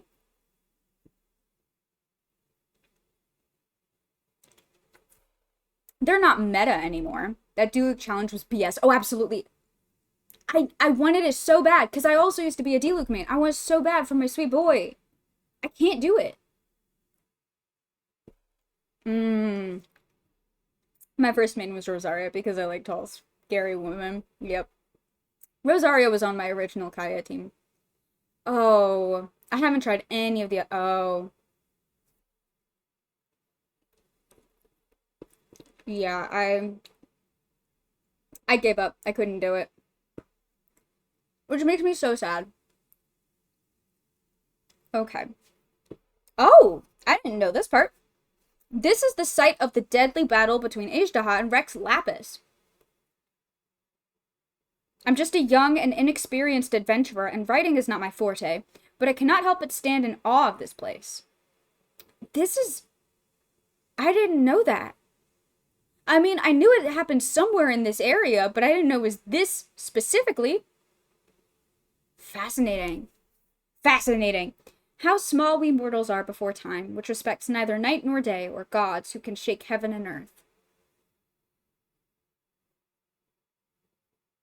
The whole thing is using her skill to off-map enemies very fast. Oh boy.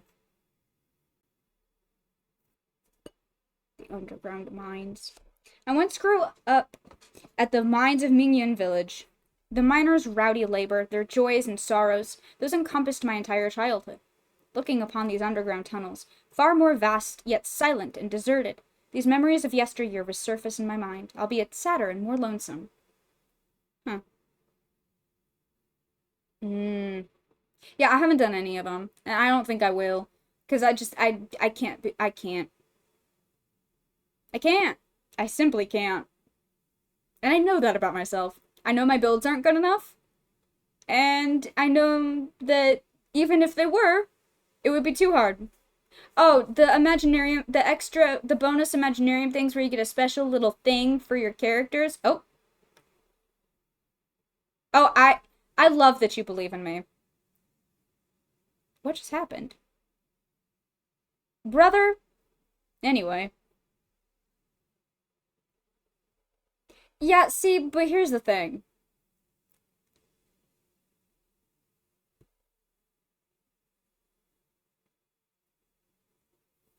I don't know. My thing is that I don't put enough effort into, that kind of gameplay to, like, be good enough at it.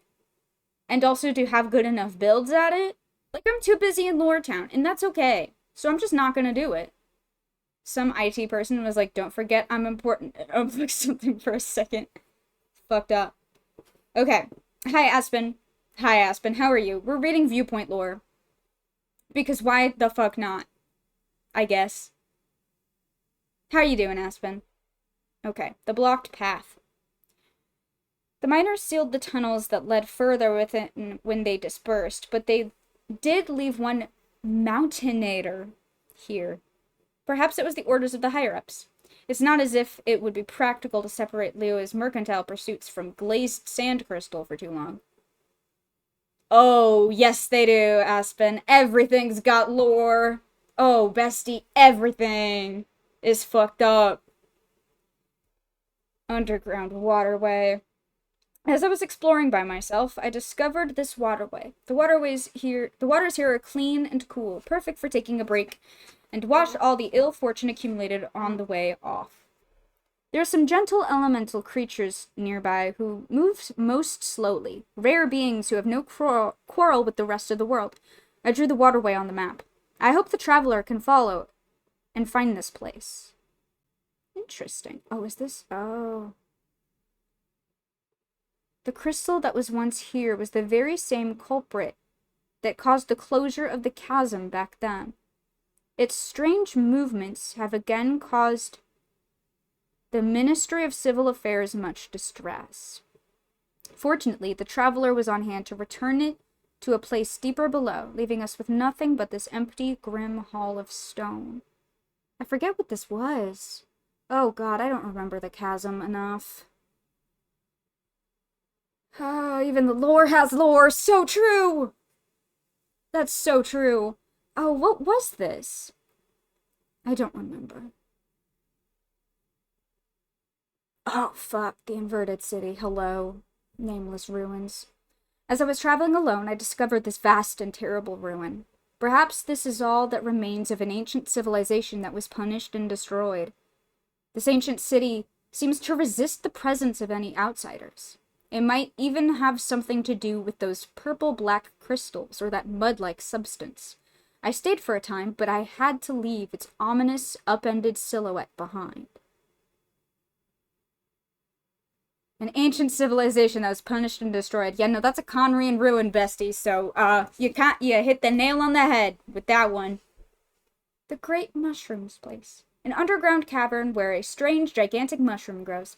I could have sworn that I heard something strange calling to me. Perhaps it is just an illusion, or a hallucination, in which case this place must be full of poisonous gas, and I must leave it as soon as possible. Oh boy. Hello. The Court of Pillars. Now that's an interesting name for this. Shamaran. The Court of Pillars. Dan says that one is older than Conria. Does he?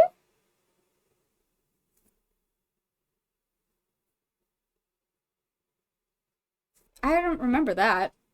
But also, it's been a billion years since I played that.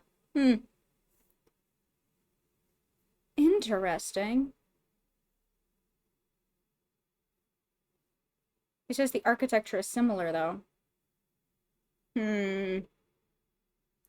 Despite the traveler's warnings, I still followed in her footsteps to arrive at this place. I can barely comprehend the sight of this huge sky-blue crystal pillar before me. It cannot be from this continent. Only the heavens with which it shares its shade. Ah, Jesus. Really? Only the heavens with which it shares its shade could have been its home. I've decided to explore deeper within through secret paths to uncover its secrets. I wonder how far I can press on and what further records I shall leave behind.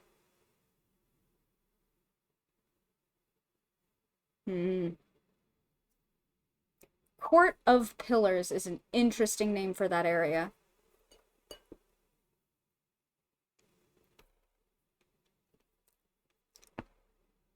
Anyway. Jade Elegy of Bishui. Speaking of Jade being literally fucking everywhere. Oh, that reminds me of a viewpoint description that led me to do this deep dive. The spring's cries ripple through the vales. The shrines depart from northeast shores. The heights and shallows in the southwest hide. Sun and earth from each other divide. The eternal whirlpool that never churns. The beautiful jade concealed within. If one follows the Bishui River upstream, the prosperous merchant port built next to a vast waterfall will come into view. Here, the laughter of countless sailors and merchants and the calls of people buying and selling on every street form a unique scenic tapestry here at Liyue's northern edge. Okay. An adeptus' abode, far from the din of mortal comings and goings. In the distant past, it is said that the ancestral peoples who had lost their home due to war were taken in by an adeptus named Fujin, and here they did avoid the disaster that raged without. Thus did the flame of civilization endure rather than be snuffed out under titanic floods. Herblord, I remember you, Herblord! I remember this. I remember Herblord. The Adeptus, once revered as the Herb Lord, has long since departed, and only empty medicinal containers remain. Even at war's very end, that desire to help those in need never once wavered. I'm so blissed out. I love that for you. Okay. Clarion Echo. Jade shall rise from sunken mouth. Gain and loss are inextricable, rise and fall inseparable. Wax and wane is but a dream. The river flows as it ever has. You did hear floods. The ancestral peoples who had lost their home due to war were taken in by an adeptus named Fujin, and here did they avoid the disaster that raged without. Thus did the flame of civilization endure rather than be snuffed out under titanic floods. You did hear floods. Changsheng is like a piece of the Herb Lord, if it really counts. Ooh, I forgot about that. Oh, you're right. Frankie stream. Leftover Thanksgiving. Oh, hell yeah. Oh, I love that for you, Ichi. I love that. Well, yeah. Oh, yeah. Titanic floods, you say. What is, huh? What floods? Hey, Fujin? What floods? What the fuck happened? Herb, housing, if I remember. Oh, I think it's both, and because I've seen it used both ways multiple times. I think you're right about that, though, about Changsheng. Oh, God.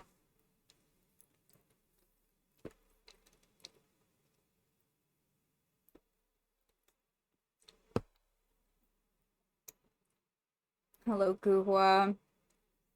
In days gone by, when Guhua was at the height of its strength, various heroes from all walks of life would gather here, mingle, and drink.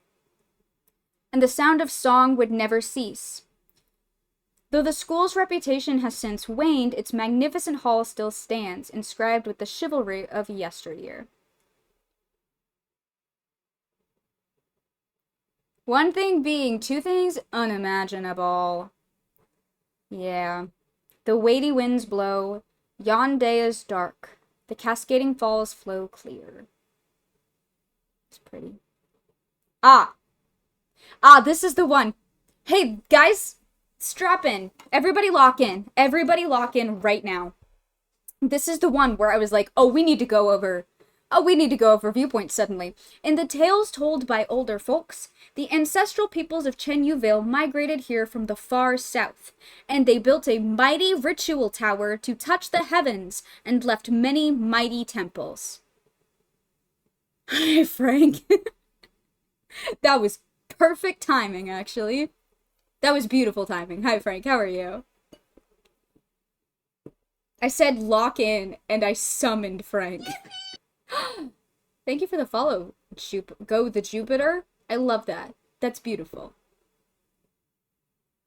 Go the Jupiter. Go, Jupiter. So, in case you missed that, in the tales told by older folks, the ancestral peoples of Chen Yu Vale migrated here from the far south, and they built a mighty ritual tower to touch the heavens. Hey, remember it was in the Clearwater Jade description?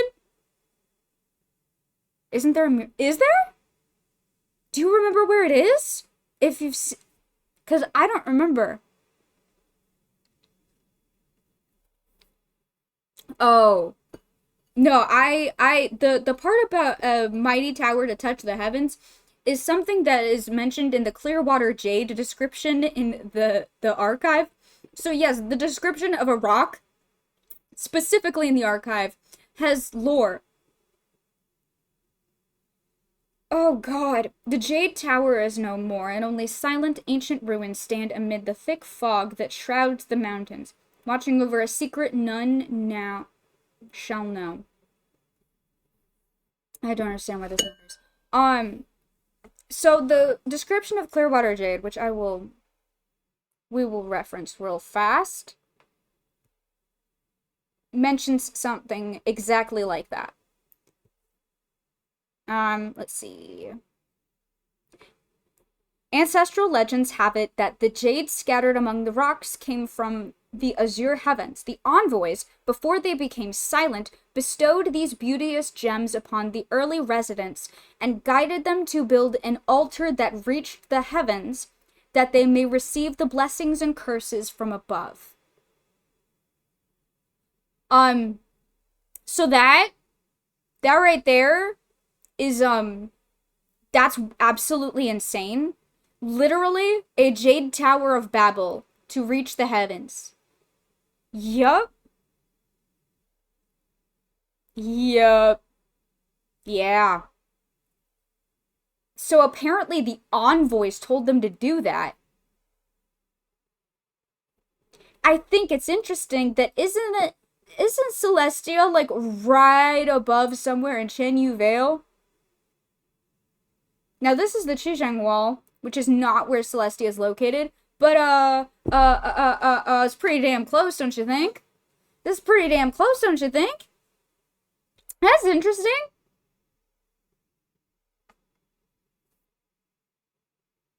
Why would the envoys, there's, yes, like at the point directly underneath Celestia.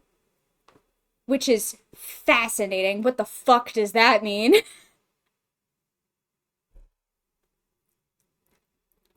Alright.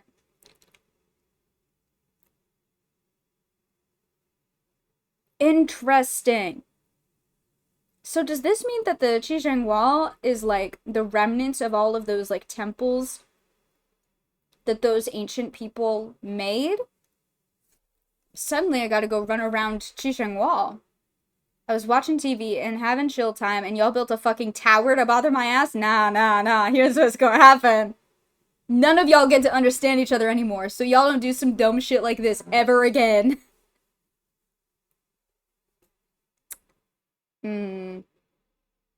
Though stalwart stone may sink, it shall return rightly. Interesting. Yeah, some of these descriptions are just like little blurbs about shit that we know. And then sometimes it's like, hey, once upon a time, the ancestral people of this area built a Tower of Babel. So write that down. And there's nothing in between. Oh my god. In the long-forgotten mists of time, the ancestors of Chenyu Vale named this place the Hanging Garden.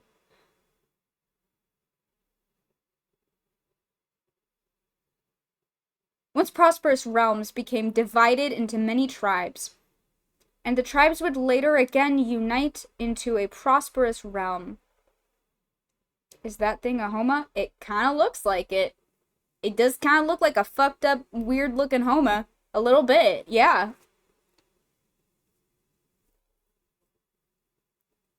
It does kind of look like a Homa, actually, you're right. Once prosperous realms became divided into many tribes, and the tribes would later again unite into a prosperous realm. But the spirit veins of Chenyu Vale are as they ever were, gathering faithfully in this place. Homa? Oh, buddy. Oh, we need to have an Ashikai day again. Yes. I think I posted it in the Genshin channel at some point, but I will put it there again. I know I did post it simply because I think Spence watched it, and then in the stream I did that night mentioned the Homa symbol. And I was like, yes. Yes, you did your homework, and I'm proud of you. Look alive, sunshine. Thank you, Fictionologist, for the sub. Thank you for the 1 month. Homework. You do have homework. Alright, I'm putting it in the Genshin channel right now. So that's your homework. That is your homework. Because yeah, I think the reason it's been referred to as the Homa symbol is simply because, like, the staff of Homa, it looks like the staff of Homa. And it also looks like the battle pass symbol. And then it also looks like the Iktomasaur's head.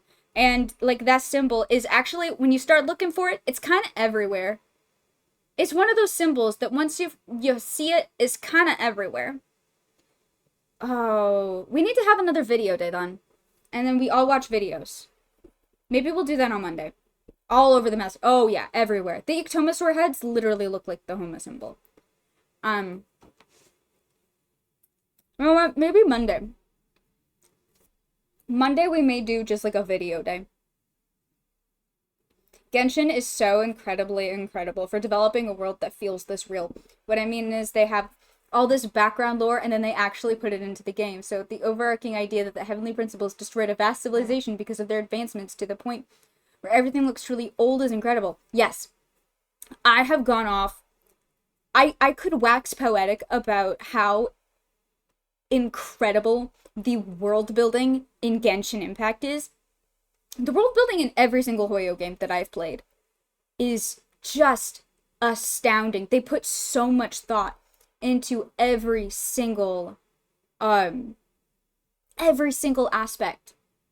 of the game. The fact that the rocks have lore in them is insane. Like, every single detail is so intentional and so well thought out. It makes it so much more fun to, like, dive into the lore and try to figure things out. Yes, we are seeing not a modern civilization, we're seeing an ancient civilization that was destroyed, that was born of another ancient civilization. We're seeing a modern, because there are modern civilizations in Genshin that are built on other ancient civilizations that were built on even more ancient civilizations. It's so real. It feels so lived in. Yes.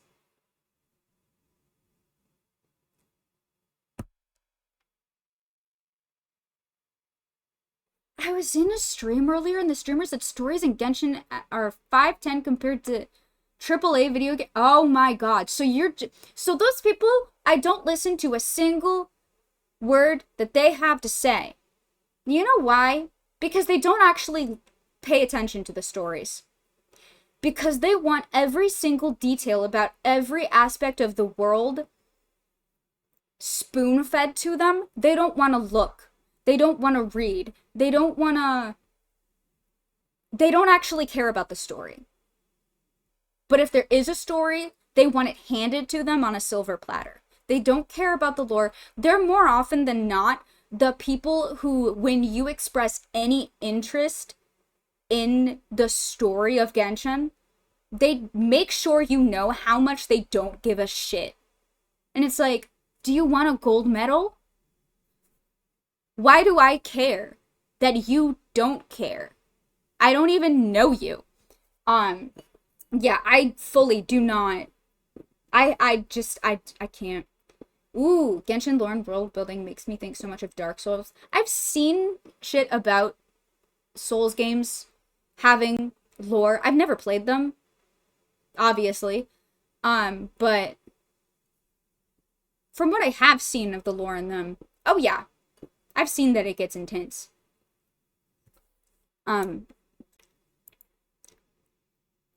But fictional, just what you said, is also cool how the different regions and cultures have actual folk beliefs and stuff. Yeah. Yeah. Yeah. Genshin lore. The Souls games are dripping with lore, but you only ever are told the stuff that directly affects you. Yeah, exactly like Genshin.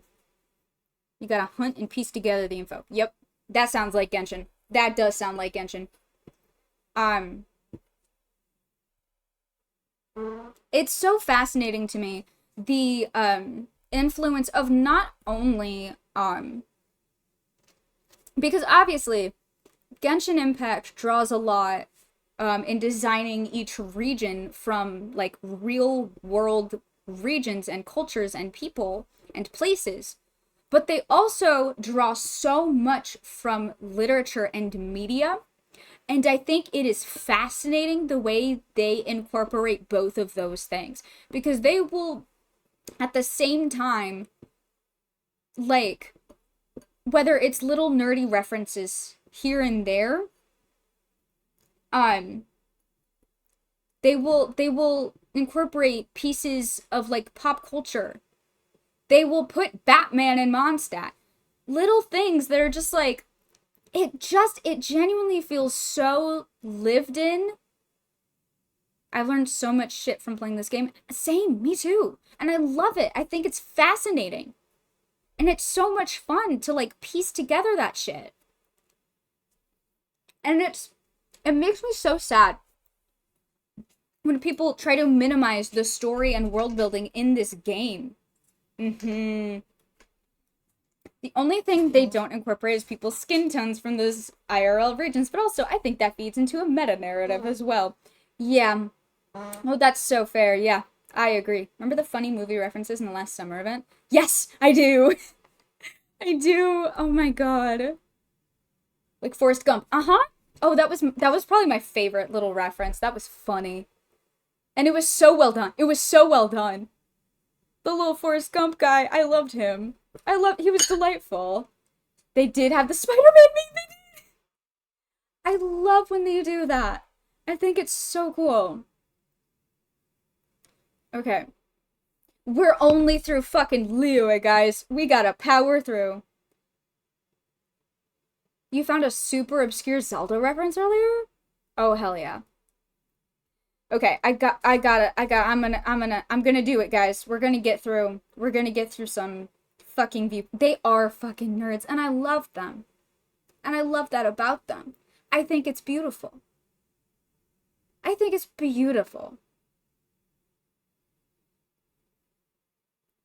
Okay. Once this tree gets a bit larger, I'll pick its leaves and make some tea for all of you. Okay. Blossoming warmth of carrying sunlight. Otaku. Yep. Tech otakus will save the world. Yeah. They're nerds and they're proud of it. And I love that about them and for them. Okay.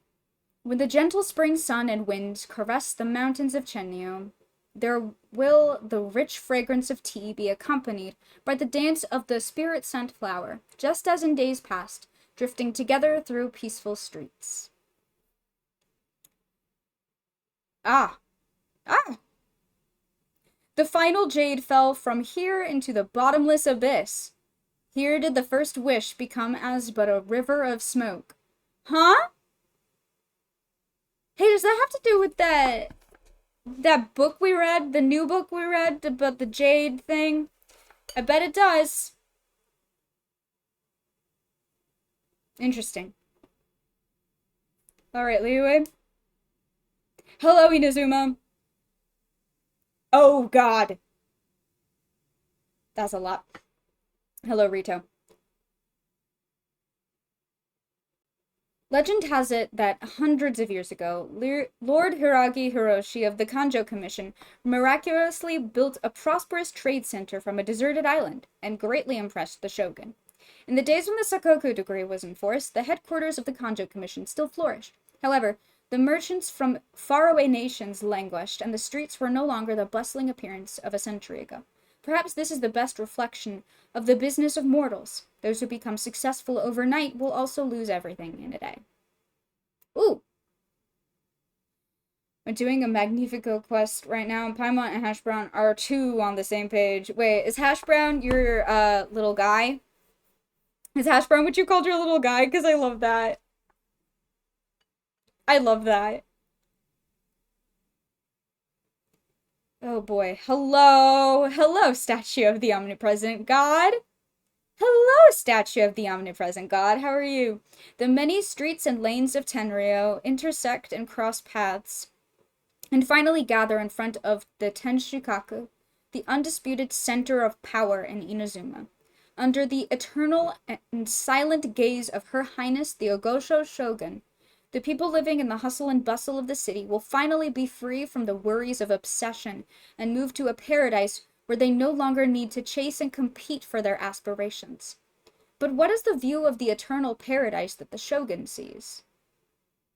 Oh, I'm gonna be sad when our little... Don't even talk about that. He's always gonna be around in my heart. He's my special boy, and I love him so much. And nothing bad will ever happen to him. I've had Dino Nugget, because I named mine Dino Nugget. I'm calling it now. He's gonna be a nameable, playable character like the Wanderer. That's what I'm saying. He better. He better. He's gonna be a beast, and he's my sweet angel. And I love him, and nothing bad will ever happen to him, or I'm blowing this whole game up. Oh, I would love that. Okay. Suburbs. The outskirts of Inazuma City exude a time-worn and leisurely atmosphere as you make your way up the old paths. It seems that the prosperity of the city has not influenced the scenery here. The power and grace of the shogun can also be observed here, bringing a quiet and different kind of vitality. Oh. No, nothing bad is ever gonna happen to him. Nothing bad is ever gonna happen to him. He's gonna be fine. So help me God, there will be problems. Hoyoverse? Hoyoverse? If anything bad happens to my little guy, we're gonna have a problem. Do you hear me? I am so good at causing problems on purpose. I will rain hellfire on your company. Dawe, I swear to God, if anything bad happens to my little guy, there will be hell to pay. He's gonna become the next Pyro Sovereign and be playable, sure, absolutely, exactly. Nothing bad will ever happen to him, or there will be consequences, Hoyoverse. I'm not playing. Dawe, I'm gonna fuck you up, yes. Alright. Legend has it that in the past, this sacred forest was once home to many demons. Oh, excellent. To this day, the legend of the Tanuki Bayashi still surrounds this tranquil woodland. He's the reincarnation of Xbalanque. Obviously. Obviously. Okay.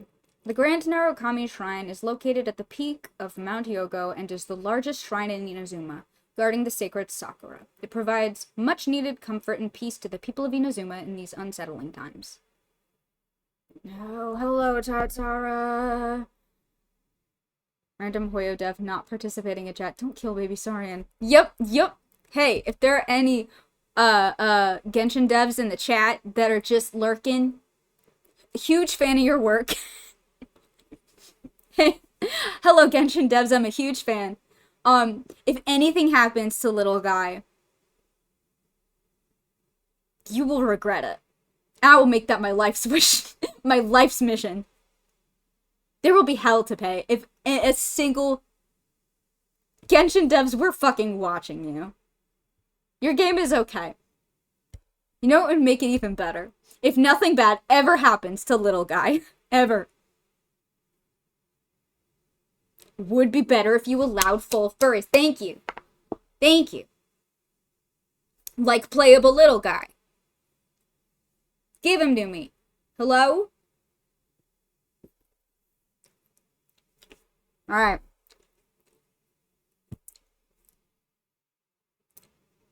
This ring of islands surrounded by jagged rocky terrain is the perfect topographic barrier to the shogunate's smelting facilities. The magnificent giant blast furnace here is used to produce a steady stream of high-quality jade steel for Inazuma. Hello, jade steel. Hello, jade steel. I have so many thoughts about that.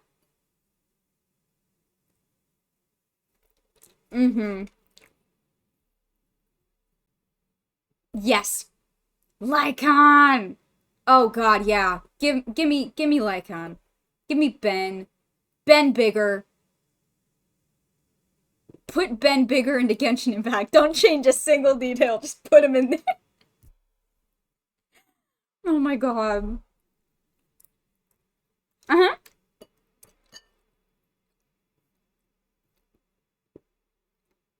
Okay. This furry cosplay. Ben Bigger is literally just a bear. He is.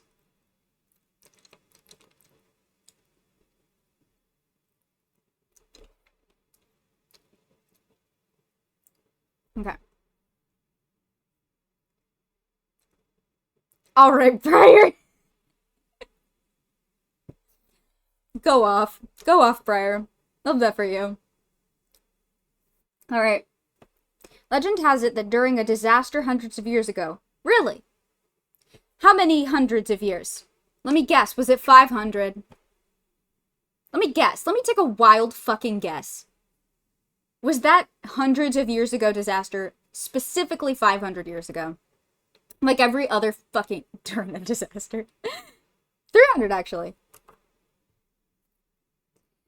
Kujo Shigeyori, a mortal general for whom Her Highness valued greatly, built a battlefront fortress in just one night and fought valiantly against the forces of darkness, flying the banner of the Electro Mitsudomo high. Hundreds of years later, the descendants of the Kujo family have also inherited outstanding military engineering skills.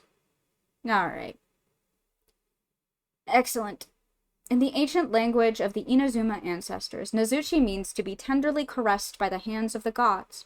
Ironically, Nezuchi Beach has been ravaged by wars since 1,000 years ago and has become a place for scavengers and pirates with few inhabitants. Devastating. Plot twist, it was an earthquake 433 years ago. God. I want a little Nezuchi. Truly tender. Yes. Scavengers and pirates. Alright. Rift Valley. According to legend, the blow that brought an end to the serpent god was struck right here. Even to this day, the remnant reverberations of lightning continue to ring across this deep canyon and Yashiori Island, as if the spirits of thunder still chatter about the legendary scene that tore through the sky and the earth thousands of years ago. Well, hi Orobashi, what's up, bestie? Sorry about the whole dying thing. That sucks. Imagine a baby Orobashi. Oh! I'm imagining him. Did you? Possibly. According to legend, the giant serpent that once ventured into the deep sea was finally slain on Yashiori Island. It is also said that when the sea breeze passes through the eyes and sharp fangs of the giant snake, sounds of a whistle will ring in the wind. That is the requiem it composed for itself. Now, this requiem also provides repose for those who have fallen or were displaced in the war. No. Orobashi.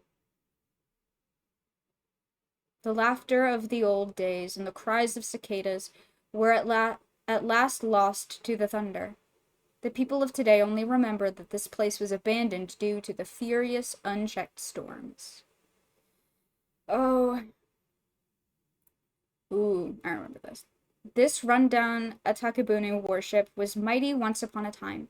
In its remains marked by starlit tears, one can still vaguely see the image of a vessel proudly sailing, blessed by the shrine maidens and villagers of a bygone age.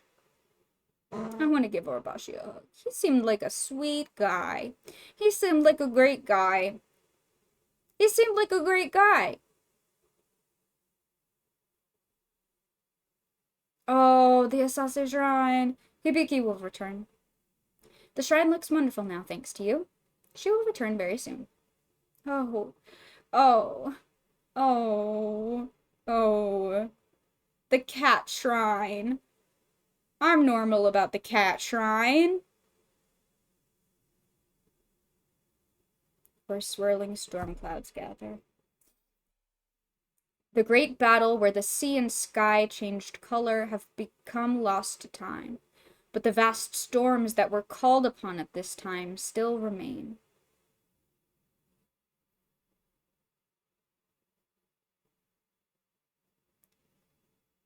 Speaking of Watatsumi, hello Watatsumi music. Hello Watatsumi music. This is the center of government and religion alike on Watatsumi Island. Shells and skerries flank the palace in which lie the relics of the serpent god. An ancient village on Watatsumi Island. It is said that the ancestors of its people came from deep beneath the waves. It is also an important rallying point for those who are opposed to the Vision Hunt decree. Ah, the moon-bathed deep. The entrance to Enkanomiya. The water in this pool shine year in and year out with light akin to that of the moon, hence the name moon-bathed. Oh. Oh. We slumber together in a spider silk nest of fog. Oh. That's fine. Hey, that's fine. This is fine. I just imagined something. A giant freaking snake, like Orobashi reading a tiny human book next to a campfire wearing a monocle. That is delightful. Okay. Oh god. I forget how many places we've been. Fuck. Anyone willing to let me farm 7 Oran flowers in their worlds? Ah. Yeah, come on in. I don't know if you will find any, because I have been farming for Aurora, but if you can find any, you're welcome to have them. Yeah, hop on in. See if you can find any. Hello. Oh, shit. Well, one of us is gonna have to change.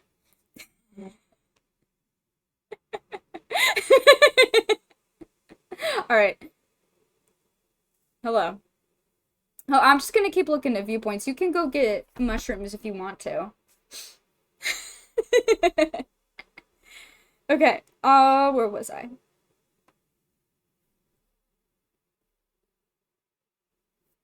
We're Sumeru. The root of all wisdom on earth. Under the luxuriant divine tree, the sages of the Academy City have accumulated all the knowledge there is to be gathered. Well, I'm sure they haven't accumulated all of it. Welcome to Sumeru, O traveler seeking answers. I am that. The city of wisdom is ours, as is the forest of ignorance. Atop the tree lies the remnants of the kingdom of lost dreams. Huh. That's interesting. Forest of Ignorance. There's nothing to Vimara village apart from a tranquil life. Come, exhausted traveler, rest here a while. Bah! The lectures of the sages are beyond boring. Why don't we get ourselves some fine wine garnished with floral honey and set out on a journey across the 7 seas? Oh fuck, I just realized that there's 2 trees. Ah, god damn it, not the 2 trees.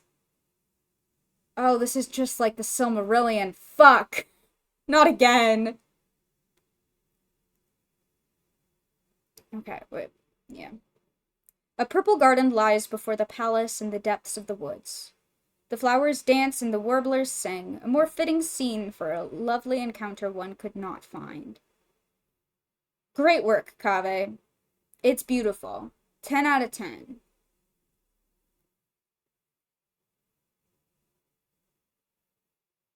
Countless flowers lie within the garden, each more lovely than the most beautiful crystal fly. This is the paradise of people of goodwill. The mighty wall defends against the searing sandstorms, but has also blocked the spread of wisdom's blessing. Is divine wisdom not meant to shine on all people? Huh. Huh. Huh. Interesting. That's interesting.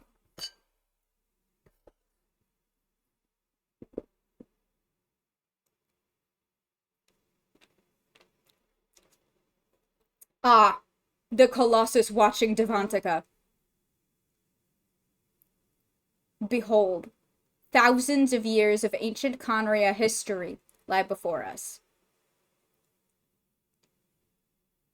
I do think it's interesting, the location of the ruin golems. Especially now that I realize how close the golem in Wounded Shin Valley is to where Gurabad was historically. It makes me wonder.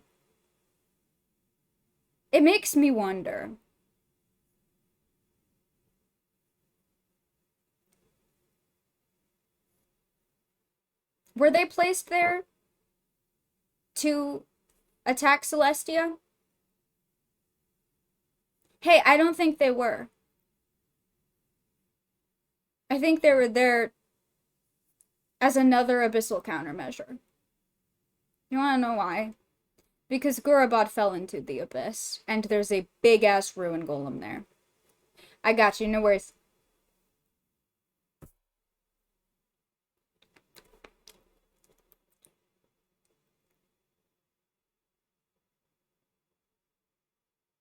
I think that's interesting. Because now I'm wondering. We don't really know why that one golem is at Devantica Mountain. Yeah! Another Homa! The Varuna contraption is another Homa.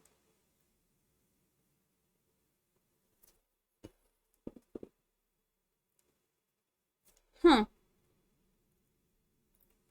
Homas be everywhere. I will never give up my take on the giant rouge. That's so fair. I mean, I'm just kind of spitballing. I just think it's interesting how close it is to Gurabad and what happened to Gurabad. Was there a threat that the abyss could, like, resurge from that area? I don't know. Alright.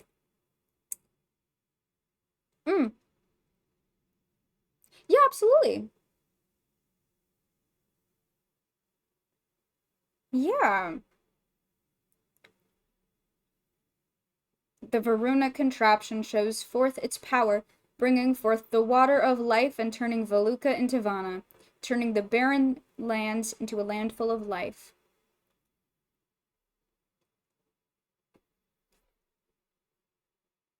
There is no rain here, and yet it is the birthplace of rain.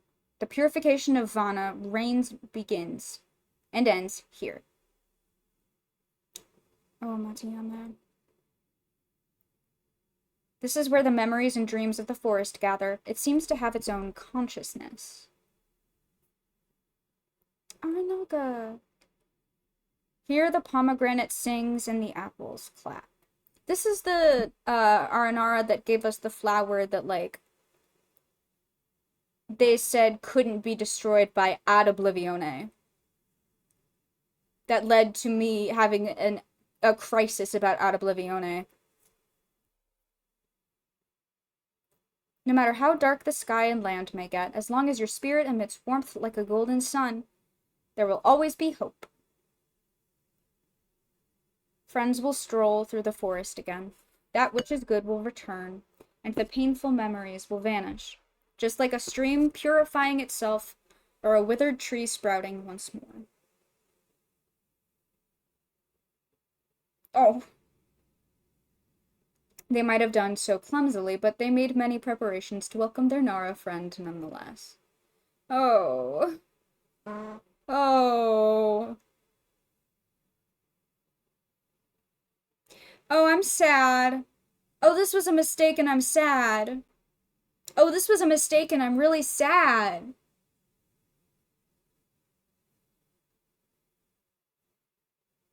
Listen, I've said it before and I'll say it again. I did not care how long the R&R quests were. Was I burned out at the end? Sure. I loved them so bad. I love these little guys more than literally anything.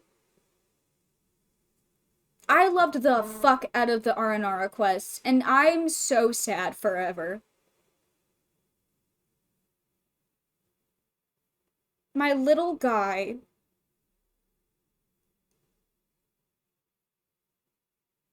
Oh, I adored them, but I got burned out because of them. Fair. Yeah, no, I agree. Like, by the end of it, I was exhausted, but I was like, I just love those funky little guys too much.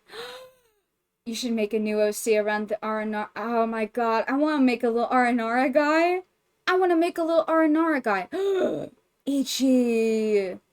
I mean, I get it, but also, oh my god, Ichi, my little guys. Once a god resided to the west of the wall of Samiel. Perhaps the desert was also a paradise for all living beings and a place where wisdom gathered at that time. It is indeed a shame that nothing but endless sandstorms and bleak ruins remain to be seen here today. Yeah, it is, isn't it? Isn't it? It's so sad. Towers of Betrayal. These huge obelisks have been standing here since the death of King Deshret. The desert dwellers call them the Towers of Betrayal and regard them as symbols of shame that serve as constant reminders of the fact that the desert kings had broken their oath with King Deshret. What? The obelisk's true history could date back to a period preceding that of those short-lived desert kingdoms. But it has unfortunately long been forgotten. Yeah. Because didn't Rukkhadevata put up, like, towers to try and, like, counter the forbidden knowledge, the spread of forbidden knowledge? She did a thing with, like, towers being built before Deshret eventually sacrificed himself. I don't think these were... Oh, fuck. Oh, refugee shelters. The well-versed poets of Tulatula, the city of Sapphire, Thammudian gladiators with golden eyes in Saleh, Jin and Ai Khanum, countless kingdoms that rose and fell after the great kingdom of Deshret collapsed, together with their heroes and legends, were all immortalized in ancient nursery rhymes in this village, echoing around the children's beds. After all those years, the remnants of King Deshret have long muddled the boundaries between histories and myths, blending them all seamlessly into their memories. Uh-oh.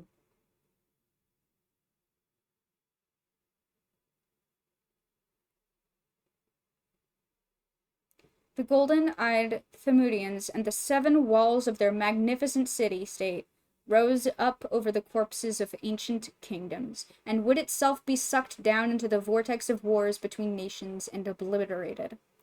The short-lived kingdom had been lost for a time, but the oases are still like gems that adorn the sea of sand, accommodating caravans and wanderers with springs and plants alike. This is...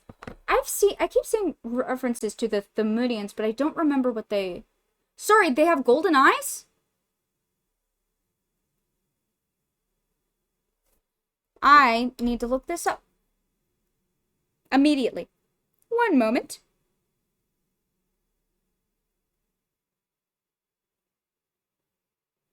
Saleh.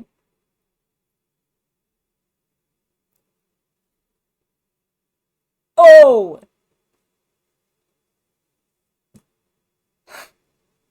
Oh! Oh! Oh! Hey! Hey! Hey, hey! Hey! Remember when, we were theorizing that the statue of the omnipresent god in Inazuma was Istaroth, and, like, Eternity and Istaroth are closely linked? Saleh, the Electrum city of warriors, and the city of the Thumudians, was an ancient city-state in the land of Lower Secta. Rose after the fall of King Deshret's civilization and after the initial fall of Gurabad, Saleh became known as one of the cities of the Seven Towers.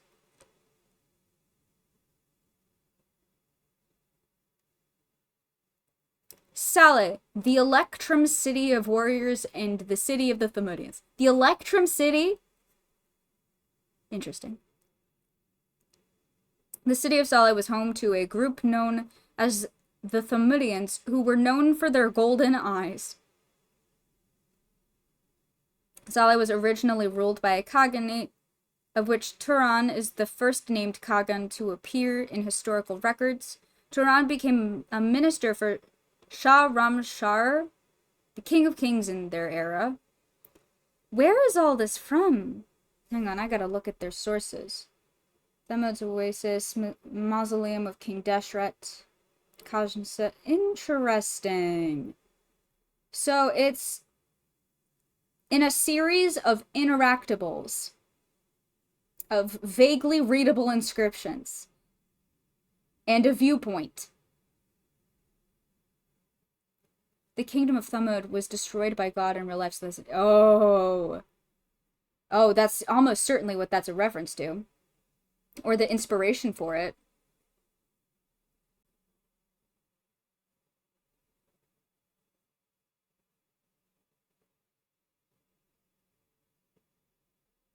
Okay, wait. Turan became a minister for Shah Ramshar, the king of kings in their era. After Ramshar's death, his young son Artaxir took the throne, but later died, with Turan accused of his death in an inscription. Turan became regent and ruled over the region, only for him and his 3 sons to all be later executed. Turan's successor, King Humayun of Tulatila, was later decapitated himself at Saleh during an event known as the Jinn Uprising. Fuck.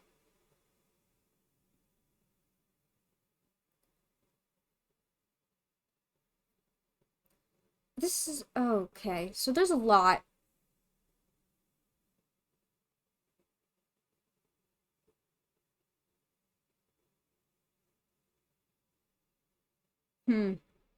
It's the gold eyes. The golden eyes that's really throwing me. Golden eyes is really throwing me. Not gonna lie.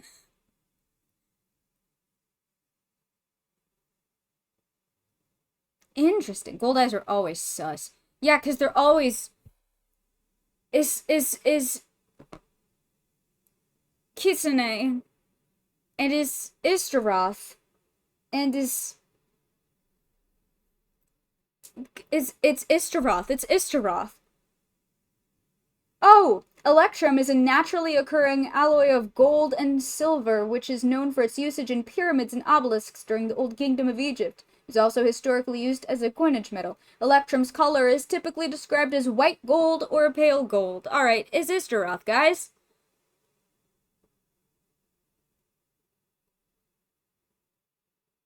Is like every so often, I'll just get a little tidbit that's like, is like the devs are like, hey Frankie, Istaroth was here. Like a little sticky note in the lore that's like, hey Frankie, look, Istaroth was here. And it makes me want to throw up every time. So anyway. Well, that's interesting. Anyway, where were we? Ah, yes, fucking viewpoints.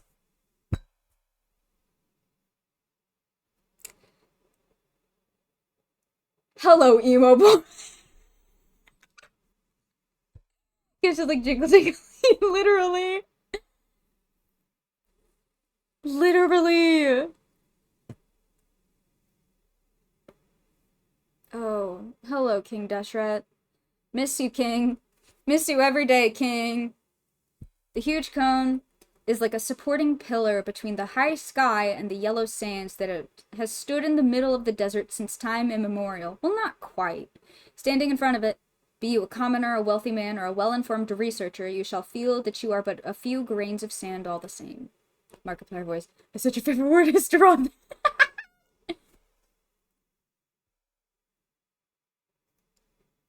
Ooh.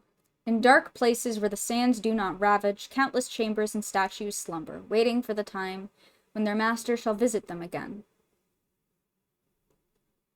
That's an interesting thought.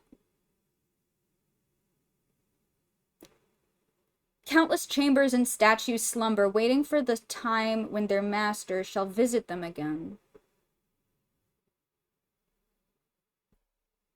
That's an interesting thought, specifically because of the lore we have about the Earth and Sky Kitsune that turned to stone and are awaiting the return of Kitsune Saigyu.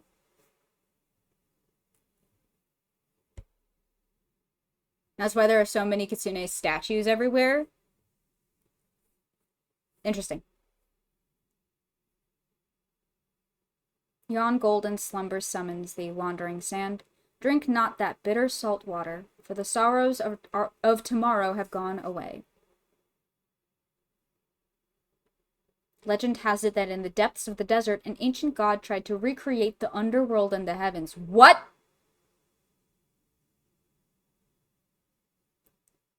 What? What? What? What? Legend has it that in the depths of the desert, an ancient god tried to recreate the underworld and the heavens so that that sinners would fall into the underworld and the ones favored by him would live in paradise. Is that what Deshret was trying to do? I've never heard it worded like that. I mean, it makes sense, but also I've never heard it put like that, and it's a little jarring. Man's tried to create heaven and hell and was like, my bitches are gonna be in heaven with me. Everyone else goes to hell. I'm sorry. Jesus Christ.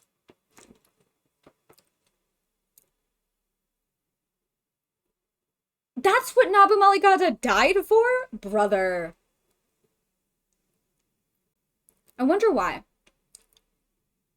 I wonder why he tried to do that. I wonder why he tried to do that.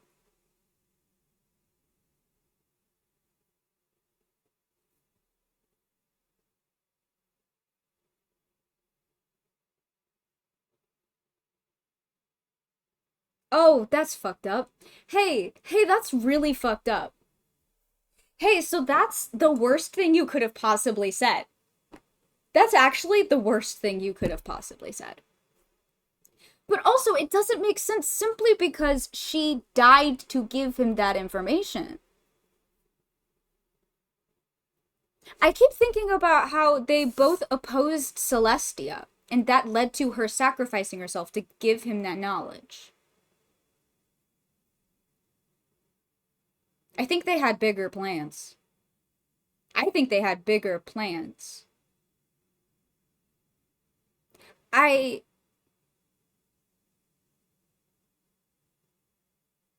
wonder. I do wonder about what she told him that night that led to her making that sacrifice. It makes me think more of the Night Kingdom than a true underworld. A little bit. And that's what I'm thinking about. I'm thinking about, was he trying to make his own Night Kingdom, his own equivalent of, like, the roots of Irminsul. Something separate from Irminsul to house his people, to keep them away from the heavenly principles? Was he trying to make his own underworld and heavens for his people that was separate from the heavenly principles, from Celestia? That's what I'm thinking. And that's really interesting to me.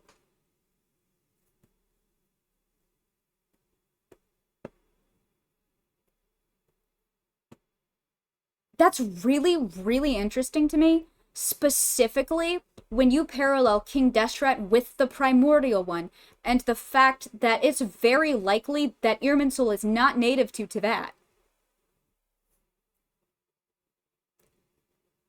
Can we talk about that? I've been thinking a lot about the Night Kingdom being a reflection of the overworld. Ooh. Yeah, and it kind of is. It's like a weird... It's like looking through like a kaleidoscope. Or like it's like a I don't know how to word it, but it's like it's like I don't know why this was the first thing to come to mind, but you know when like flavored water has like just like a hint of the actual flavor that it says it has, like a LaCroix has like the idea of a fruit flavor more than the actual fruit flavor. I don't know why that was the first thing, but like it's got the idea of the overworld, but it isn't actually. Like how they had to take like the concept of a net to create a net. Does that make sense? I don't know why LaCroix was the first example that I had. It's getting late, man. I need to speed run these. Oh shit. Oh fuck. There are neither coveted treasures nor gem-laden chambers at the pinnacle of the mausoleum of King Deshret. Only the desolation and decay of the desert and the shreds of a grand dream. Yeah, your whole golden slumber thing didn't seem to real work out, huh? I'm sorry about that, bestie. You did try. I genuinely think he was trying to, like, escape Irminsul. He was trying to make his own Irminsul. I believe that. I think that's fascinating. I don't think he succeeded. In any way. Backfired horribly. But, to that point, I think the Primordial One... with Irminsul and Heavenly Principles, I think that also backfired horribly. Okay. Hello, Valley of Dari. Irminsul, in kind of a weird system, I don't blame him for wanting his own. Yeah! Yeah. Especially knowing that Deshret and Nabu Malikata opposed the heavens. Opposed Celestia and the Heavenly Principles. They were like openly against all of that. And that is largely what drove Rukkhadevata away. I mean, their whole plot to like, for Nabu Malikata to sacrifice herself and give him forbidden knowledge is the exact reason. Hints of grapefruit. Night Kingdom LaClaw has the idea of a fruit. The giant lies silent in the valley, and the demonic swarms from the abyss now seem almost like poetic exaggerations. Only a power great enough to destroy mountains serves as the best proof that what the researchers say is nothing but the truth. See, this makes me think the golems were meant to fight the abyss. Genuinely. But I wonder why they are specifically where they are.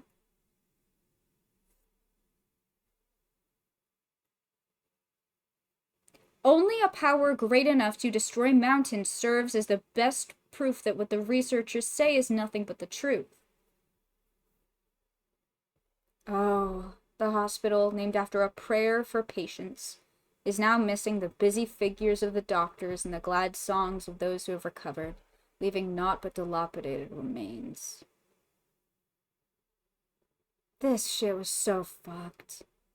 This shit was so fucked.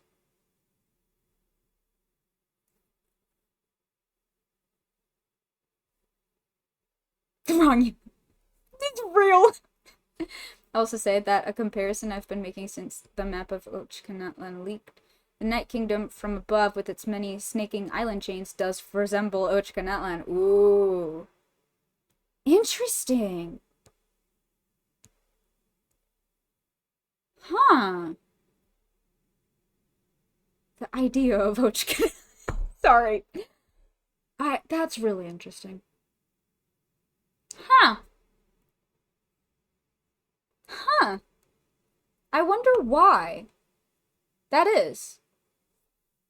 From the barren desert, you can behold the forest realm of hidden wisdom, its verdant silhouette secure behind the mighty wall that blocks out the sandstorms, coldly looking down its nose at the desert realm swept by searing winds.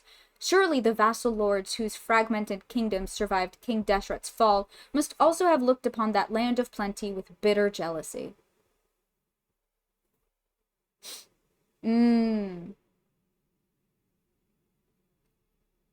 Oh. Hello, Mount Davamand. An unending sandstorm swirls at the heart of Mount Damavand. The desert people say that this sandstorm hides the location of the eternal oasis. And they're right. Moon blue canals.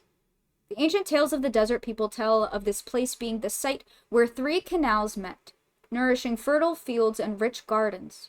But nothing remains now of those halcyon days, only the dulled shades of a dream.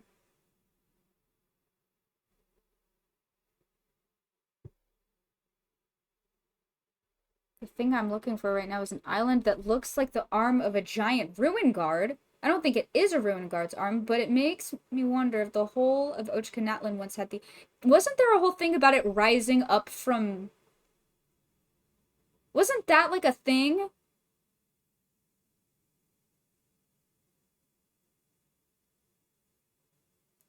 Like it was at some point submerged and now it's up again? Looks like spider legs? Damn. I wouldn't be surprised if Ochkanatlan could fucking move. Like, that sounds about right. I'm gonna be so real.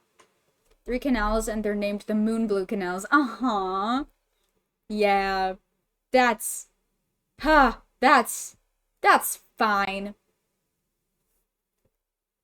The Moon Blue Canals. Well, and this was Nabu Malikata's place. It looks like it used to be a walking spider. I don't like that. Hey, Ochkan, I don't like that. I'm not a fan of that. I don't like that.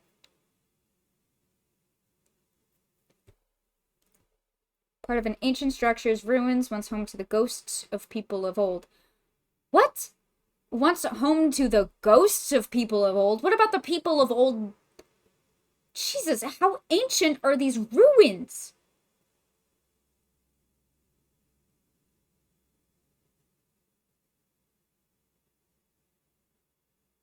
How ancient are these fucking ruins? The palace abandoned by the gods. The ruins of the Temple of Gurabad. Wait, this? This? Really? Interesting. The ruins of the Temple of Gurabad. The desert songs say that long-lived giants. Stop. What? What? What?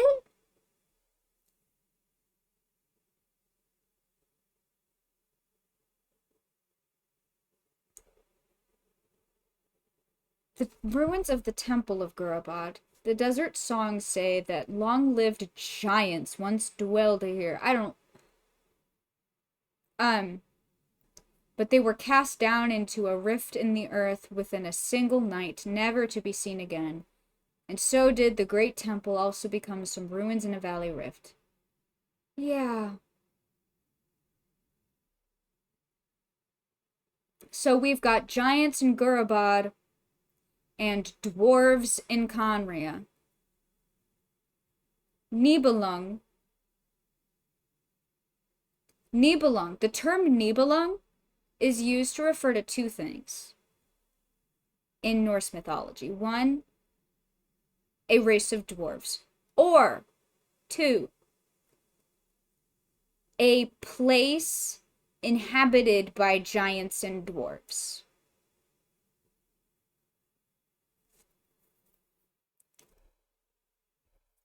And I, once again, think we should talk about the parallels between Gurabad and Conria. Can we talk about it? City of mortals, city of humanity, advanced technology.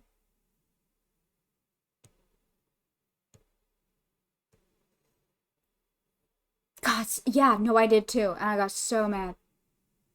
Like, what do you mean? Give me more.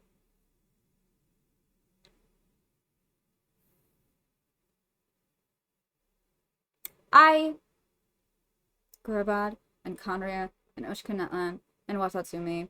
Yeah, there's a lot going on here.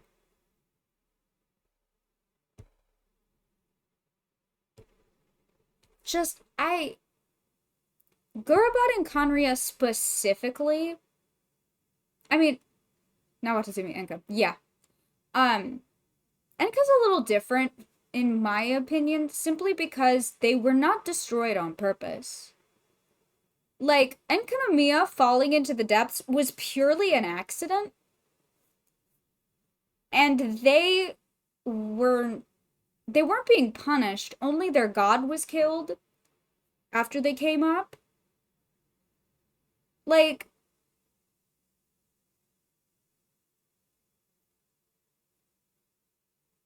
that they know of. Yeah. I mean, I don't think there's anything to suggest that they did something. I don't think there's ever been anything to suggest that Enkanomiya did something to earn the scorn of the gods. At least, certainly not in the ways that all these other civilizations, Ochkanetlan, Conria, Gurabad, etc., absolutely did.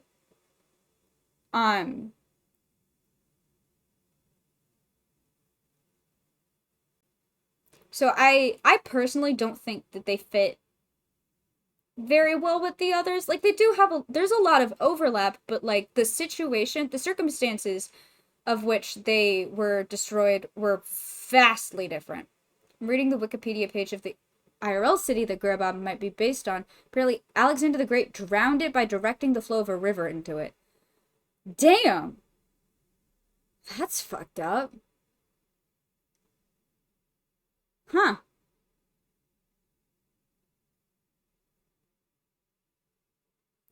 Interesting. Yeah, Lillipar kind of accidentally destroyed all of Gurabad. So that's kind of fucked. Yeah, that's true. But also, we don't exactly know what was actually going on at that time, and also, Istaroth was in fact there. The only reason I say it's not the same is we know that at that time, Primordial One was fighting the second who came, and Istaroth was the only one not to abandon them. Istaroth was there in secret. I think Istaroth was removed from Irminsul and the Heavenly Principles. I think that happened during the fight with the second who came. That's what I'm saying is I think the Primo One didn't help because he was dead. That's what I think. I think they couldn't help because they died. Or they were busy fighting and then they died. Or were usurped by the Sustainer. We don't actually know literally anything about the fight with the second who came. I'm just saying. The only reason that they assumed that the Primordial One won was because they couldn't get back in through the firmament. But it's like, well, that doesn't... I mean, maybe. The problem is that we don't know nearly enough about the timeline. Yes. But that's what I'm saying. It's not even just that they give us so much story, but it, at least to me, it feels like pieces of information about certain major players, like the Primordial One, is purposefully being hidden from us. And it makes me wonder why. Why don't they want us to know things about the Primordial One? Who doesn't want us to know things about the Primordial One? Who doesn't want us to know things about the Shades? There was a time when the envoys of the gods directly interacted with humanity, and humanity heard from the heavens openly. There is a reason that the envoys went silent, and that all information that we could have possibly had about Celestia and the Primordial One and its shades has been erased or hidden. There's a reason that the book Before Sun and Moon was considered to be forbidden knowledge. Whoever is in charge right now does not want us to know about the Primordial One and the Shades. Hi, Sanders, what's up? My theory about why is quite simply the fact that the Primordial One is dead. And that if people found that out, that might cause problems. Or the Sustainer is actively trying to do something and doesn't want people to know about it.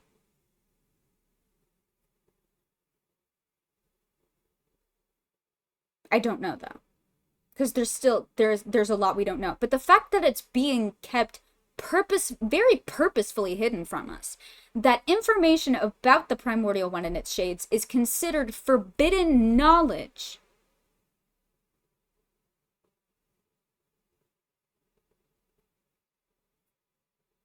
That feels like a clue, right? That feels like a hint that this information is being purposefully kept from us by something or someone.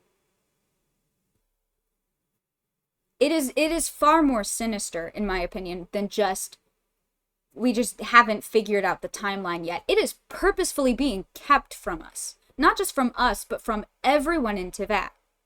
I sincerely doubt that the Archons, honestly, at this point, it's been 500 years, the Heavenly Principles have been asleep. I don't think the Archons know jack shit anything about what's going on in Celestia right now.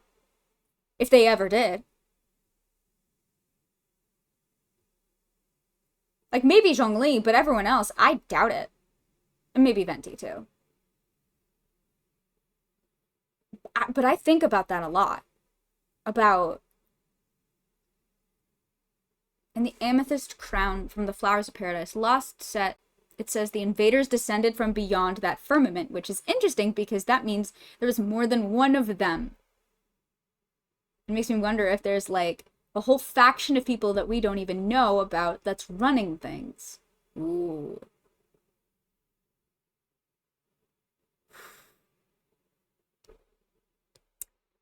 Yeah, see, my thing about that is that our encounter with the Sustainer at the beginning of the game,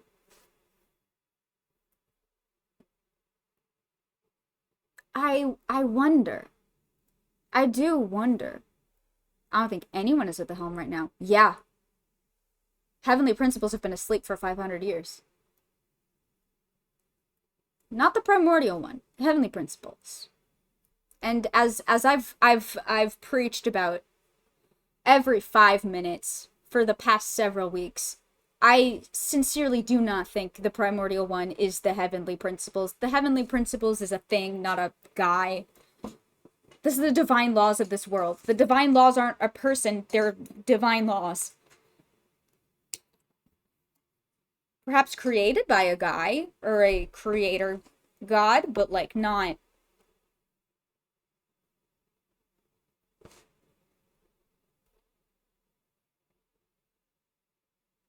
It's interesting. There's a lot we don't know. There's a lot we don't know. Also, I do often think about how the list of the 4 Descenders is just the Fatui's understanding of Descenders. There is literally no confirmation whatsoever that 1, they're right, or 2, that there aren't more. There could be more Descenders that the Fatui just hasn't learned about. I think about that a lot. Can we talk about that? How there could be more Descenders that we just don't know about because the Fatui hasn't learned about them. The Descenders is a, like, list made by the Fatui specifically. And the primordial one being the first Descender was Nahida's fucking guess. Educated guess. Descenders are just people who came here who are really strong-willed. Yes. Are there only 4, or are we just the 4th? Or... yeah. There are canonically people who show up and leave this... Nibelung? Alice? Yeah.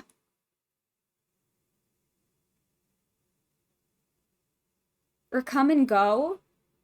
Like, I just... when are we meeting Alice? I need to speak to Alice. I need to speak to Alice. What the fuck, Alice? I need to talk to her. Are there other worlders with weak will so they're not Descenders? I think that's what an Outlander is. Kind of hope never. What do you mean? Oh.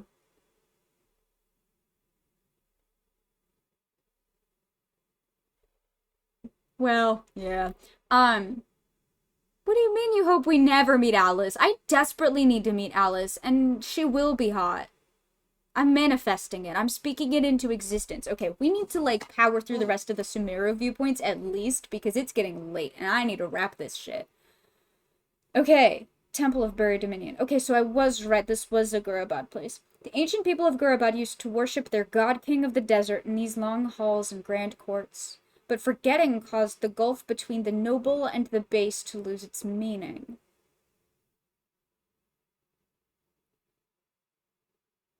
There's a mod during the Narcissan Crew's quest that basically says not all Outlanders are Descenders. Granted, they could be wrong. Yeah. No, I believe that. Because Descenders are very specifically Outlanders with a will to rival...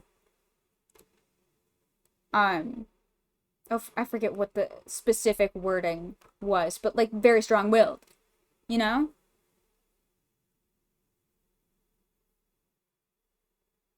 Weena tunnels. Rival a world. Yes! Yes.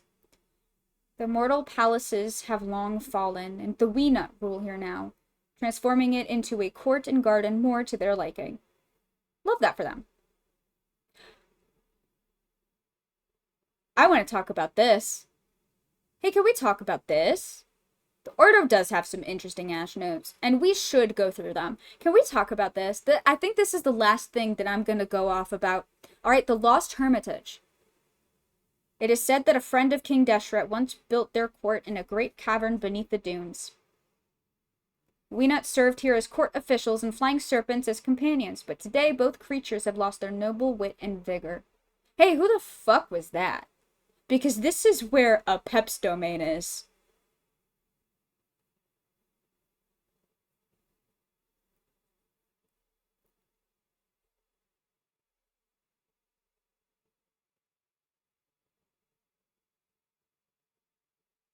Oh yeah, I wouldn't put it past Toyota feed us false info.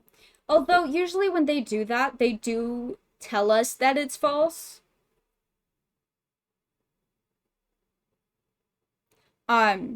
I will say, Aspen, I have a perfect example from research I was doing today about Gurabad of them lying to us, because the tale of Shiruya and Shirin is literally a falsified account of events in the history of the world. It is literally a falsified account of Lilopar's destruction of Gurabad, essentially. In which they almost completely erase Lilopar's involvement in it. So they do lie. They absolutely do lie, but they usually tell us. And they explain the truth when they are lying. But there are absolutely lies in here. Everywhere. And like, I understand the idea of there being too much lore to introduce the ideas of lies, but also this is Genshin Impact. And this is a very, very, very complex, very lived in world, very, like, I think it's a disservice to Hoyo to say that they couldn't do that in a way that, like, didn't, like, that made it too complicated. Or, like, aided the narrative. I don't think that's true at all. Apep could have been Deshret's friend. That's what I'm thinking. Apep, who is the Dendro sovereign. Right? Yeah. The Lost Hermitage. Do y'all remember what Zhongli's banner is called?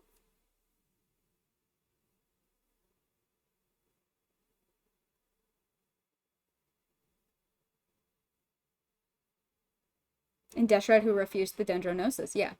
Do you guys remember what Zhongli's banner is called? Because it's Gentry of Hermitage.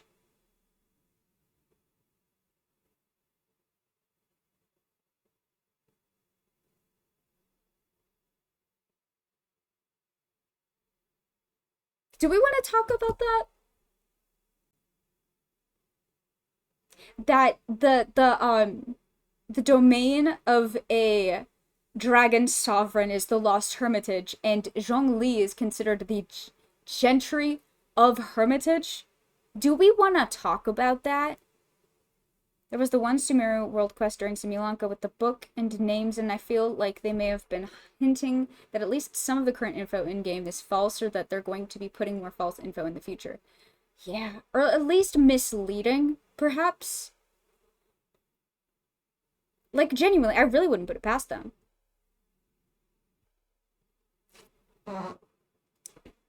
Yeah, misleading is a better word. Because I feel like something, I mean, with the fact that fictionalized history is a thing, I do know the definition of gentry. And for those who don't know the definition of gentry, it's people of good social position. The class of people next below the nobility in position and birth, or people of a specified class or group.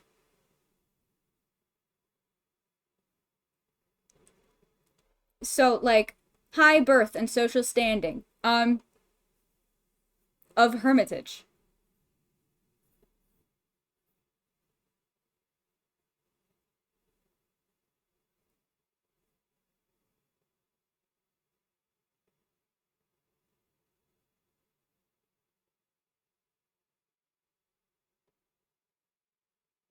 I think that's interesting.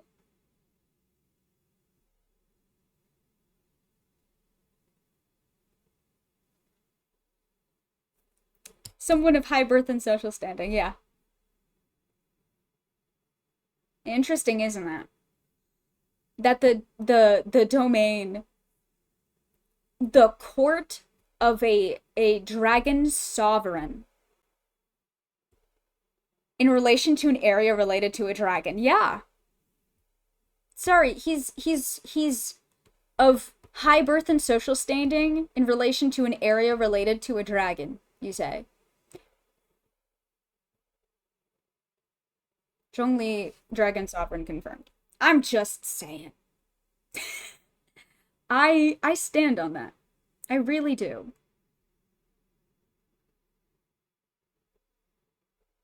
Okay, I need to get through the Sumeru viewpoints, and then I'm gonna call it a night. All right, because I think we've covered a lot tonight.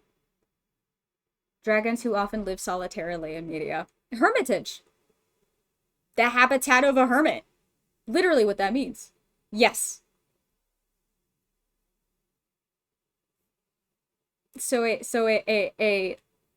Yes. Yes. Oh, Zhongli, I need to talk to you. All right. This great river valley once irrigated Pandvai. Here, the nobles of Gurabad. How fucking was Gurabad the entire upper desert? Because that's crazy. In that context, it's extra interesting that the talking dragon statue had such reverence for us as the traveler under Ochkanatlan, chosen of dragons. Yeah, I think about that a lot. Hey, have I mentioned how Phanes in Greek mythology is traditionally depicted wrapped in a fucking serpent? Have I mentioned that?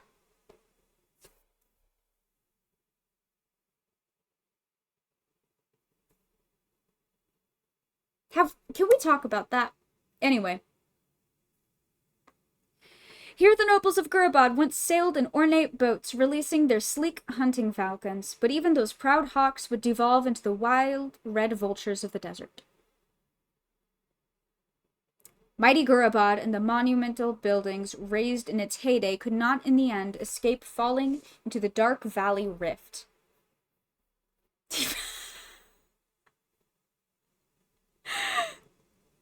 Yeah, I was.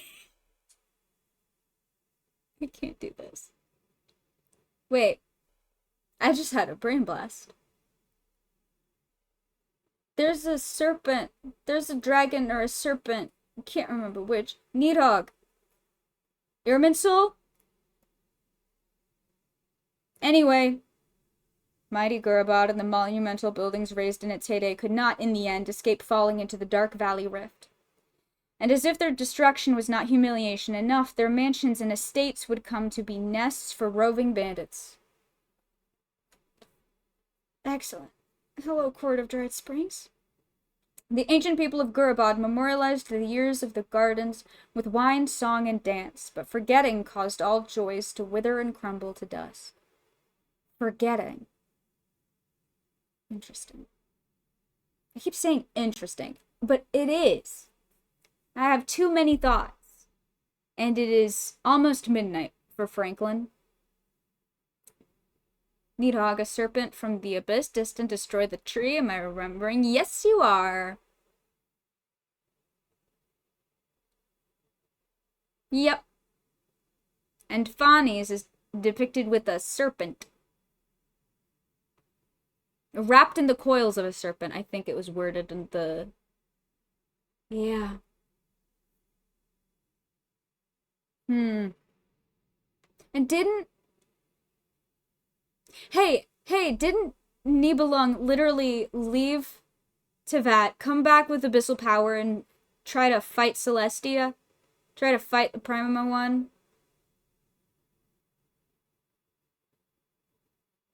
Was he trying to fight the Primordial one, or was he trying to fight a tree? Heavenly principles, maybe. Can we... Just food for thought. Just food for thought. The ancient people of Gurabad once planted many hued plants and succulent fungi along these halls and courts, but forgetting caused all life here to become barren. Again, forgetting. They were fighting the tree on God. Where a titan's shins were broken. Wounded Shin Valley has been its moniker for a long time, but now that an iron giant has lost its footing in this place, its name surely bears some extra weight now, no? That was terrible. That was terrible. Devs, that was a Sino joke, Genshin writers. The Genshin writers did a Sino joke. If Nidhogg gets screen time in this game, does the squirrel Eagle get a reference to? Almost certainly. I mean, Nidhogg...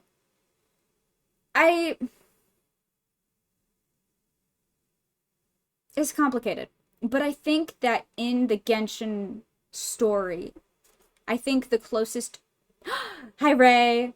Hi, Ray. How are you?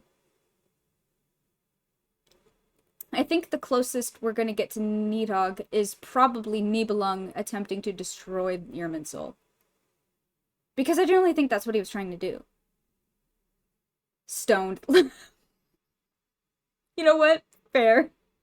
Fair.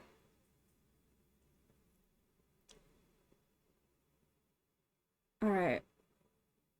To the desert tribes. My Auron is officially as built as I planned to build him. I love that. Congratulations. I love that for you. To the desert tribes, this abandoned ruined square goes by the name Safe Shatranj. Researchers believe that this was once a training field for ancient war machines.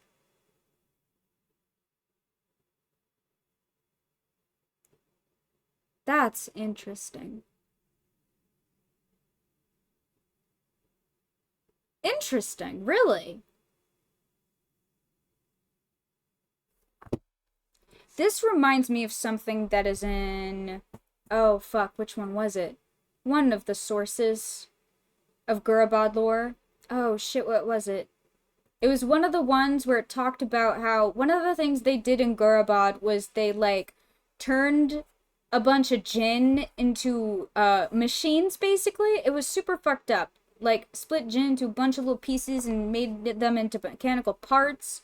And, I think it's the timepiece of the Desert Pavilion Chronicle set that is literally just, a bunch of Jinn who had that happen to them crying out for mercy.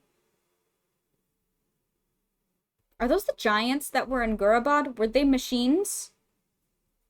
Almost a little bit like Conria's giants.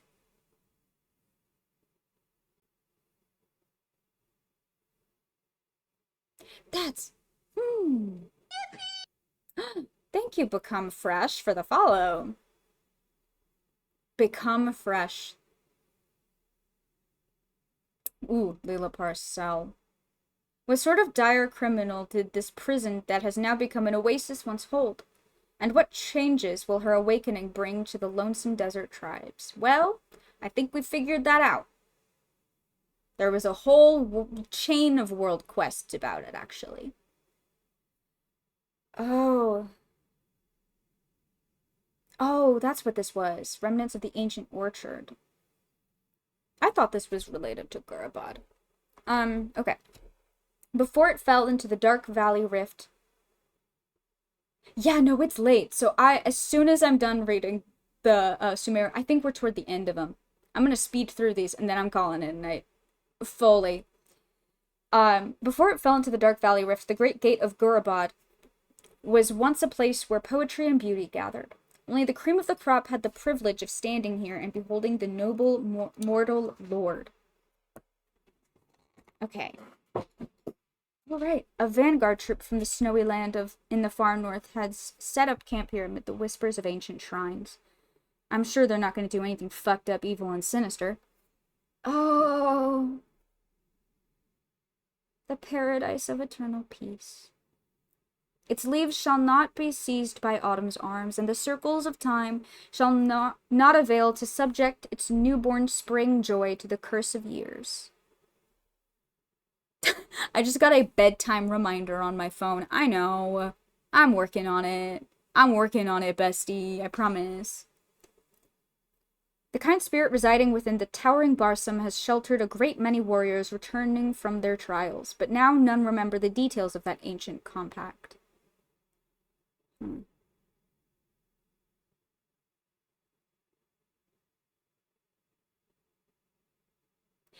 In the past, there were humans that yearned to use their own might to surpass the gods. This massive furnace stands as some manner of symbol relating to that desire. Although the ancient foundry has long been abandoned, the sparks within the forge yet flicker still.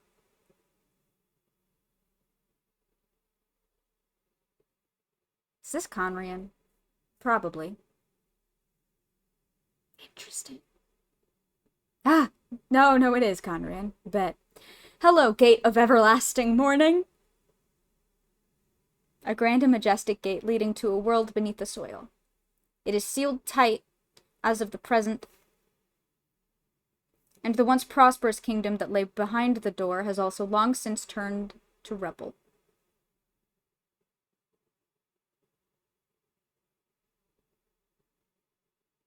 The filth pouring out from the abyss will eventually recede, and the lost descendants of the Dari will be shocked into uprightness. As a chorus of thousands sing their song, there will come a lull to the rains. Yes, it was. As a chorus of thousands sing their song, there will come a lull to the rains. Oh, that's fucked. The purest Amrita nourishes the homeland of the Pari, with only unbesmirched warriors allowed entry into those forbidden grounds. The countless scattered kindred of the Kavarina are fated to converge here in eventuality. Oh, the moon just hovering over that is fucked. That's fucked up. Why would you do that? Oh. Praise be to the Harvisprokum, extinguisher of the flaming signs searing in the sky, and caller of the timely rains that will cleanse the land of its filth. The days that bask in the Kavarina's resplendence are as dawn rising through the murky fog crowning the mountains. Kavarina. Yep. Once again, bitches be breaking up fragments of themselves and turning it into things. Nabu Malikata did it, Rukkhadevata did it, I think the primordial one did it. Sourcewater Nation. Also Ripageria. Yep. Ripageria. Justice reveals truth. Evil shall be punished, good shall be rewarded. You and I are but drops of water within the source water. Our original wishes carried into the depths on the rapid currents, buried alongside forgotten notes and codes. And that's... I like that it auto-scrolls to the bottom. There's so many viewpoints in Sumeru. That place is huge. We're calling it a night now. It's very late. I'm very sleepy. So I'm gonna lay face down on the floor and contemplate dragon lore for like 10 minutes, and then I'm gonna go pass the fuck out. And I think all of us should do that, actually. Because if it's late for me, it means it's even later for literally everyone else. The missile is even. It's time to go to bed. You're good, actually? I'm sure. I'm sure. Wait, what time is it there? Right now, it is 11:48 right now. Oh no! I'm EU, so it's super early. Checkmate. Damn. Damn. Good morning, then. Good morning, Become Fresh. How are you? I go make dreams. It is 1:30. Yeah, go to bed. We're actually listening. Oh, that's right. I forgot about that. At least we are right now.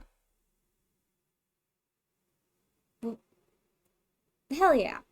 I'm so sorry that you rolled in right before I just... No, Spence. No, Spence. No, Spence. I can take away your sword, Spence.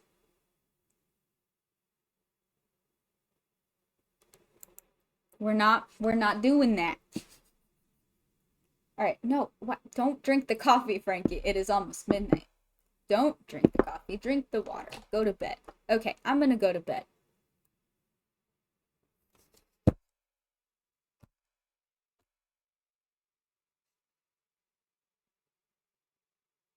Y'all don't even know if they're British. They're just in Europe.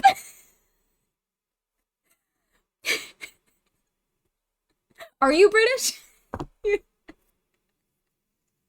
Like, you do know we have other Europeans in the chat frequently, right? Rat is German.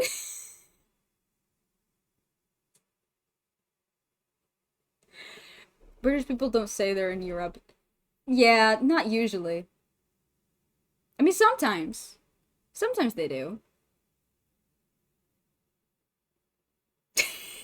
I just like that the automatic assumption. Oh, you're from Europe? Alright, Brit. Fuck you. I think that's a sign that Oh yeah, Britain is also not in the EU anymore. Yeah. Not the most devoted for Brexit. Alright. I think this is a sign that all the non-Europeans need to go the fuck to sleep. All us American bitches need to pass out immediately. I hope you have a wonderful day, Become Fresh. Thank you for hanging out for a little bit. And I'm sorry for the insults. I'm gonna go to bed. On Monday, I think we're gonna have a chill day. Maybe we'll do arts and crafts again. We should do arts and crafts again. I think I need a lore break. I need a lore break. We're gonna do arts and crafts, and, well, I said that, and then I immediately had the thought, let's watch videos, but no, those are lore videos. I need a break. We're gonna do arts and crafts on Monday. Be there if you want to do arts and crafts with us. Why not some hangout quests? Ooh, maybe. Maybe. See, but sometimes they have secret lore. Yeah, I have to be careful. I mean, as long as we don't do the Kaya ones, then I think we're fine. But, maybe. Maybe we'll do a little bit of hangouts. And then a little bit of arts and crafts. Silly bonding time. Teapot. I need them to give me a new teapot layout. Alright, good night, everybody. Thank you for hanging out. I will see you on Monday. Be safe. Have fun. Make good choices. Sleep well if you're going to sleep. Have a good day if you're not going to sleep.